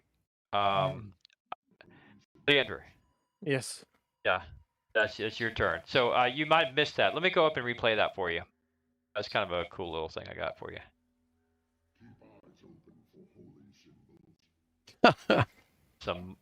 Keep your eyes open for holy symbols. Some monster says, some demon says.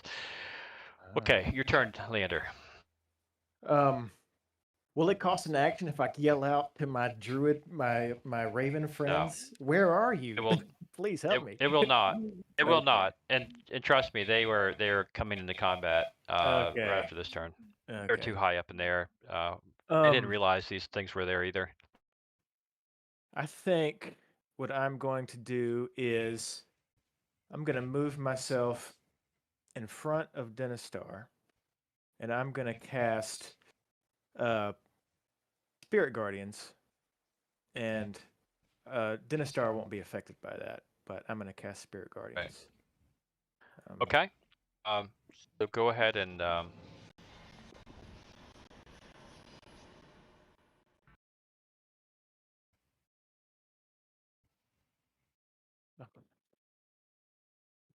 What is that hitting?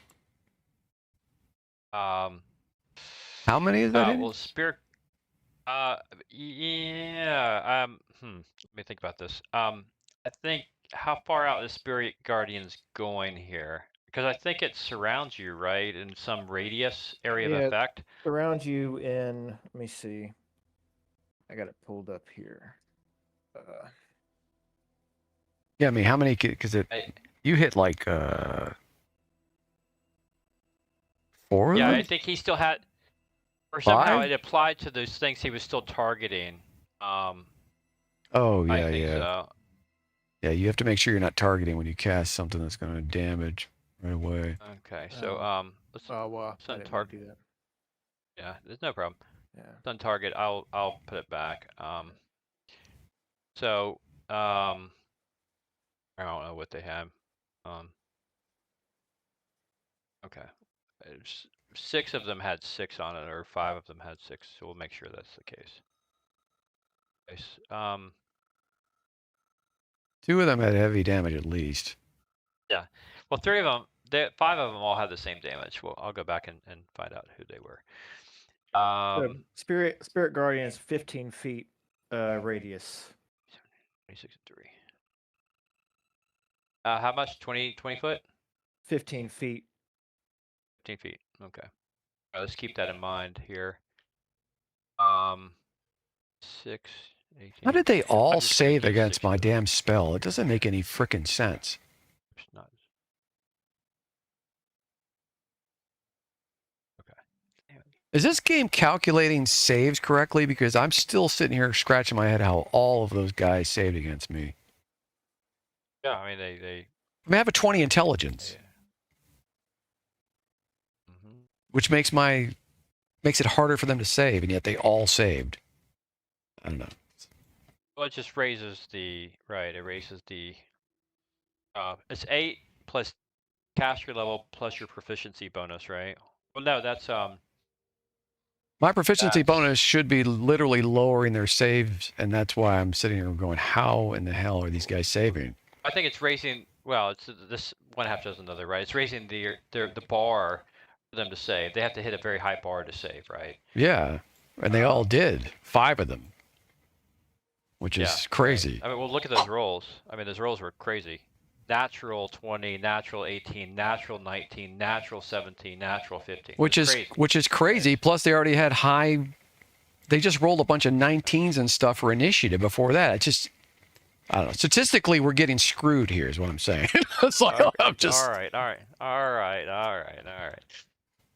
Just defeat them and you'll have your day, or not, or die. And I just don't trust these digital dice.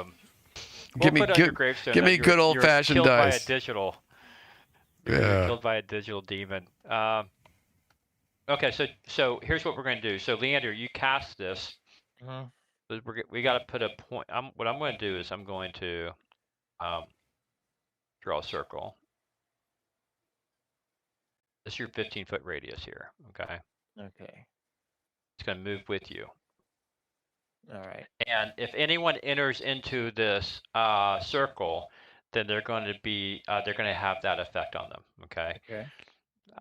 Okay. So that was your. That's pretty good. That was your action. What's your movement and bonus? Well, spiritual weapon is not concentration, so I can use that as well without breaking my concentration on Spirit Guardians. Is that a bonus? Yeah, it's a bonus. It's a bonus. me see. Spell is OP, brother.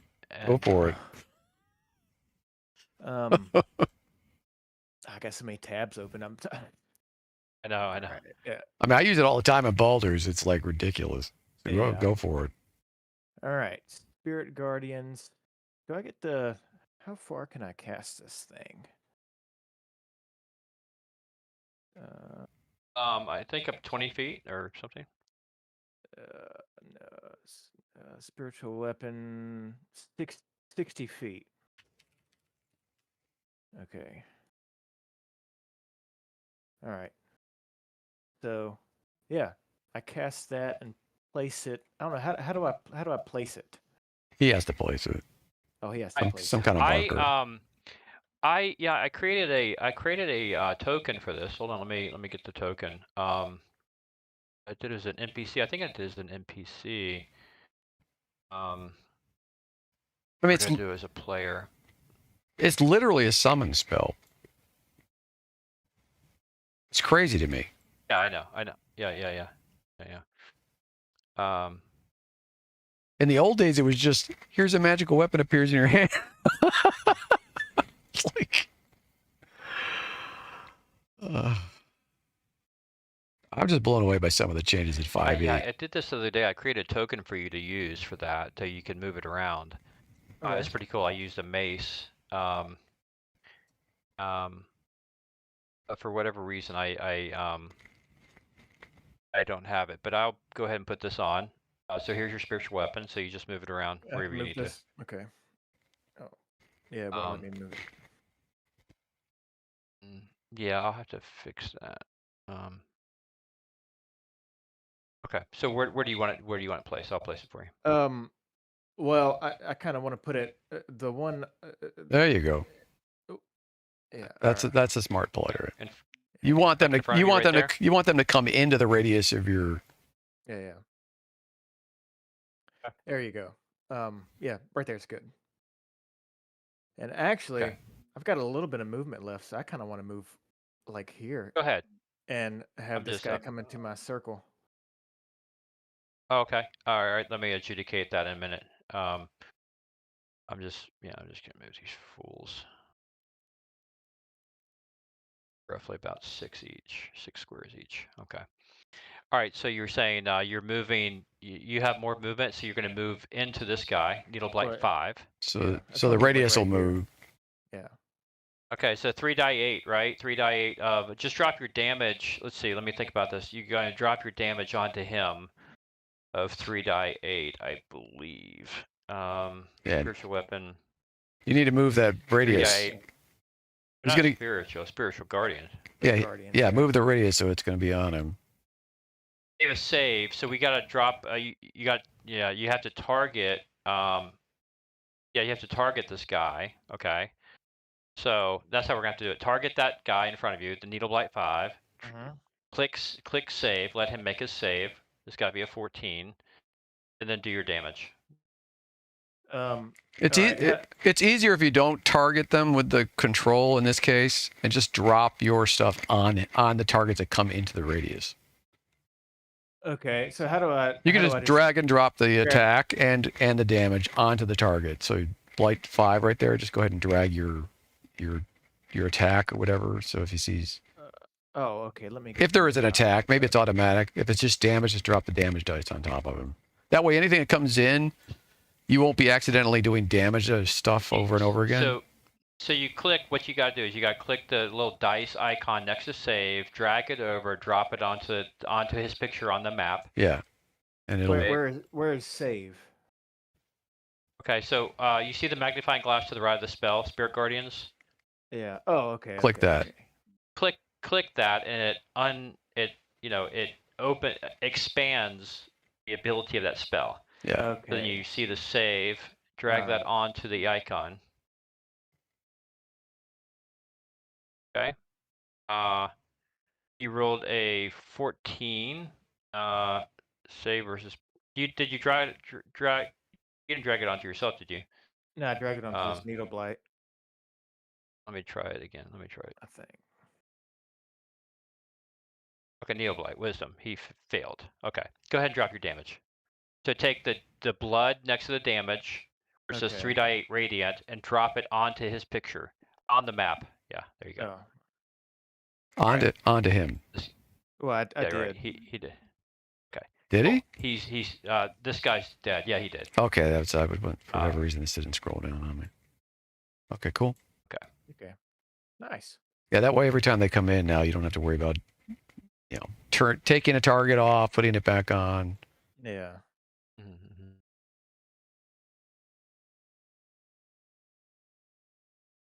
Okay.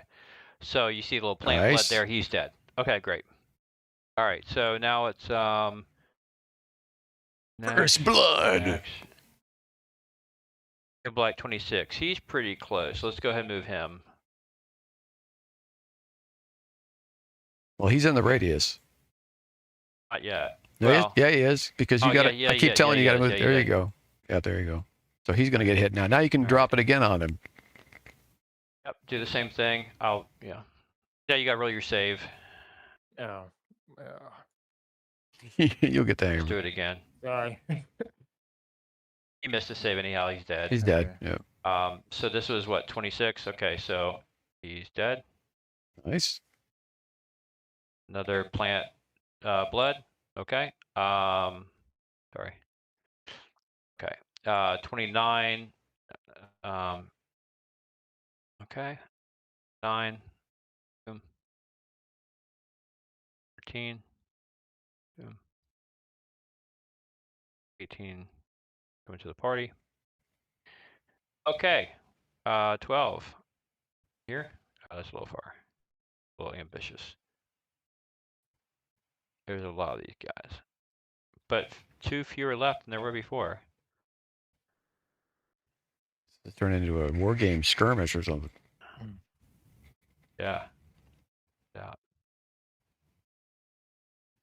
See, this is one I wish I had like All right. wall of fire. Okay, go ahead and do it again. Oh, okay. Save first. He failed. Oh, big time. Oh, okay. Damage. So I failed. No, he failed. Oh, he failed. Okay. Okay. Yeah. Oh, yeah. Okay. Yeah. All right. Now. Nice. Okay, he's not quite dead, but he's hurting. Not quite dead. That's right. And you got the spiritual weapon to clean that up. Yeah, next round. 4 coming.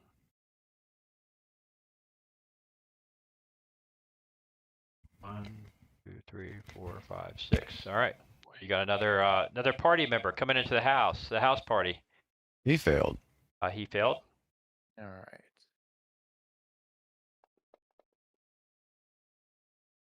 Okay, he's Okay, roasting. He's taking some. All right. That's it. Okay. How come my Why did it automatically? turns? Okay, we're back to the top of the new round finally. I've got to okay. Okay, just everybody roll initiative again. Yeah. Yes, in a second. Yeah. Just, turn escape.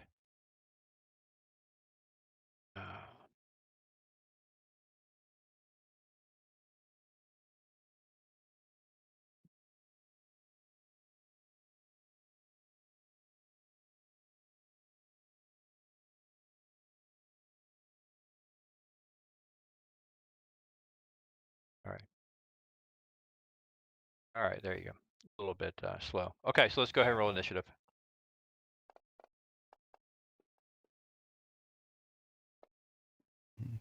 Middle of the road. Azor. Did Azor roll or no? There Okay, it is. it's Azor. Oh, Yeah. he's good. Okay. Okay. All right. Look at all those buggers All with right, their high 28. rolls.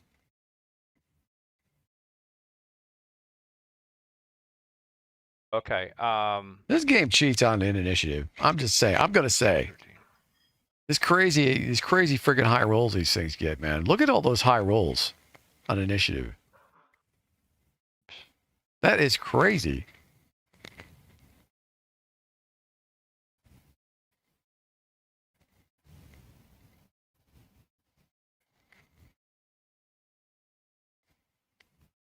I do not trust the randomization in this program. I don't think that it is handled properly, like an actual die.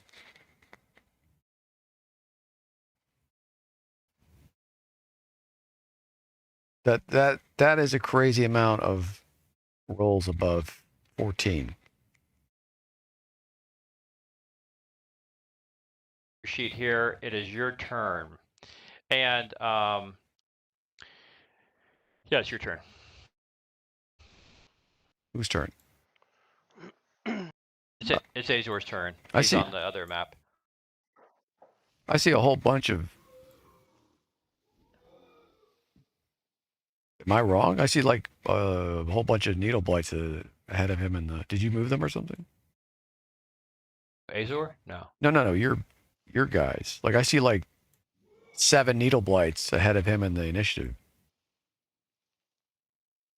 Oh yeah, we re-rolled initiative, and the they're- needle blights got higher than Azor.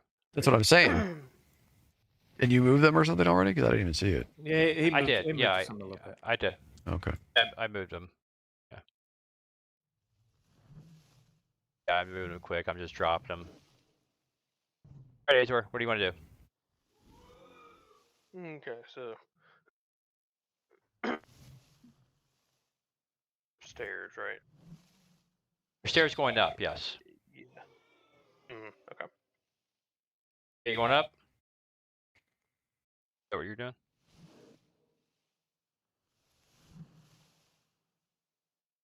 Azor, you want up? Let's We won't. see. Up, or you can go up, or you can go down. Let me go down. I'm gonna go down. Okay. As you come down the stairs, you pop into the cellar, and this is what you see. Wooden pillars and beams support the 10-foot high ceiling of this ice-cold cellar, which is split in two by a 5-foot thick brick wall. A thin mist covers the floor. Each half of the cellar features an 8-foot tall wooden partition that doubles as a wine rack. The western rack stands empty, but the eastern one is half full of wine bottles. You see something moves behind the eastern wine rack. Through the holes you glimpse a half-dozen humanoid figures, one with a full rack of antlers. You hear a gravelly voice mutter the words of a spell. Or he doesn't, because he's invisible. Just as a reminder. Well, he hears it. The spell may not be against him. Doesn't mean the spell's against him. Just yeah. Okay, so what would you like to do?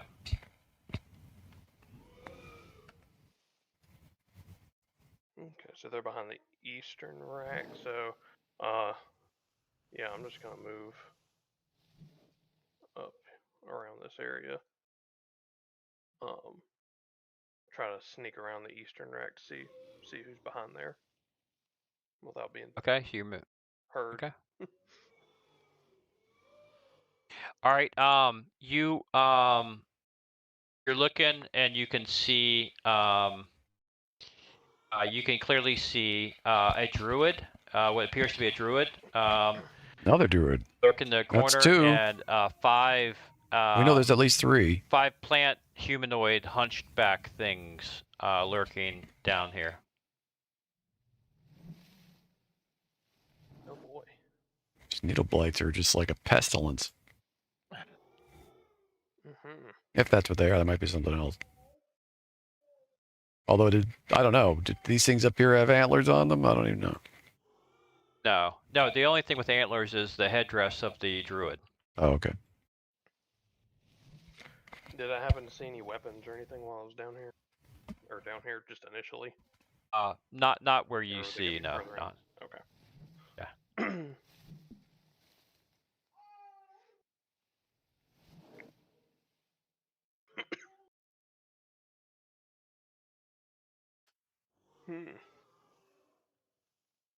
Okay. Well, then let's see.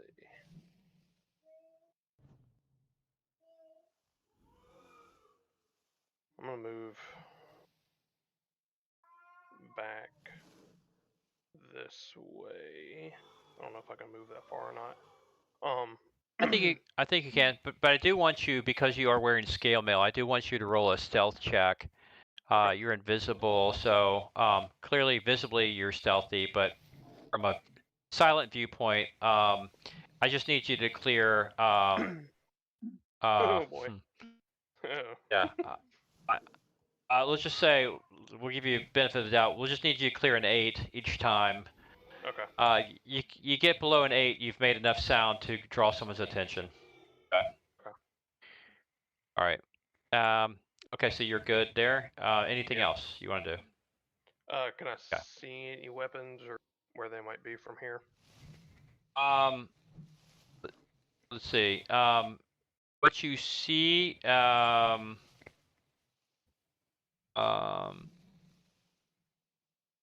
looks to be a shelf. There looks to be hold on.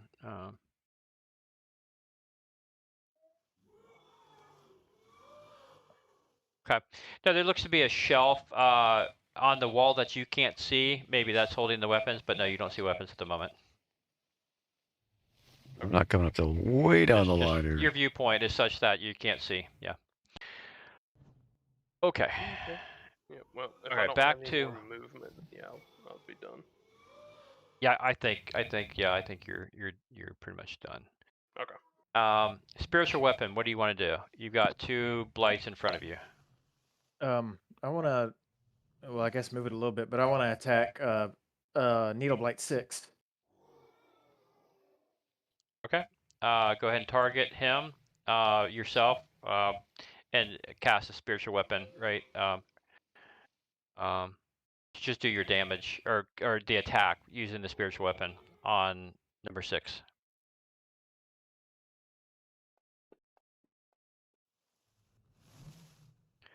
Okay. Nice. You hit him. Clearly, you're getting your advantage from the fairy fire there on that. Go ahead and drop your damage.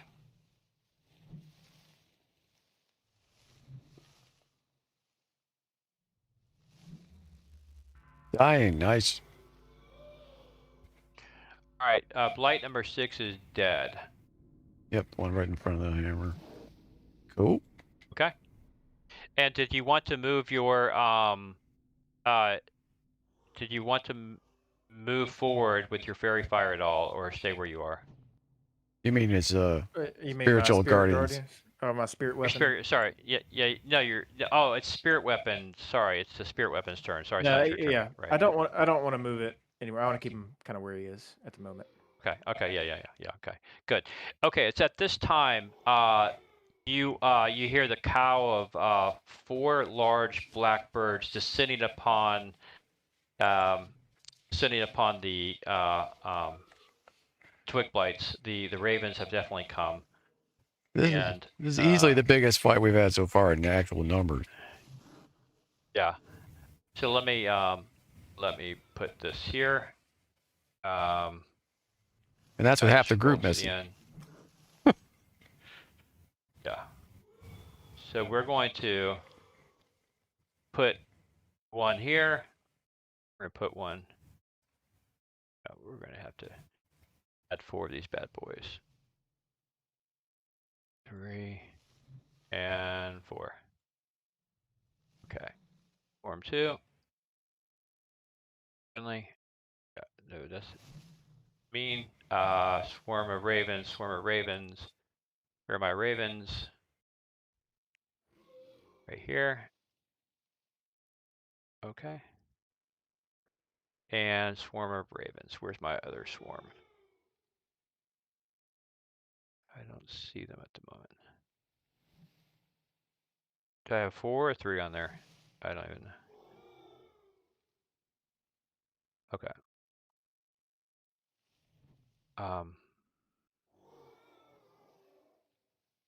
Oh, no. Tell me that didn't happen. Oh, you've got to be kidding me. Oh my goodness. Oh, that was painful. That was so painful. Yeah. You gotta be kidding me. Okay, we'll deal with this in a minute. I'm trying to. Oh yeah, something bad happened.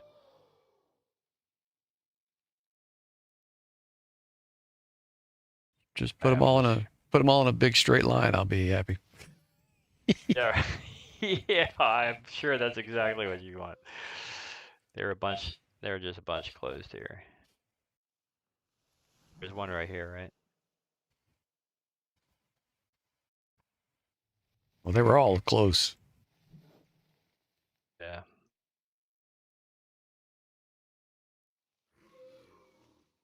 Let's not get crazy. I don't remember all those being over there. Yeah, I think they were.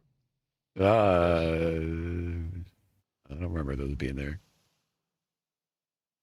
To my flank. There's.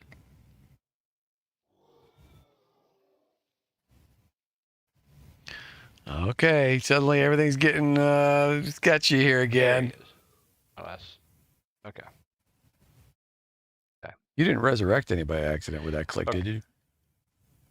No, they're all dead. Yeah. No, I thought what would happen is that I thought the people not on the combat tracker, when I add the baddies on, it would add all the other baddies not on. Instead, it just re-added everybody, and that sucked.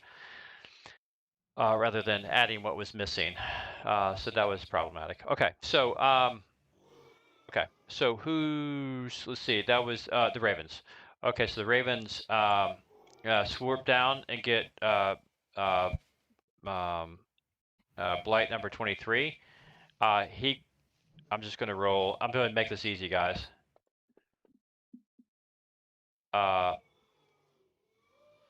6. This Raven tries to pick up the blight, but was unsuccessful. This Raven grabs his blight, and he succeeds. This blight is taken up in the air, and then he is dropped from a height of around 100 feet, which causes. Hold on. Onto.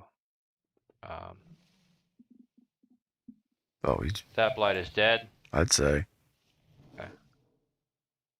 19. Let's see. Where's 19? Take care of him in a second. There he is.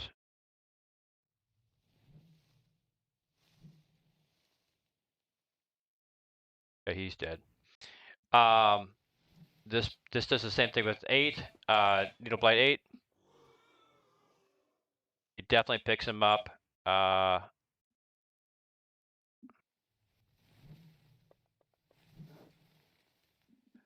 Dead? Yeah, he's dead. So Needle Blight 8 has been lifted and dropped. You need to find him on here.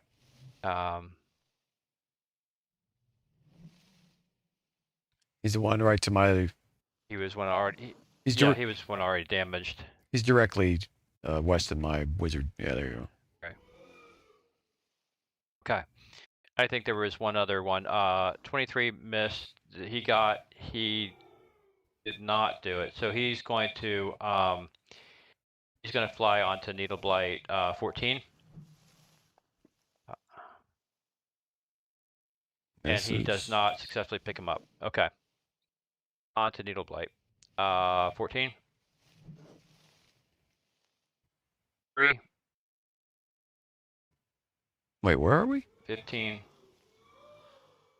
We're working through the bottom half. Okay. Needle Blight 1. 18. 31. Okay, we have a winner. Winner, turkey dinner. Okay. As he crosses, let's go ahead and do the damage for him because he's close enough to actually attack you. So go ahead and drop your save and your damage onto him as he enters into your cone, into your circle. Oh, it's spiritual weapons. Spirit Guardians, where are you? Oh, there it is.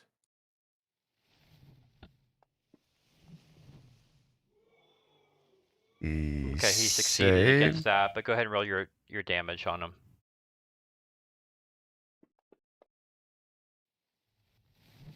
Okay, he is wounded, but not down. So he is going to, he's going to target you. He's going to make claw attack, and he hits.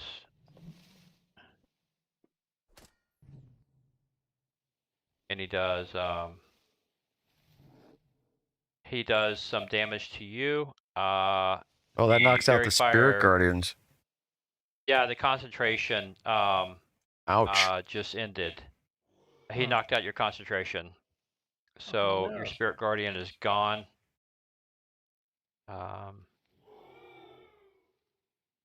And there we are. Your fairy fire is gone as well. Yeah, you got it expired. Yeah. You low roll, unfortunately. Yep. Concentration. Okay. All right, 16. He's running towards you. We're running towards the raven's up in the air. He can't get to the raven. Needle blight running toward you.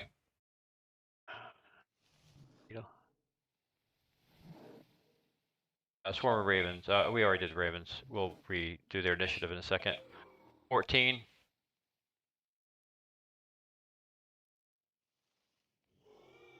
See, he was right here. Let me do right here, right? 1, 2, 3, 4, 5, 6. He's not quite to Dinostar. Dinostar, it's your turn. You got some guy about 7 feet from you, and you have all these other things happening. All right. All right, I'm going to cast Scorching Ray at level 3, circle 3 power, which means I can cast 4 of them. I'm going to go ahead and target.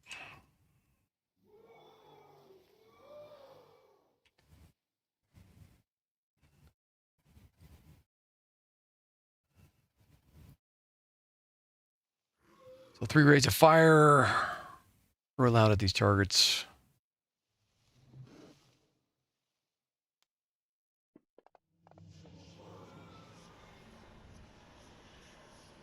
Ooh, critical hit.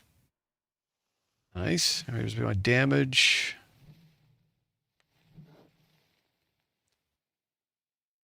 I guess the damage doesn't go up. That's weird. Okay, let's see. Hold on. Damage. See what happens. Damage is the same. Here's the damage.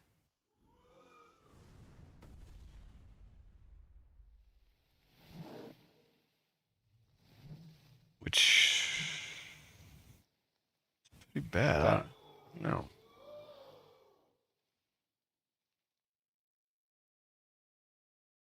I don't know, man. Some of these spells, I just. Scorching Ray. Hold on. So let's take a look at that. So Scorching Ray. Let's see. You did 2 dice 6. And only rolled a 4, so I got a really low roll. Yeah, but does it scale up with your level? No. Which is really weird.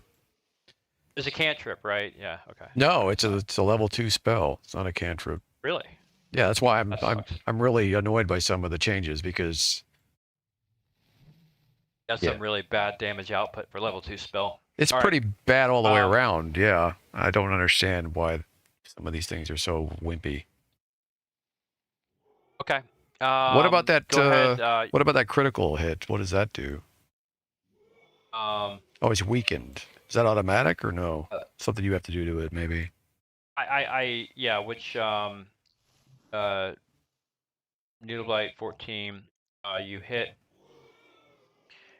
Let's see. Which comes first. Attack 16. So the roll comes first, and then the critical hit seems to be on Needle Blight 14, right? So yeah, I'll apply that effect to him for sure.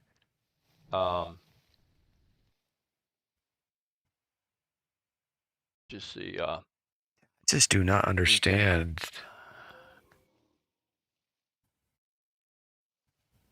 just from a play standpoint, I'm just kind of looking at that damage for the spell and just kind of like scratching my head, man. 2 die 6.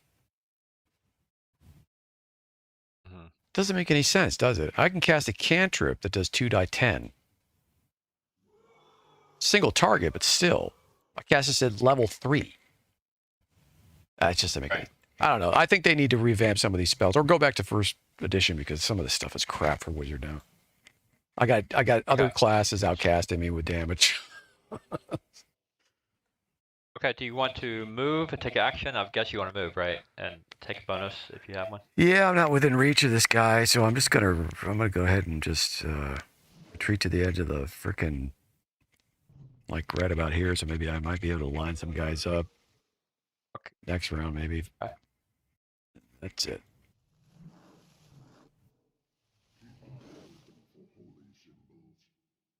Okay, Leander, what do you want to do? Yeah, that spell sucked. Are these Not happy with I that don't know if I can damage. ask this. I guess I can. Are these so these are plant people? These are these people that Yeah. they used to be Yeah. people? They're plants that are taking the form of humanoids. Yeah. So they're not undead. Okay. No. They're... Let's compare these here, because I think I'm gonna get rid of this spell. It's trash. Okay, well. Dang. All right. I guess I'm So this does 3 die 8 I guess I'll have to I'm gonna cast Spirit versus Guardians 2 again. die 6 here. But I cast just in a line. I hit 5 targets with this You thing. can. Versus- Obviously. So you got it as a spell. 4 with let's go ahead this. and add your pointer to it. But only at 2 die 6. 20 foot. I low rolled 4 20 damage. foot. Move it. You cast it and go Which ahead and also drop doesn't make your any save sense. and Each your one of these damage should be onto 3 individually different rolled. needle So this blights. program Okay. double screwed me because this should not have been one Can I cast do that all at once or I gotta do it damage. individually? It should have been individually to if- each one of them. If you had them targeted, you could do them all at once. I mean, you just basically target them all and then just click your save, Okay. and it makes all 3 of them save, right? So if you want me to do it, you got 2 of them, or Oh. 3 of them. You did. Okay, you did. Okay, so one of them saved. You got number 31. Yeah, part of the problem is Fantasy It Grounds did not should handle the damage be correctly. getting all It should have rolled 3. individually for each one of them. Because I specifically targeted each one of them separately. I can do it. Let's I can see, do let's it. I can do it individually. That's fine.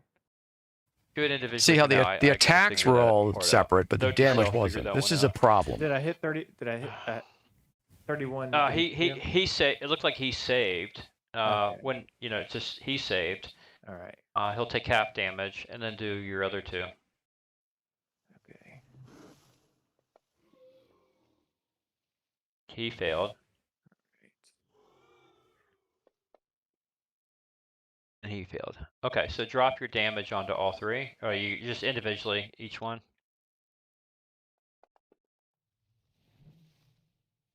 Okay, he's dead.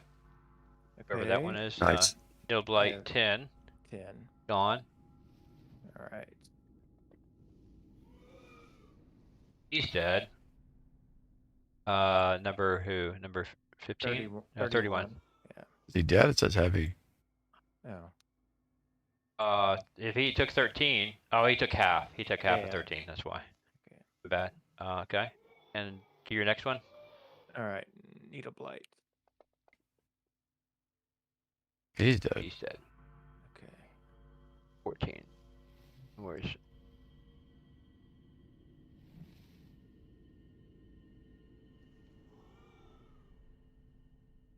All right, dropping like flies here. Okay. All right. Nice. That was your action. You have movement and a bonus. I mean, the cleric has So if better you want, you can move spells. forward and He has take a better bunch of spells them than I out have at this eventually. level. Well, I can still use my spiritual weapon In as a all bonus action, honesty, these spells are better than mine. yeah, you can move it, right? It has its own initiative, I think. But you can I move don't it know, for sure. man. Wizards of the It's your Coast, you bonus. need to like just sell the license. Okay, well, I'm going to move I can't move that. You have to move it, right? The more that I see Oh, a sorry. Yeah, 5e what do you as a want me to wizard, move? Yeah. the more I'm just well, laughing. yeah, about where it was, where you were moving. Oh, it yeah, before, yeah. A little bit. No more, wonder. a little bit No wonder left, people I say guess. that these characters get ridiculous at levels Yeah, it's fine. Like, 6 and All right, I'm gonna move. on. I'm gonna move this way. Let me see. I was here, so 5, 10, 15. I'll do that here. Okay. Yeah, see what I mean? I mean, this. I don't have anything like Okay. this. You can go ahead and drop it onto 16 and 23 at least. Yep. He failed. 16 failed. He failed. Okay. Yeah. I'm trying to navigate all these tabs. All right, here we go. Dead. And this is where like the the hotkeys become important when we're dealing with a lot of stuff like that, right? Okay. Just set that up. You don't have to keep going back to it. If you're going to use something a lot, just hotkey it. Yeah. And saved. 23 succeeded, but Okay. Still roll damage. nice roll though. He's hurting. Yeah, big time. Okay. Okay. All right. So part of the problem, Andrew, that I noticed, Yeah. unfortunately, Fantasy Yeah. Grounds did not roll separately for damage. That's part of the problem with Scorching Ray. So, yeah, they need to address some of the spells because it rolled separately for attacks like it should, but it rolled 1 damage for all of them, which is incorrect because each one is separately targeted. So that's part of the problem. Each one of them should have had a separate damage roll. My chances of getting a little bit more damage would have been higher, would have made a little more sense, but it just did 4 to all of them. So anyway, that's part of the issue. I'll see what's up with that. Like I'll ask the Well, guys. They're always quick to yeah, respond. that's definitely something you could point out. You could even use the stream. So Yeah. I'll go back through it and look. we're at 5 hours in, or roughly. So Jacob, go ahead and drop your Needle Blight 2 came into your view here. I failed. Okay. Bad choice by Needle Blight 2. Nice. See, his spells are literally better than mine at this level, which is great for him, but not for me as a wizard watching this going, I don't have anything like this area effect that I could think of. All right, go ahead and do it again. He failed. Just All right. Wow, nice. Yeah, he is just flat out dead, insta death. I don't know. 12. I don't think I've even seen that yet in the game. Instant death.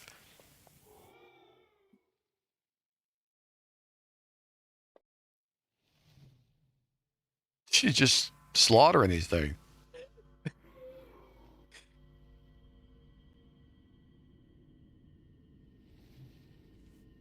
Yeah, I'm lighting a pipe over here now. It's like, Hey.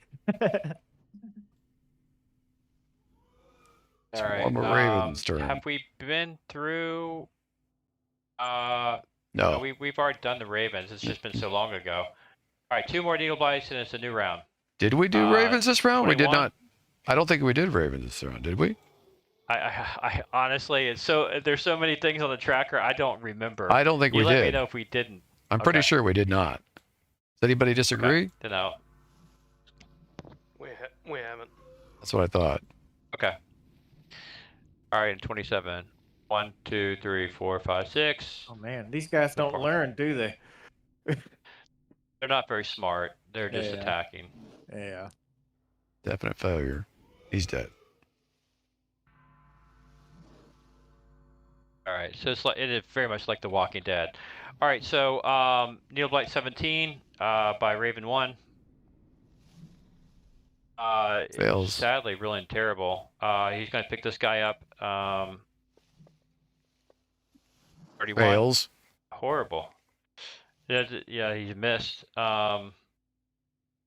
He's gonna try to pick this one up that's in front of you, 23. Fails. Are you kidding me? I'm telling you, these dice are And rigged in he's this gonna game. he's gonna deal by 20. That Okay, that maybe. succeeded. Yeah, it hit. He's dead. All right, he's dead. And that was number 20. All right, 20's gone. Okay. Okay. So that's Still the more of these Ravens, buggers. and I think we're finally done. So boom. Initiative. Next turn, let me re-roll initiatives for every NPCs. Okay.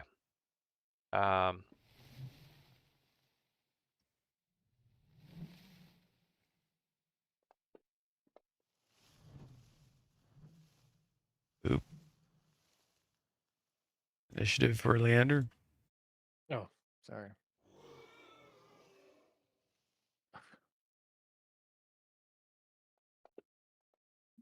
Jeez. Ooh. You on a roll.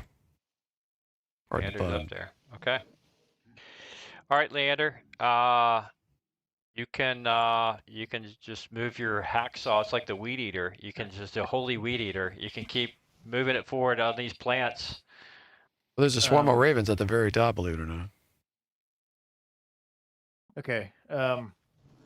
Well, this guy's. I'm gonna cast. Let me see. Sacred Flame on 23.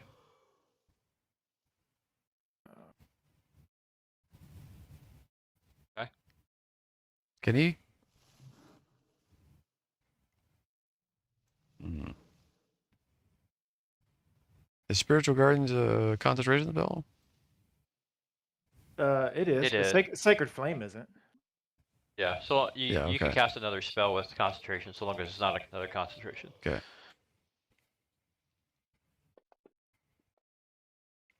Boop. He failed. He His failed. save. Oh, that's the wrong one. Sorry. That's all right. Yeah, he was already injured, so he's gone. Okay, that was your action. You want to Okay. Yeah, I want to move kind of this Okay. way a little bit. I think your Sacred Flame actually. What level are you? 5. I think you actually get 2 dice for that. I think. Well, I don't know. It says 1d8 on my. Yeah, but Maybe you're right. yeah, but what I'm saying Go at your ahead. level, it's another one. Okay. May scale up. Yeah. Yeah. So when you click it, just right click to add a die to it. Okay. Go ahead and roll your saves against these two needle lights. All right.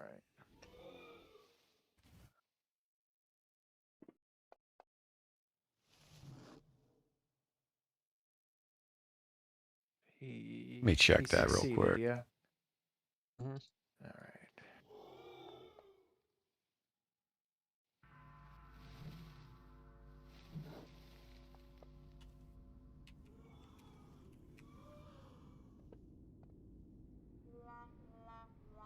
Uh-oh. All right. So what do we got? We got number 31 and number 17. Yeah. Yeah.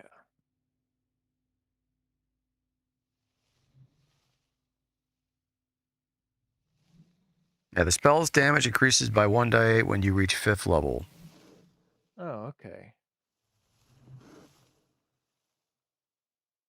Similar to how my one of my cantrips works. Okay. Anything else?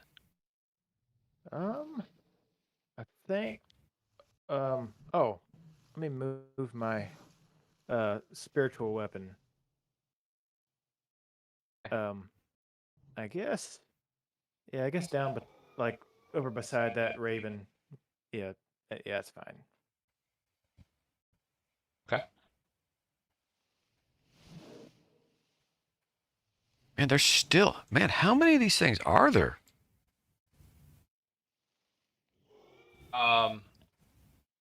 There were 30 of them. I Holy. think. Yeah.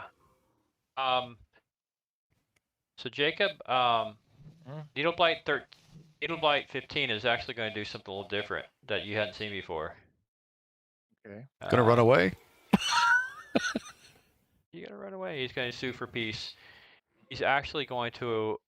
He lifts up his arm and he throws it at you, and needles come out of his arm And he misses. and pierce by your ear. But he was able to shoot needles out at you Okay. from a targeted effect. So maybe this guy learned something. Let's see. 1, 2, 3, 4, 5. Okay. Spiritual weapon time. Okay. Well, he can't. I can't move him, right? Or he can't move. I can't attack unless they're within 5 feet. So I don't think I can do anything with the spiritual weapon. Yeah, you already moved it. Yeah. Blight 4. 1, 2, 3, 4. Well, I don't know. It's 5th 5. edition. Maybe clerics can do that too. So they can do everything else, apparently. It's like, good lord. Okay, he's done. Blight 29.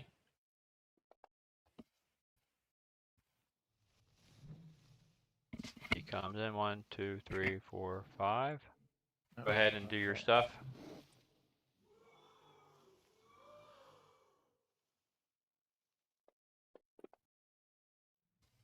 He fails, which means You dead.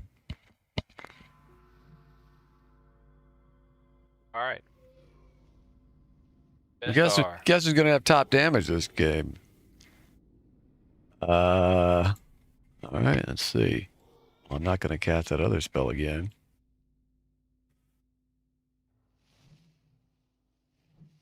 I'm just gonna use cantrips at this point. There's no sense in wasting my spells with all that damage that the cleric's doing. So I'll move up to the edge of. Actually, I'll just move in here.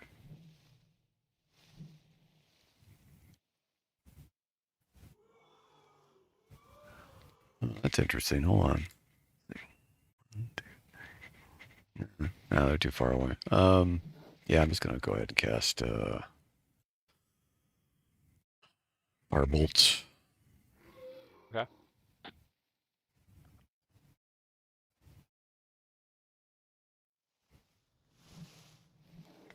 Which one is wounded? Any of them? Yeah, there's one. Needle Blight 3. Wounded. Hit.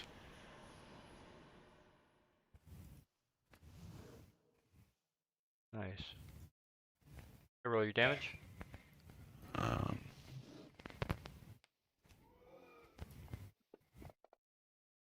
Oop, I didn't roll it on him. Sorry, one sec.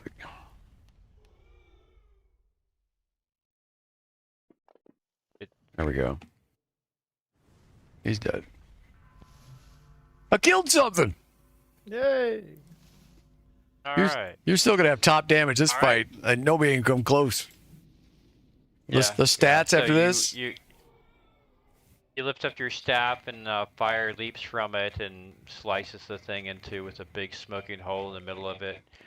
Meanwhile, like the horses, the holy radiant horses are running circles around the cleric Leander, and anything that goes in that circle is just fried.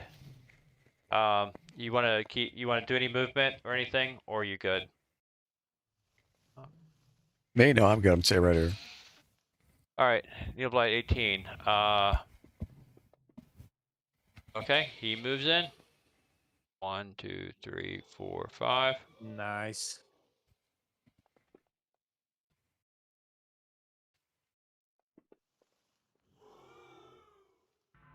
Woo. I just 22. I can't get over the spell. Okay, he does not move in. He actually targets you with he targets you with And we haven't even been touched yet. oh no. There you go.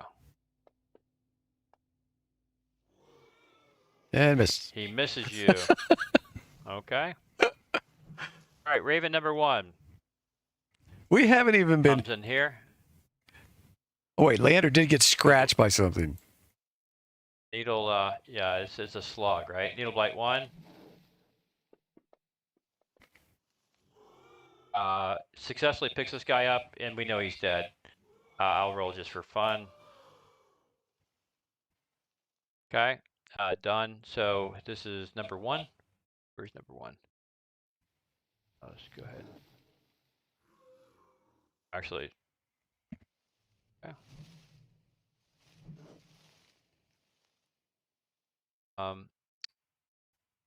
Raven number 2 takes Needle Blight 4. Oh yeah, critical.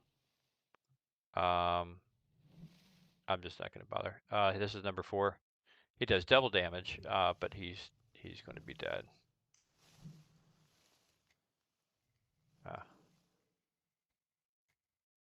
Okay.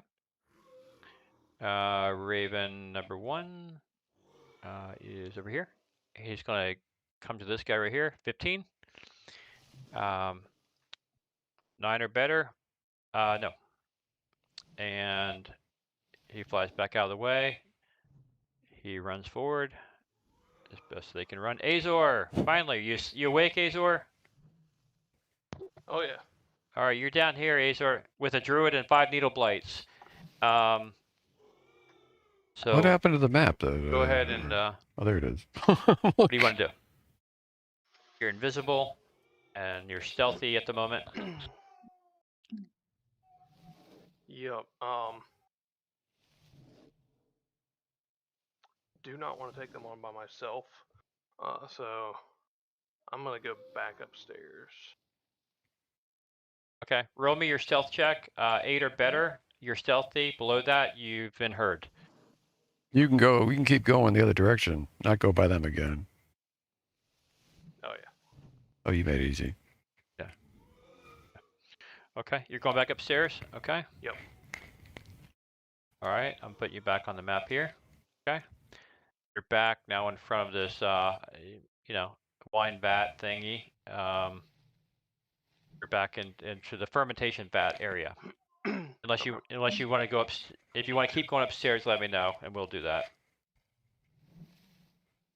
I'm surprised none of these druids have come No. out. I don't think that Andrew's thinking about the druids, unless they're up to something else. But we're lucky they're not coming outside. Let me know that. You can make a dash forward outside, and you still have 30 more feet of movement if you want. Mm-hmm. Up to you. Am I right here at the stairs, or am I right by the door? I would say you're at the landing. You're at the landing of the stairs. Yeah, you're a foot in. Not quite at the door, but not quite. On the stairs. Mm-hmm. If you want to dash, again, you got another 30 feet of movement. Up to 30 feet.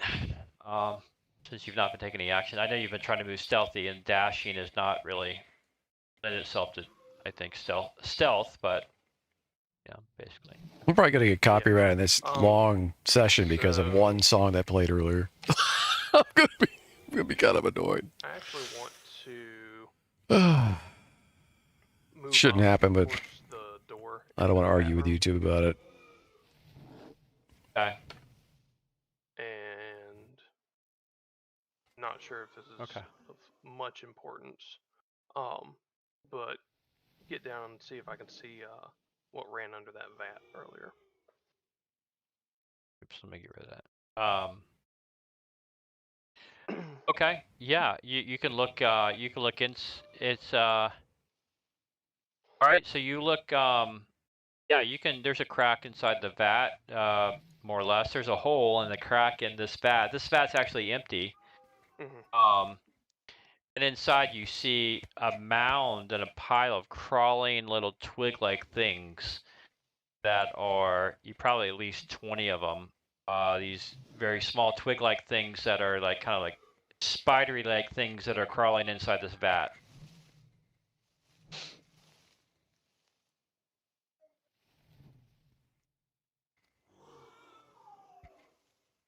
Okay.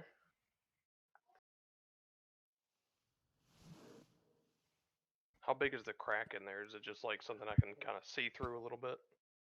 Yeah, it's something you can see through. Normally these vats are not cracked at all and they hold wine, but this one is it looks like it's been intentionally kind of split apart and whatnot. Yeah, Okay.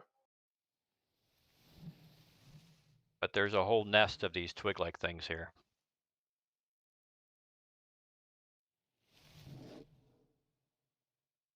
Okay. And overhead, you do see the druid on the balcony pouring stuff into the, pouring stuff into the wine vat. Yeah.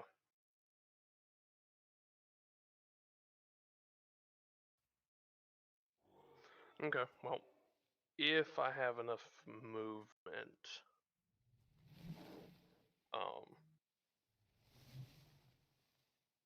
I can dash outside if I'm able to. If not, at least if I can't dash, at least try to work my way back into the loading dock. All right, we'll give you this much. How's that? Yeah, that works. Okay. Needle blight 25. Back to the map. Map. I gotta get big map. Here we go. 25. Moves. Let's see. Hold on. 1, 2, 3, 4, 5. He's right on the edge. Not quite. 7. 1, 2, 3, 4, 5, 6. Right on the edge. We didn't give that last one to you. We'll give this one to you, Jacob. Go ahead and roll your. He failed. He did not die. Happy days. That means he has a movement. But I think I already rolled this. I did not roll. So 1 to 3, it's a range attack. 4 to 6, it's a melee attack, and he's not close enough to melee attack, so he just kind of stays there until the next round. 11, is trying to catch up. 13 is doing the same. I'm just going to keep using my cantrips at this point. 9 is trying to get closer. Not really exciting, but 28. Okay. consistent, and I don't waste any spell slots. 3. 4, 5. Go ahead and take aim at this guy. All right.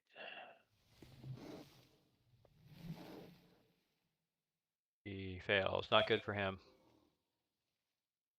He's dead. All right, 28. Swarm of Ravens. Number, okay. Comes over, 25. Wow, these Ravens are not hitting on a lot. Leander, Yes. your turn. All right. Well, these spirit guards have been working out great for me, so I'm just gonna move up here. Wait, did this thing roll new initiative or something? Oh yeah. It's a brand new turn. Thanks for pointing that out. Yeah, I'm so lost in this. Yeah, we need to roll again. Okay, so 1.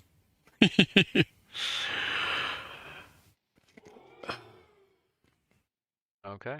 That's what I get. Needle blight 30. Where's needle blight 30? I got 1, 2, 3, 4, 5, 6.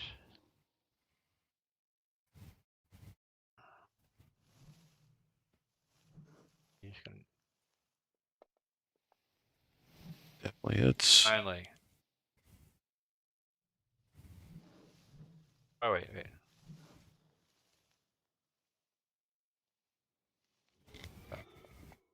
Doesn't matter. He's dead. When the Ravens get a hold of one of these guys, it's all over with. So, number 30.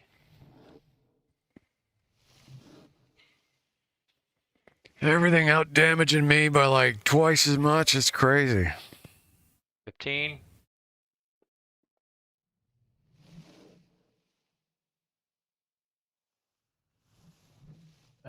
See if he survives the walk in the circle. Okay.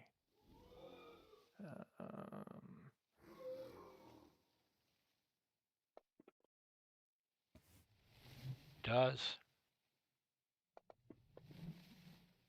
Ooh. Right. Which means he is going to attack you. I'm gonna use Go my on. reaction. Well, I wanted to use Go ahead. I wanted to use my warding flare reaction, but Okay, you can react right when after he attacks, right? okay. Or, I think. Yeah. So like he came into the circle. He took damage from your spirit guardian. You used your reaction to warding flare. I think Well, yeah. from Interposed divine light. When you are attacked by a creature within 30 feet that you can see, you can use your reaction to impose disadvantage on the attack roll. Okay. Yeah, good. Okay, fine. So let's re-roll that with disadvantage. Okay. So He misses. and he misses. Good.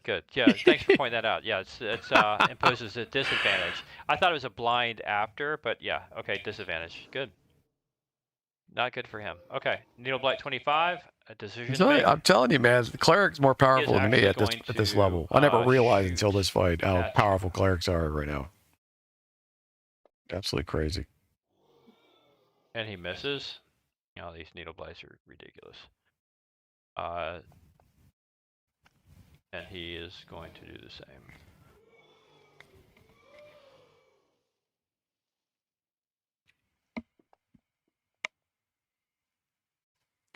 Yep. All she wrote for the Needle Blights. All right, Needle Blight 25 Oh my god. fails. Okay. All right. These are drunk, Spiritual right? weapon. Huh? We got drunk ravens on our side. Yeah, or something. Clearly been into Spiritual those weapon, barrels. Okay, yeah. I'm gonna swing my spiritual weapon at Needle Blight 7 here. Okay. All right. I mean, 1, 2, 1. What the heck? Oh god. Yeah, there's no fumble for a spiritual weapon. That's fine. You just miss. Okay. But you still can move him. You haven't moved him. Let me do that. No problem. So you can still move him if you want. Okay. Right. Well, I'll just move with him. Yeah. Yeah. So I can move him on this turn, yeah? Yeah. Where do you want to move? Because we've not moved him for you yet. Where do you want to move him to? Just move him a little closer to me, I guess. Yeah, that's fine. All right. 9. Yeah, that's a hit on 9. 23 on 9. He dead or no? Okay. Nope. Yeah, he's gone. Needle Bite 22. Finally, getting to the bottom of these things. Okay. There's 5 left, I think. He misses. 6. All right, Leander. Okay. All right. You got one little guy right in front of you. Yeah, so I'm gonna hit him. I'll swing it with my my mace. Okay.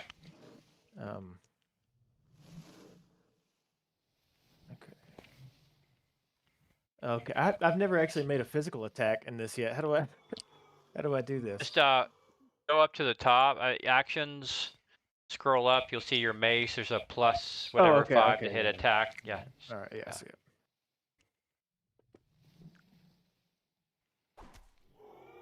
Okay. Your damage. And where next would to that it. be? That's right. Right next to your attack. Yeah. Oh, okay. Okay. Some heavy damage, but he's not out yet. Okay. He's a tough one. And okay. Well, I can still move, yeah. So I'm gonna move 1, 2, 3. Move right here. And in doing so, sadly brings at least this guy into your purview. So go ahead and drop on 25 here. He saves. Won't matter. Still dead. Oh, Nice one. Okay.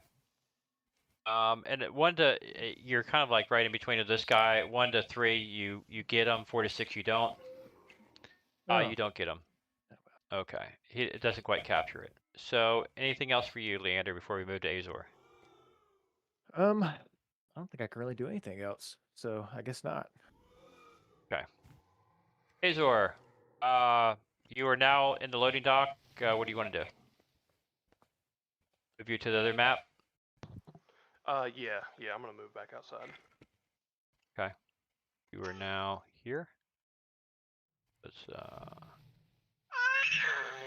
oh my goodness. Lukey. Whoop, map just disappeared. Lukey.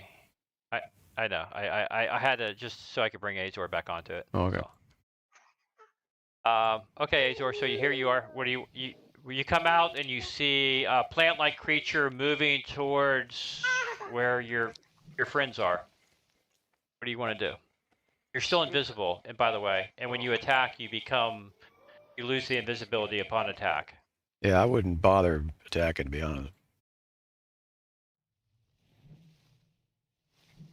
I'm surprised these druids are still You see a chaotic inside. scene. You see like dead plant things everywhere. You see giant ravens in the air squawking.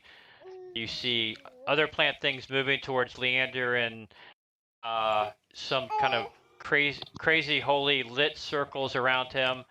And you see Dinostar in the back sitting down smoking a pipe reading his spell book. Pretty much. Basically. Yeah, but you see him, he's over there as well. Yeah.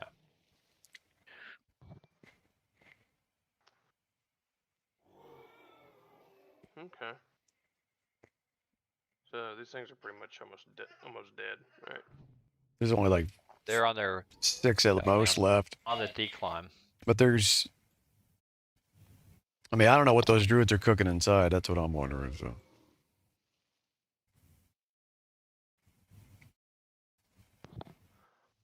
I mean, if y'all don't want me to attack, then yeah, I'll just pass on. Yeah, I would just. Up to you. I mean, it's up to you. I would just hold in reserve until needed. Yeah, that's fine. All right. So you're gonna view the action from the loading dock. Okay, swarm of ravens. Right here, he'll pick up Needle Blight 13. And he does not make it. Man, these rolls. 2, 3, 4, and he has a decision to make. He's going to.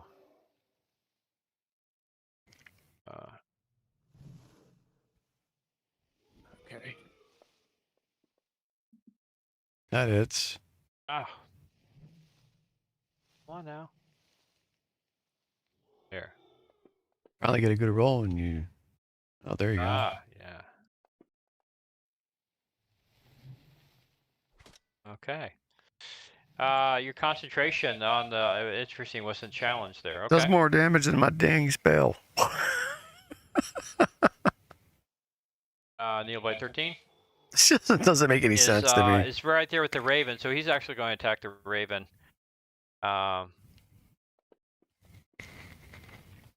He does, and he does that against the Raven. Okay. Needle Blight 7 is not going to be denied. He's rolling into you, buddy. Man, we got the worst rolls on these ravens. He succeeds. He doesn't succeed on dying, living. He doesn't succeed there. Dinostar. Oh, let's see. Looks like they're all full health except for the one inside the circle. Actually, both inside the circle. There's 2 of them damaged, it looks like, yeah. I'll just go ahead and shoot the one that's closest to me.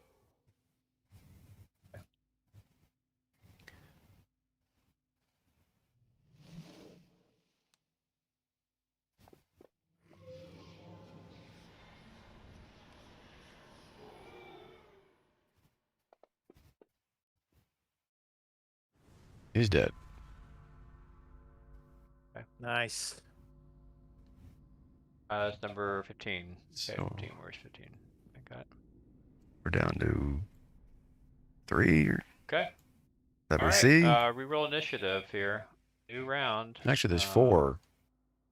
Where's the other one at?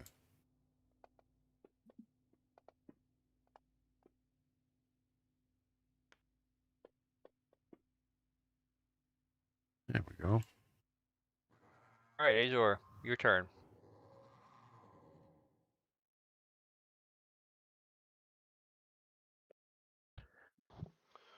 Okay.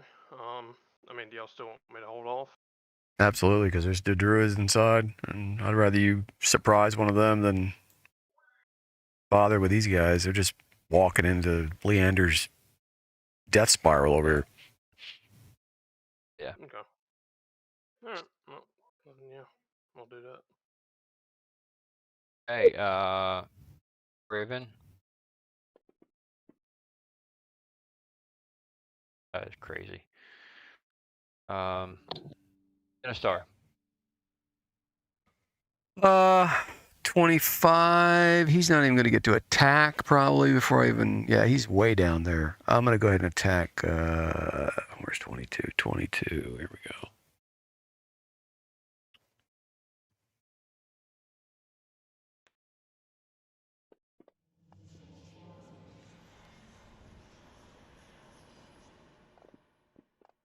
Boom. Nice.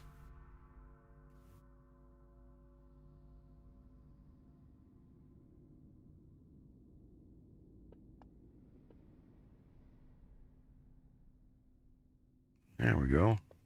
He's definitely dead. 5.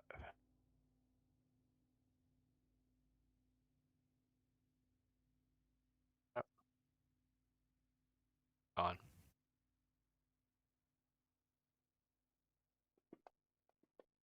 Okay. Where's 13 at? He's well, no, that's 11. Sorry. Yeah, where's 13 though? There's 13 somewhere. According to the chart. No, he's dead too. Oh, no, there he is. Yeah. I don't know where that one is. I don't see him from where I am anyway. Must be behind a bush. He's covered because he's covered behind the bush when there's not really a bush there, but that's Yeah. fine. Okay. He's kind of been broiled with this one raven right here, so he clawed this raven before. He's going to do it again. Hits. Okay. Leander. Yeah. Sorry. I There's think one you know- left, and he's. I think you know what I'm gonna He's- do. I'm gonna move a little bit close to him. Yeah. Yeah. All right. Go ahead and do your business.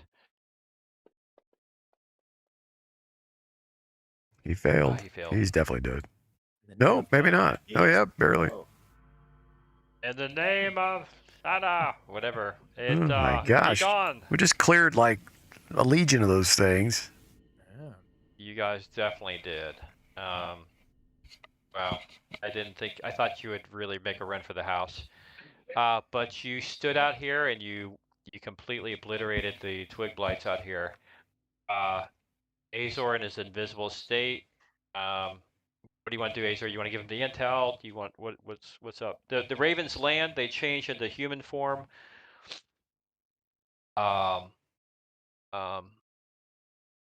And the one guy right here, not Davian, but one of his sons is fairly scratched up from the needle blights, but otherwise he's okay.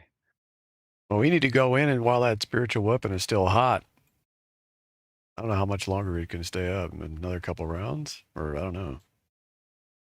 I don't know how long it lasts. Spirit Guardians last Yeah, 10 the minutes. the spiritual weapon. Oh, spiritual weapons. Oh, that lasted 1 minute, so I guess like 10 turns. So it's almost Yeah. gone then. Well, you're only on round 5. That was only 5 rounds? Wow. Yep.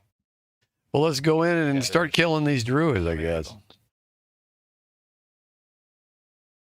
All right. We Yeah, might as so well you just... guys get the download.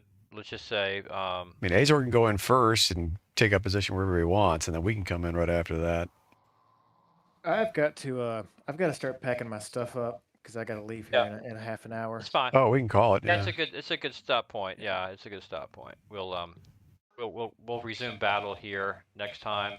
I'll save the right here WSX. Yep. It's almost 6 so hours in the stream. Wow, So that's I'll the save longest. my Yeah, we're approaching 6 hours here. 5 hours and 40 minutes. So time On- flies when on you're the playing stream. needle blights. so 6 hours easy since we've been on. Yeah. Okay, cool. All right, guys, good stuff. Next time, next week, next bat channel, we'll back to Sunday night. Next Sunday night, I'll be in London here in a little bit. So, Ah, but I'll see you later, young Jacob. I think All Jennifer right. wants to go to the Moose. The Oh, Moose, yeah. where That's right.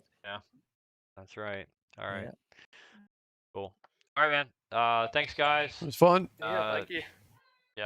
Appreciate it. All We'll right, talk y'all. next time. All right, see you. Bye. Yeah, Bye. sounds See y'all good. later. See ya. Bye. All right. Well, that was the most mobs I've seen so far in any of our fights, and that cleric was just devastating stuff. So I have to admit, I'm a little perplexed by some of the spell choices that I'm seeing here. Now that I'm seeing some of this 5e stuff in action, some spells that the wizard has are really just not up to snuff, and then the choices that I have to pick from aren't up to snuff compared to what I'm seeing for the cleric. It's crazy to me that there are other classes out damaging me by huge numbers like that. Like when we see the actual stats back on that fight, it's going to not even be close. It's going to be absolutely out of control how much more damage the cleric did compared to my wizard in that fight. So, anyway, I'm going to have to take a closer look at the spell lists, and when I level, I'm going to have to make sure I get some stuff. I'm also going to have to just do away with some of the spells that I'm currently using because in actual effect, at least in Fantasy Grounds, they're not handled to the point where they're benefiting me at all. Which, I mean, I could manually roll and all, but why? Just Scorching Rays or whatever is simply just not a good spell. It's just not. So, I mean, if the damage scaled with level, fine, but it doesn't. Just 2 die 6. I just get to throw extra 2 die 6, and that's just like, what good is that? Now, I've given time to reflect on it, I realize it's a bad spell. There you go. I'm learning as we go there through 5e. This is all new to me. I'm an old school guy from first and second editions, and figuring these things out. But I appreciate you guys watching. I hope you enjoyed that. I hope you learned something from it, and we'll be back again with more D&D, and it sounds like in a couple weeks. But yeah, there'll be more from my channel, of course. Maybe as early as tomorrow, but definitely by Monday there'll be more streaming. So possibly even tonight. We'll see. Thanks again for watching, everybody. I'm Dr. Sax. I'll see you again soon.